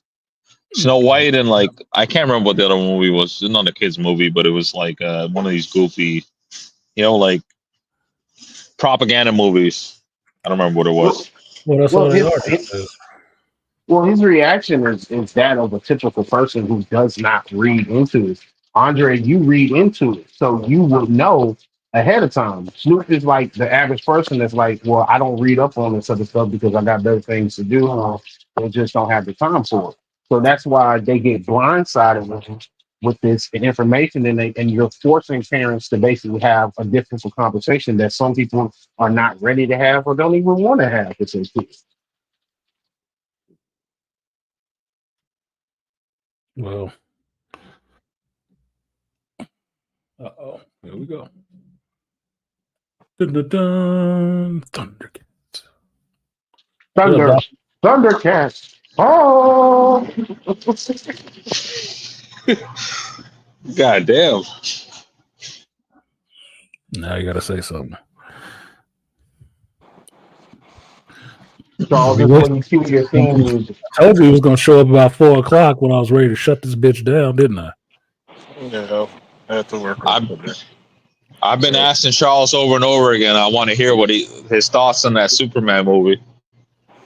We're not having Charles bring up the Superman movie again. I'm tired of talking about the goddamn. You've already. All you got to do is go through the archives.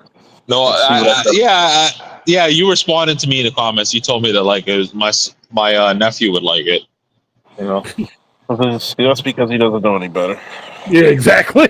That's why that was going to be my joke. Is that he must not know anything. He doesn't know any better because any super liberal people, like, I'm just gonna say it real quick. Man of Steel is Superman for adults. You're not gonna see Superman whining and crying. Oh, well, people don't like me. Even his mother said, "You ain't got in Man of Steel. You know, in Batman v Superman, you ain't got to do a damn thing for anybody. You can live your life peacefully as you want. He's not going to be flustered because his so-called girlfriend asked him a few questions. No, you're not going to. If you like Man of Steel, you're probably not going to like this. Your nephew probably like it because it's supposed to be a little campy, geared to kids. That's why they put the dog in there because, hey, we can sell these little plush dolls. And then an alcoholic Supergirl. Yeah, what kid is that appealing to? That's appealing to your now teenage thought daughters or sisters. So Not my daughter. It is what it is. it is what it is. Like I tell people all the time, when you look at all this stuff, it's like one of those things. Once you see it, you can't unsee it because there's so many. I said 8mm situation. Once you see it, you can't see it, and when you look at Disney and they putting all these little LGBT little. First of all, you don't put that in a kids' movie. Kids should be asexual. That's the rule. Even the gayest of people back in the 80s and 90s used to be like that. You leave kids out of this shit. It's not about those magical 2000s. And something about that where the world has lost its fucking mind. And You think all of this needs to be pushed on children? I see it. Personally, I see it as very creepy, very predatory. It's very predatory. If you don't want a heterosexual couple kissing all in front of your kids and groping each other, why would you want a homosexual couple doing the same thing?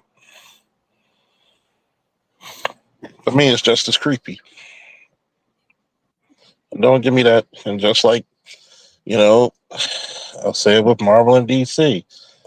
You motherfuckers are sucker for a quick buck.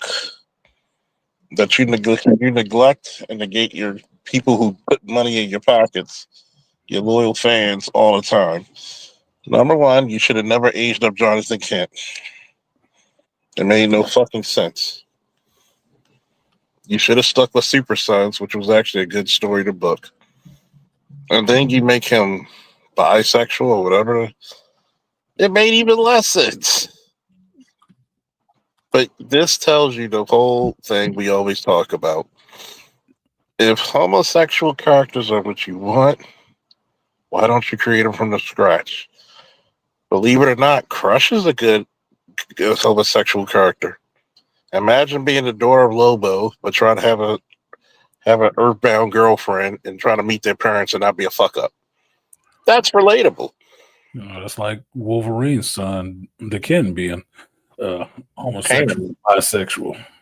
Well, he's pan. He fuck anything, including a rock. Yeah, he fuck anything, and then Laura Kinney is bisexual now too. So it's like, okay. Artisan, I have to ask you, like Wolverine's son, like I never knew you had a son. Draken? You don't know about Draken? Draken. Dakin. Sorry to interrupt. I never knew that he had a son. Because you don't read comics. Gotta read the book. Gotta get in the gym and your gym and do your sets, nigga. My fault. You gotta read the books, Andre. Gotta get in the gym and do your sets, nigga. Yeah.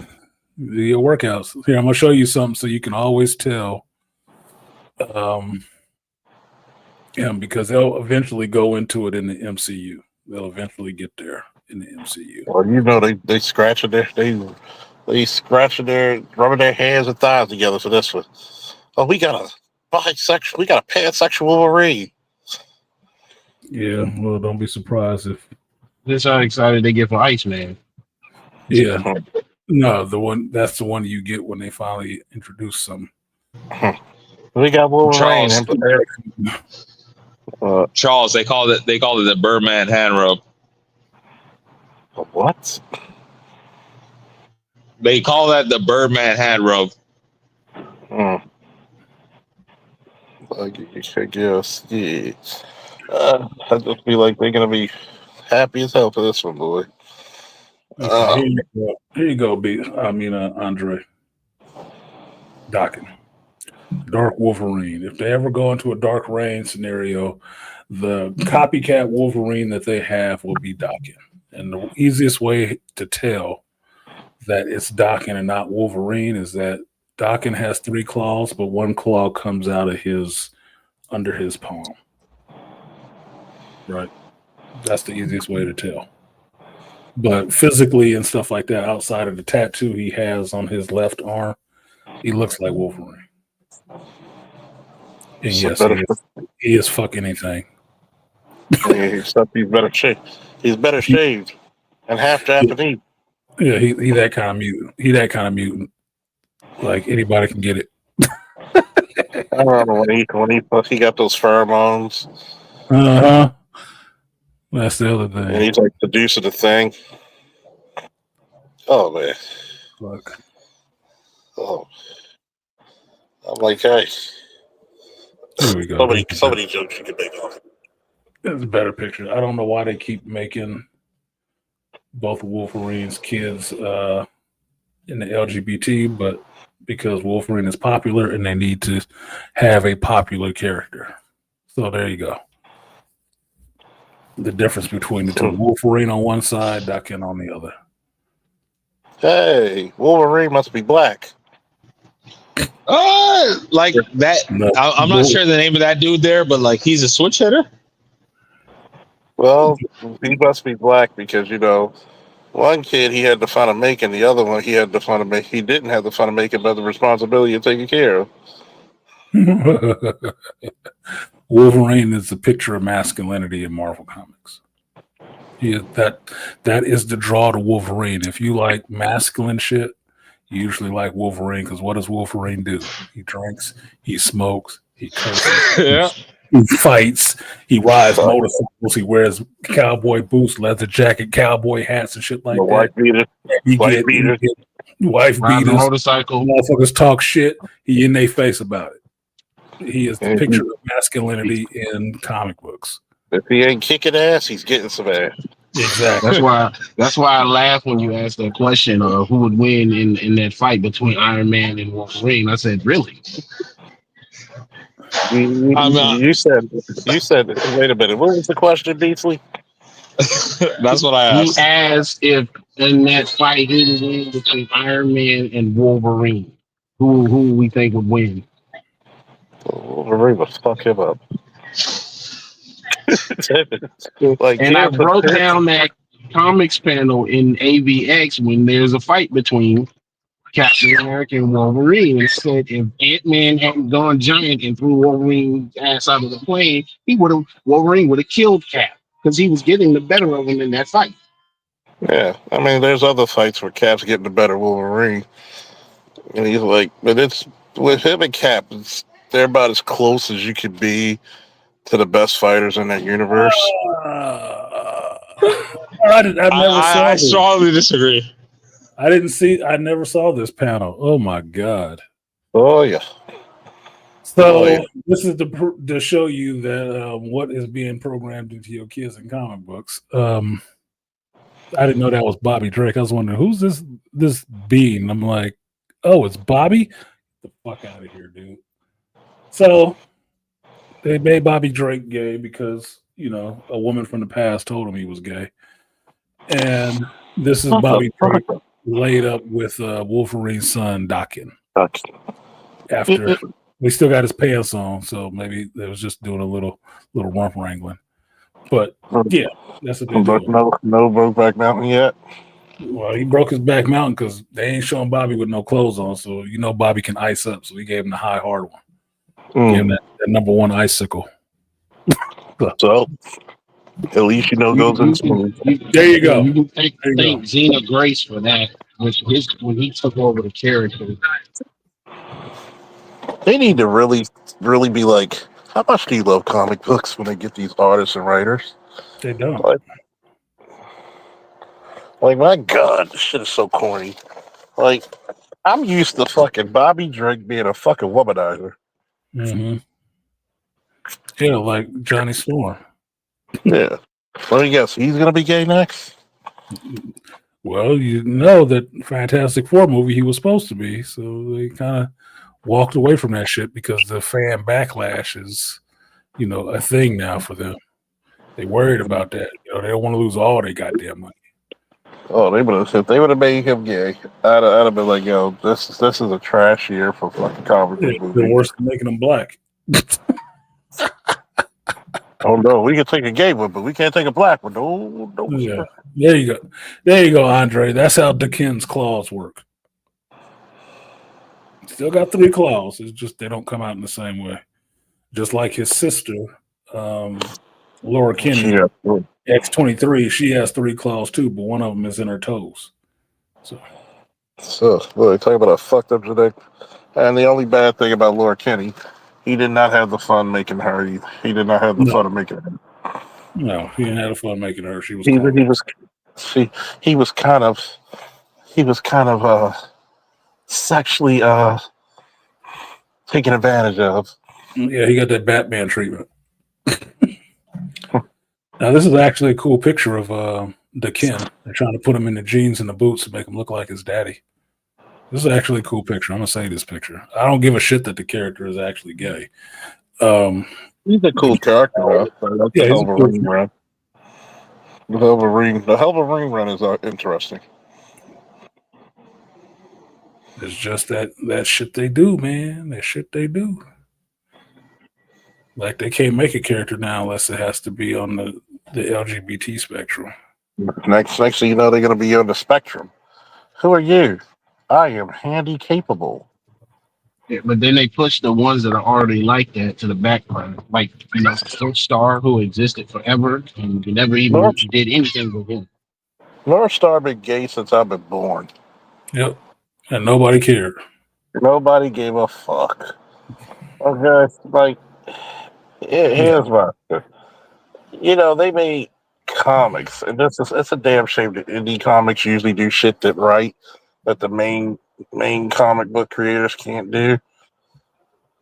It's the fact that they can make LGBT characters, and the way you're supposed to write a character, this character is a great character. It just so happens that they're black, LGBT, Jewish, has a criminal record, whatever.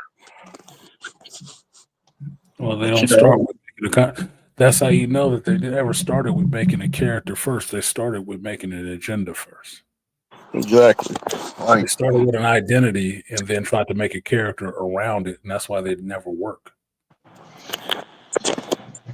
So the way to sidestep that shit is they took established characters and gave them this identity, like making Bobby Drake gay all of a sudden. So, just real quick, I have to block Malika for saying Brokeback X-Men. Yeah. That's what they turned into. If you read that Krakoa ring, that's what happened to them. Shit was all LGBT Island. That's all it was. I mean, basically, you got to think about it. It's like X-Men. I just call it Mutants of the Orgy. Gave him the full Frosty. Oh no! Look, don't be mad at us for laughing at this shit. You made the comic and drew it, motherfucker. Oh no! Please, don't eat the ice. Don't eat the snow cone. The Frosty gave him a full Frosty. Oh no! He gave a frozen cup. Oh, right. When can it be my turn? The snow cone gave him that snow cone in the face. Oh no! Oh man! Oh, not the pearl necklace. Not the snowballs. Not the snowballing. Oh my goodness! Oh! They call him Snowman for a reason. Yeah. Oh no! Like he made Dakin's 7th claw pop out. Oh no!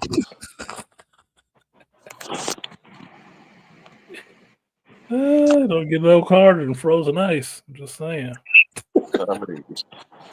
Only thing harder is back child support. I mean, Jesus Christ. Anyway, the point was that Wolverine got some kids out there. And yes, he does have a son. Yep. And that's what they want this Wolverine with. They tried it, it didn't work as well. Yeah. I mean, that motherfucker got some kids, don't he? He got a bunch of kids, apparently. It's just none of them, except for those two, none of them are really popular. Or cool looking. They don't grab the fan base like that. That's why they keep trying to make a Wolverine knockoff that looks like him, has weapons, has armaments like him and stuff like that, and try to make him cool. They keep trying to do it, and they never really take. Laura is probably the closest one that takes, but then they still threw that LGBT shit on it because every character has to have a female counterpart that's just like him but better. That's what Laura In terms of Wolverine, they're gonna be never. Okay, sorry, sir. Even though she's not better, but no, she's not. Go ahead, Andre. I was just saying, in terms of Wolverine, that there could never be a knockoff. Like, you can't do it. No, they really can't. They've tried multiple times. Like, just these two characters, only two of the what I can think of as like 6 supposed variations of children of Wolverine that they tried. The last one that was before this one was one that was with Scarlet Witch and Wolverine or some shit like that. She was blonde and had some powers. The one I mentioned was Wild Thing, was from some other universe that he had a kid with Elektra. They tried to make that cool where she got like energy claws, but they look like a side blade and shit. I'm like, come on, man. They keep trying it because they cannot recreate that. They can't. It's a popular character. They want to be able to recreate it, but they weren't the ones who made it up anyway. That's why they can't replicate it. So that's all they keep trying to do. They keep trying to give you a facsimile of it with their own brand new bullshit wrapped on it to see if you take it. It doesn't work all the way, especially through a feminist lens. Never learn to swim. Never learn to swim. Look what happened with Storm. They try to make her a literal goddess now, like she can take down Thor. No. I'm like, get the fuck out of here. No, because you got to take down the white man. Gotta take down a white man. Like, wait a minute. Got a black woman being lower than the white man. I looked at that. I'm like, He's wait a an minute. actual god. No. I'm like, wait a minute. You put him in the atmosphere of fucking Jupiter. You think that's really gonna hurt? And they talk about his ears were bleeding. Wait a minute. This motherfucker slap boxes with the Hulk regularly. You inconsistent motherfuckers. Plus, he's got the Odin Force. Like, really? That's Black girl magic. Not to mention Rune King Thor, or when he's the Herald of Galactus Thor. Like, there's many variations of Thor that should be way more powerful. Yeah, Rainfire, you're right. They did give him a whole wedding issue. They made a whole big deal of it. And yes, North Star even married a black man. Why does it always got to be a black guy? Groundbreaking, and it's an epic fail. Yes, because nobody cared. Nobody cared. That's why they just keep moving it to some other character. We're gonna get to one that you do care about, and they all gonna be gay sooner or later. And why do they always got to be a black guy, they marry? So, because they don't give a fuck about you either. We got to knock them down a peg. Yep. Like just my last comment. My last comment about what Artisan said about, like, he was talking about like my last comment on what Artisan was saying about Wolverine. He was saying that, like, he is much like image of masculinity. I never thought about it like that. I just think he's a badass, but I didn't know that people liked him like that. He is the picture of masculinity in the X-Men.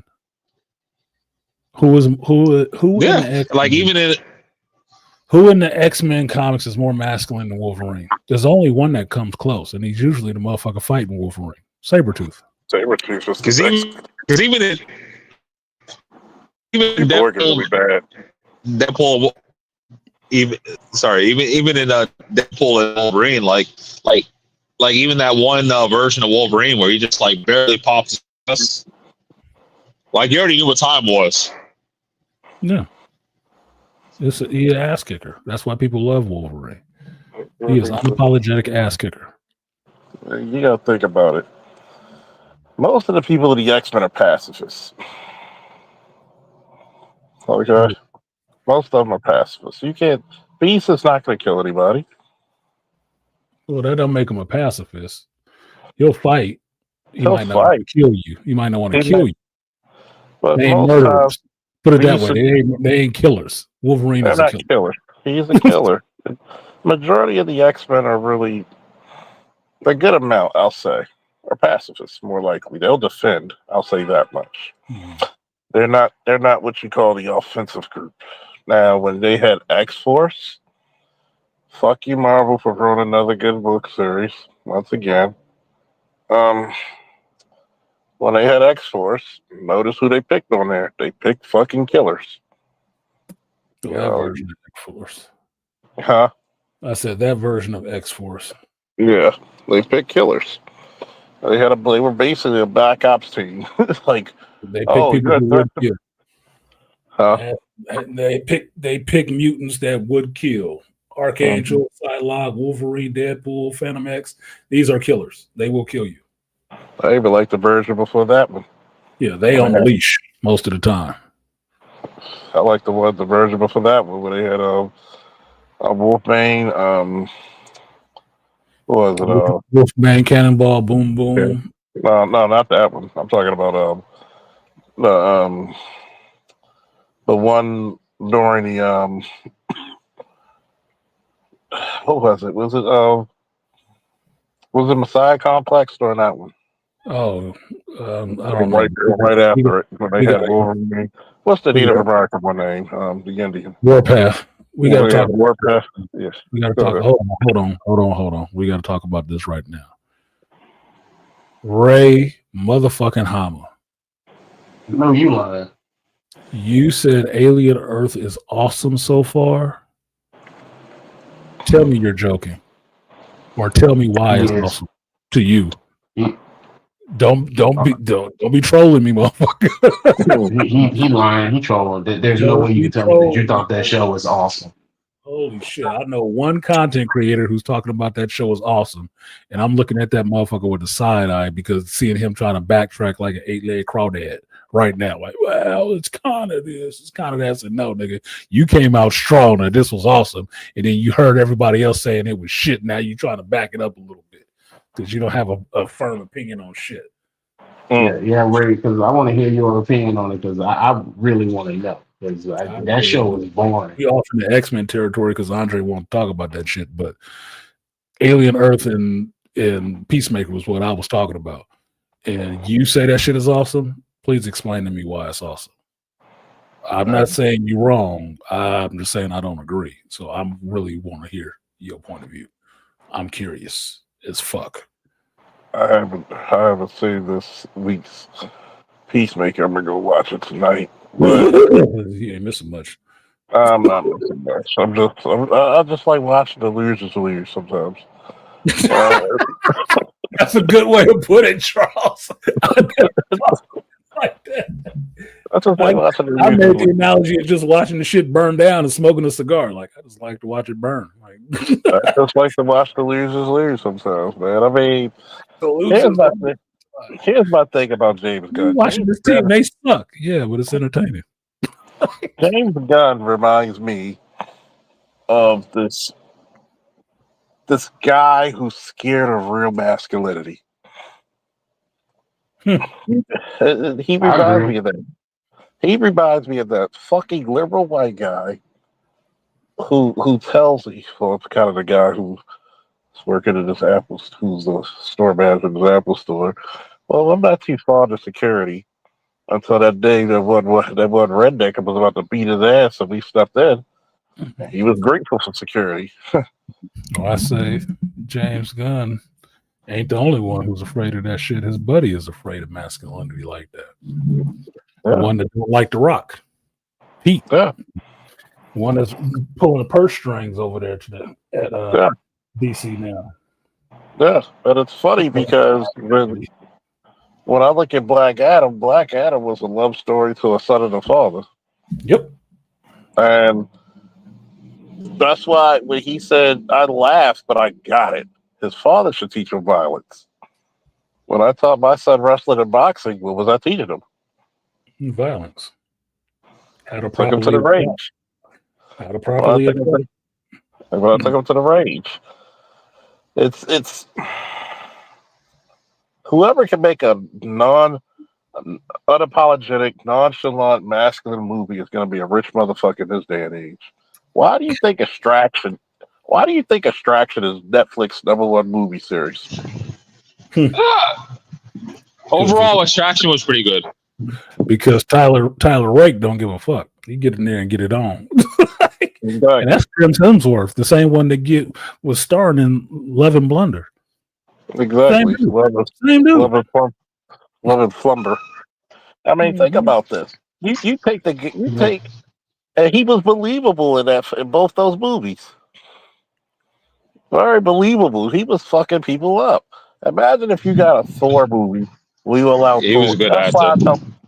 That's why I said the best Thor we got in the movies was the last 30 minutes of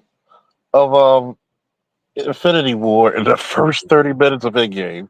That's the best Thor has ever been. Yep. When he grabbed that fucking axe.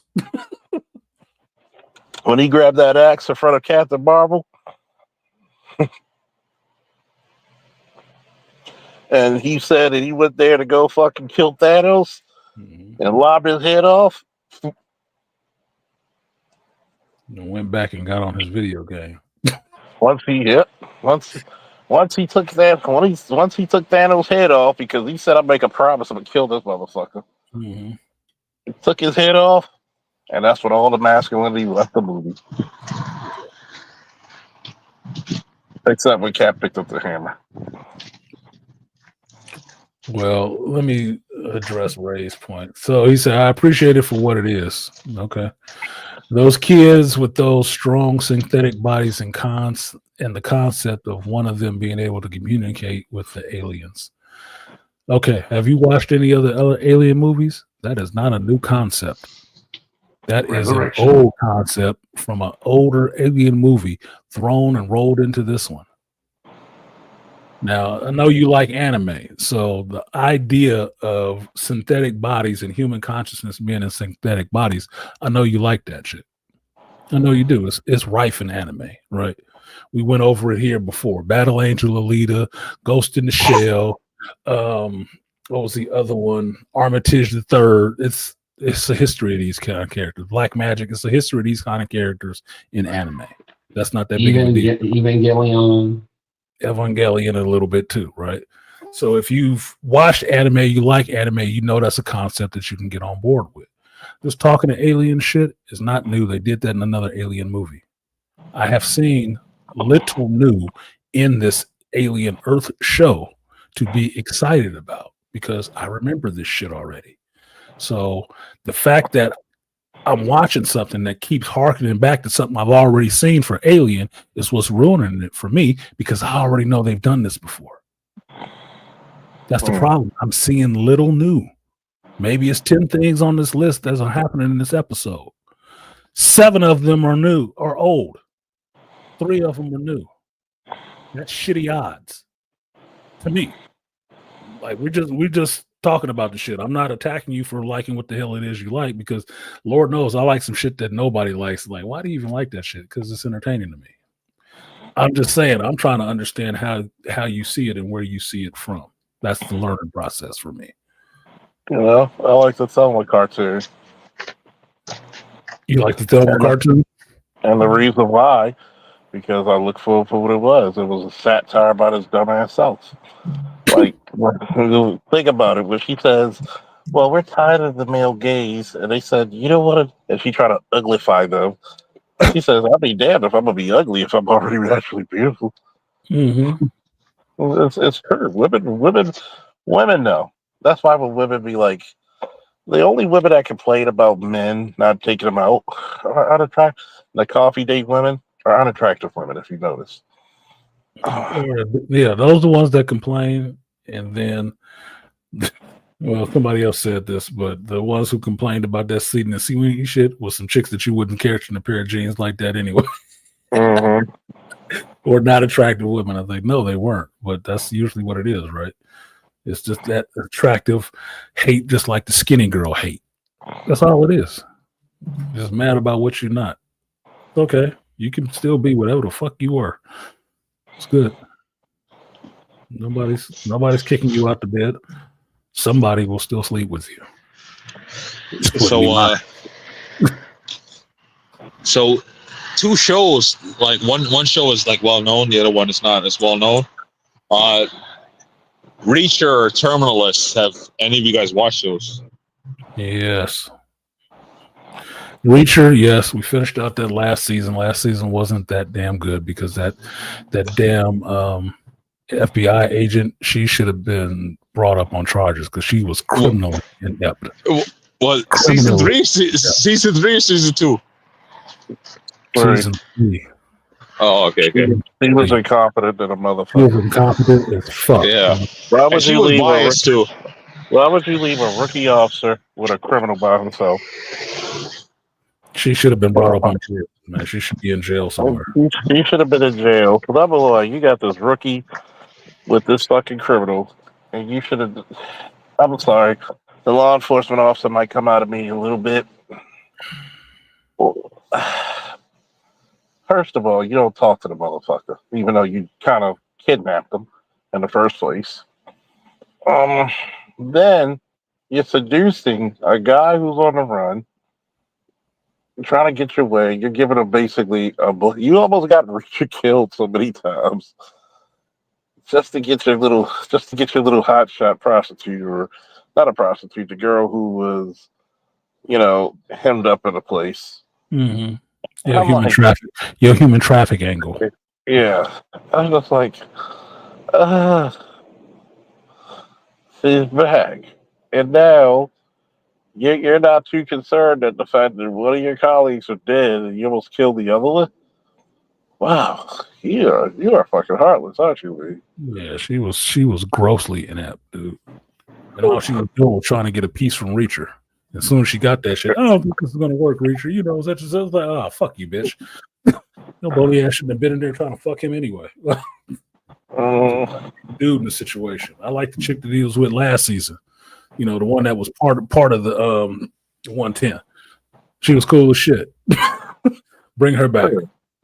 This bitch right here, I was like, this shit went on way too long. Season 3 was killing me. Terminal List, saw that. Understand the books. I bought one of the books. I have not read it yet, but I like that character. Blood Boiling brought up the Terminal List Dark Wolf. I know about that. I downloaded it while I was gone. I just haven't watched that yet. I will watch it. But Terminal List was a good ass show. It was a good ass show. Yeah, I actually wanted, my main thing was to ask about Terminal List because that's been on my list for months. I haven't watched the original season, but I've seen that they actually did a spinoff. So I'm like, if they did a spinoff, the original must have been decent. I would hope. They got a spinoff show with the original Gambit. He got a spinoff show with the original Gambit.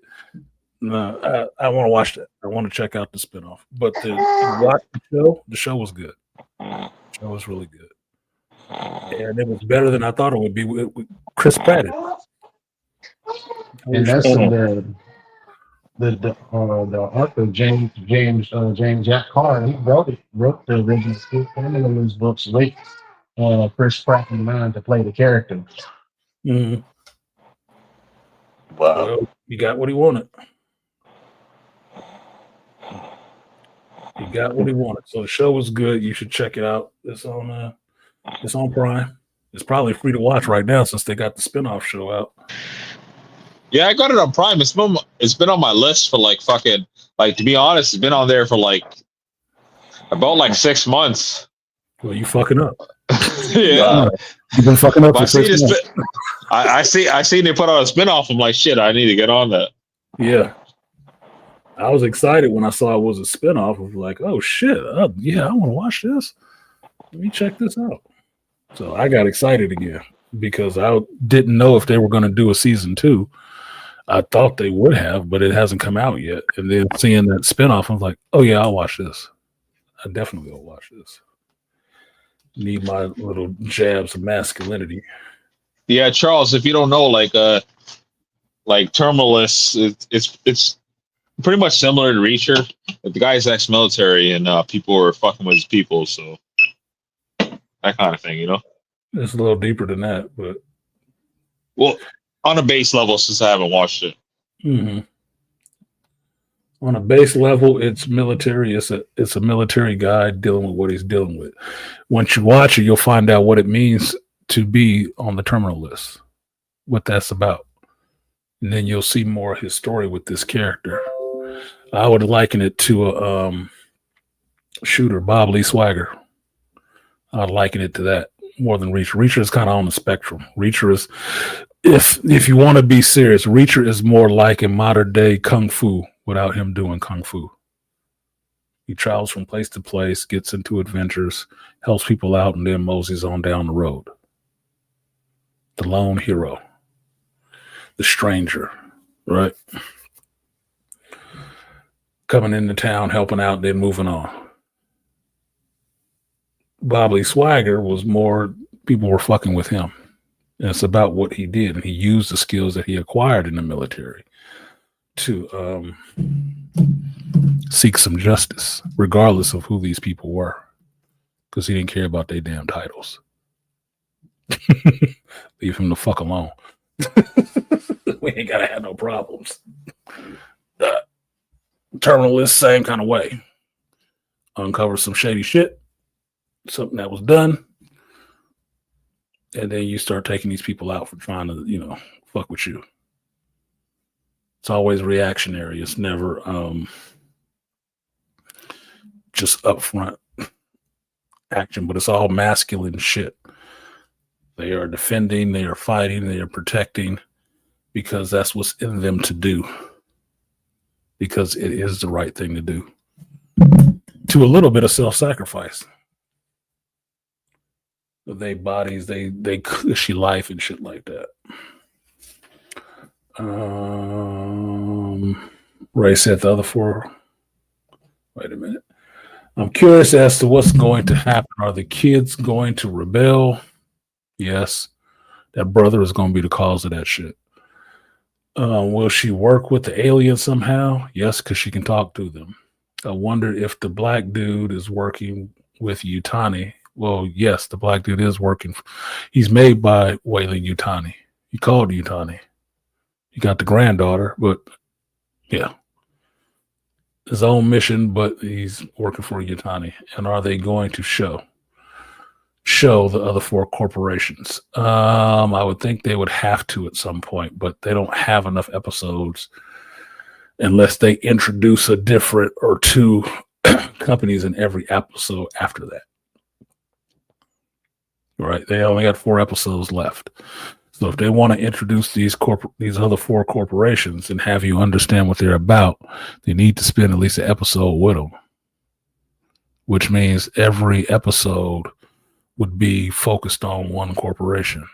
Since they don't have enough time to do all of that, they only have 4 episodes left, they would shorten that time by making it 2 or 3 introduced. Because in the last episode, you had them talking about Yutani talking to the other corporations about what Prodigy was doing, taking their proprietary shit and not giving it back. So if you want to see a corporate war going on, since these corporations run the world, that's what it would be. It would be the other corporations coming after Prodigy for what it's doing to one of the other ones. That could be a final episode, or it can be another season. Don't know. But I would think if they want to introduce them, they got to get on the stick now, introducing the rest of these companies, because they already mentioned them twice. So now we need to see. Enough talking. Show me. This is visual. This is not radio. You got to show me something.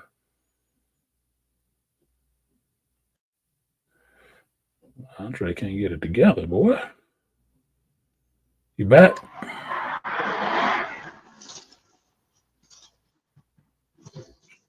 You good? I like this luggage. looking at luggage, yo, for traveling. Fuck, they don't have a StreamYard. Sorry, good. Yeah, this one looks cool. That's some cool looking luggage right there. Black and brown. They don't have a StreamYard. What? They don't have a StreamYard app on. I'm rocking a Samsung right now. I've never done it before, so They do have a StreamYard app. Go download it. I looked it up. I didn't see anything. They have one. I'll show you. So I'm going off the browser, but every time I leave the browser, like it kicks me out. It's a StreamYard app right there. That's on the Play Store. Your Samsung is still using Android or Apple iOS. It's either way. So I don't know if it's Samsung, Android, Google. I don't know. It's probably Android. That's the only two operating systems they operate now. So if you got a smartphone, it's going to be using one of those too. So if you have a Play Store app, it's in there. Because I found it when I was gone out of town. I went on the StreamYard and it told me to download and install the app. So I installed the app. I went through the regular way, going through the website and stuff like that, and it told me download our app. I said, "Oh, you got an app now?" Hell yeah! Sure enough, I accessed my data. He said, "Okay, bet." Yeah, see, Ray, look, I ain't mad at you, man. You like what you like. Look, I've just found out when I was looking for the terminal list, I found out that the Foundation season 3 is on. And it's been on since July. I forgot because I don't pay for Apple until the Foundation is on. But watching Star Wars Theories video where he got to meet Timora Morrison was talking about Jason Momoa's show, The Chieftain or something like that, which is about Hawaiian culture. And he said it's on Apple TV. So I went on Apple TV to look for this show. What do you think about that show? I haven't watched it yet, Andre. Well, like your opinion off of the previews. I haven't watched it yet, Andre. I haven't watched it yet. I haven't even seen a preview. I heard an actor that I like, who I know what kind of work he does, talk about this show by another actor I liked. So I went onto that site to add that show to my watch list so I can watch it and have an opinion on it. The show's out now. It's on Amazon. It's on Apple TV. Well, I mean, like Amazon, they connect with other apps, so you can watch it on Amazon, but technically it's not Amazon. Yeah, but that's to me, that's kind of stupid to go through an app to buy an app. So, point of what I was saying was going on there looking for that show. I found that the Foundation is on again, and it's been going on. It's on like 6 episodes now or so. Now, as much as I know, Chief of War is decent. Yeah, that's the name of it. Thank you, Ray. Chief of War. As much as I know, the Foundation show ain't got shit to do with the book necessarily, it's still good sci-fi. I'm looking forward to watching that shit. I am. I'm going to pay for my Apple subscription again, just so I can watch all of the Foundation season 3 to see how much they veered from the book, and then I'll shut that shit off again. Maybe after I watch Chief of War, even though my mother told me she's watching it, that it's a lot of subtitles because they're talking in Hawaiian most of the time. She said she didn't know that. I was like, well, I didn't know that either. That's a good heads up to give me because I know going into it, I need to be reading subtitles most of the time and not multitasking while I'm watching it. What's the Foundation about? It ain't the book, but the Foundation, in short, is a set of stories written by Isaac Asimov, a famous science fiction writer, about the fall of a civilization and how the civilization falls and is rebuilt by a foundation, and how the decay of an empire happens and is told over blocks of time. That a scientist, a mathematic, a mathematician, figured out that this society is falling apart, and it will fall apart in this many years. And after that, it will be so many years of darkness, of like the Dark Ages. The way to circumvent that, to shorten that time span where all this knowledge is lost, is to create this foundation, which will shorten the dark period of society's collapse. But we have to let the society collapse for that to happen. Well, the emperors and stuff at that time did not take kindly to that assessment. And you go through, if you read the books, you go through in time of how all these events actually do happen to get the foundation becoming the new empire after the old one has fallen away. So it's a lot of stuff in there that's really good, but the show, at least this season, they don't call it The Foundation. It's just called Foundation. Because it's not. I haven't seen them put any banners on there based on Isaac Asimov shit either. Because this shit is, the one episode I watched with my mother the other night was kind of far afield, and I'm doing so much copy and paste and putting this shit together, telling her what was in the book and what wasn't in the book, and this is something that they're just throwing in for the show. This wasn't how this shit was. This shit is so chopped and screwed. I thought I was in the South drinking lean, which I was in the South. It's like, this ain't the book. Interesting, not the book at all, though. So that's how, after second season, I had to understand how to accept this show. It's good sci-fi. It's just not the book at all. They could have called this anything else but The Foundation, and it would be fine. But the fact that they called it The Foundation, they took characters and the ideas from the Foundation books and made this series that does not follow that at all, is fucked up. It's an insult to the person who wrote it. But as a sci-fi show, it's interesting. Some interesting shit going on. So that's what The Foundation is. In the shorter sense, Foundation is the origin of the story you know as Star Wars or Dune. Foundation is the story that Dune was based on to answer Isaac Asimov by Frank Herbert. And Star Wars is the show that was based off of Dune and The Foundation to shorten that shit up and make it more action-oriented. It's kind of about the same things. You'll see the same things in it. If you read it, those stories build on each other.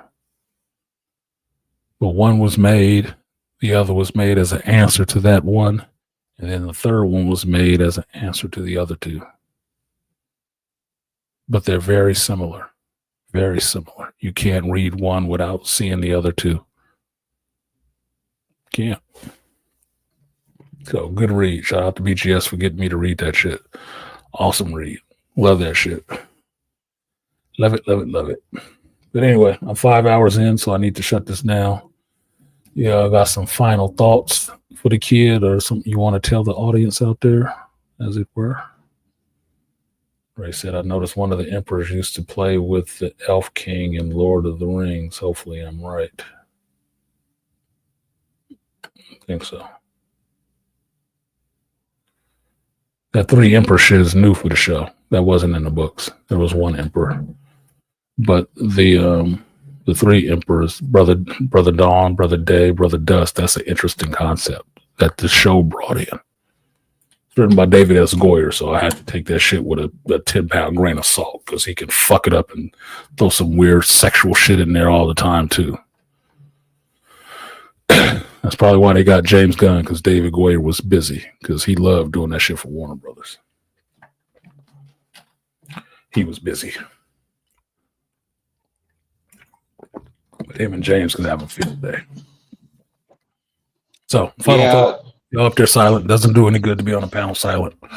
I was gonna say thank you for the opportunity. I was gonna meet up with a chick that was probably going to put me in conflict, so I figured it was better just to hang out here.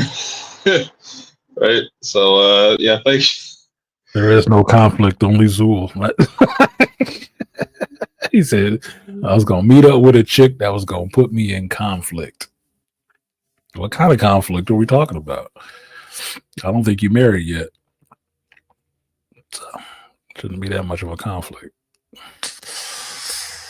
But good having you, Andre. Good to see you, that you're doing well. You made a move back to the hometown. You got to go back to one sometimes. Sometimes you got to go back to one. Just spring out of that shit. Beast, you got something else for me? Or you just kicking back? No final thoughts. Just the same as always. Make good shit. Yeah, you got the kids. I hear you in there playing with the kids. What's up, kiddies? Smack Uncle Beast in the face.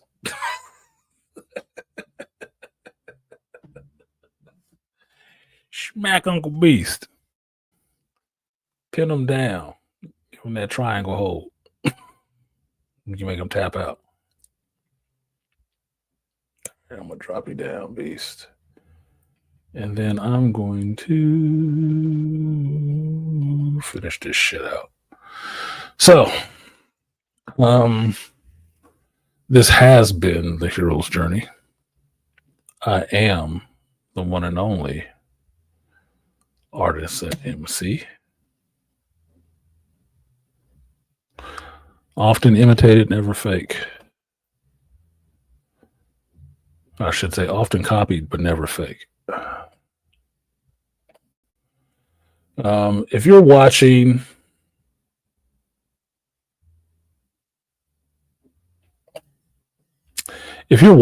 Alien Earth and you're enjoying it, bring that to the table. Look, I may disagree, but you got the right to like whatever the fuck you want to. I don't mind having a conversation because I'm always interested in hearing the point of view of people who don't agree, more so than the people who do agree. It's fun. It makes us all feel good when we all agree we both like the same things. Yeah, but a lot of learning is done in disagreement, more so than in agreement. So Ray in here, he stood his position. He stated his position. Okay. Maybe in a way, but I don't agree. But shit, if you like it, what am I supposed to tell you about it?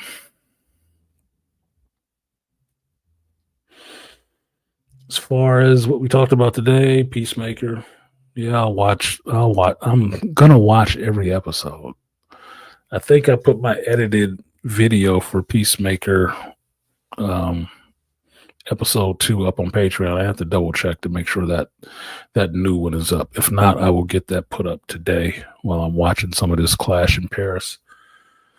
Yes, because I gotta watch my wrestling and sports entertainment.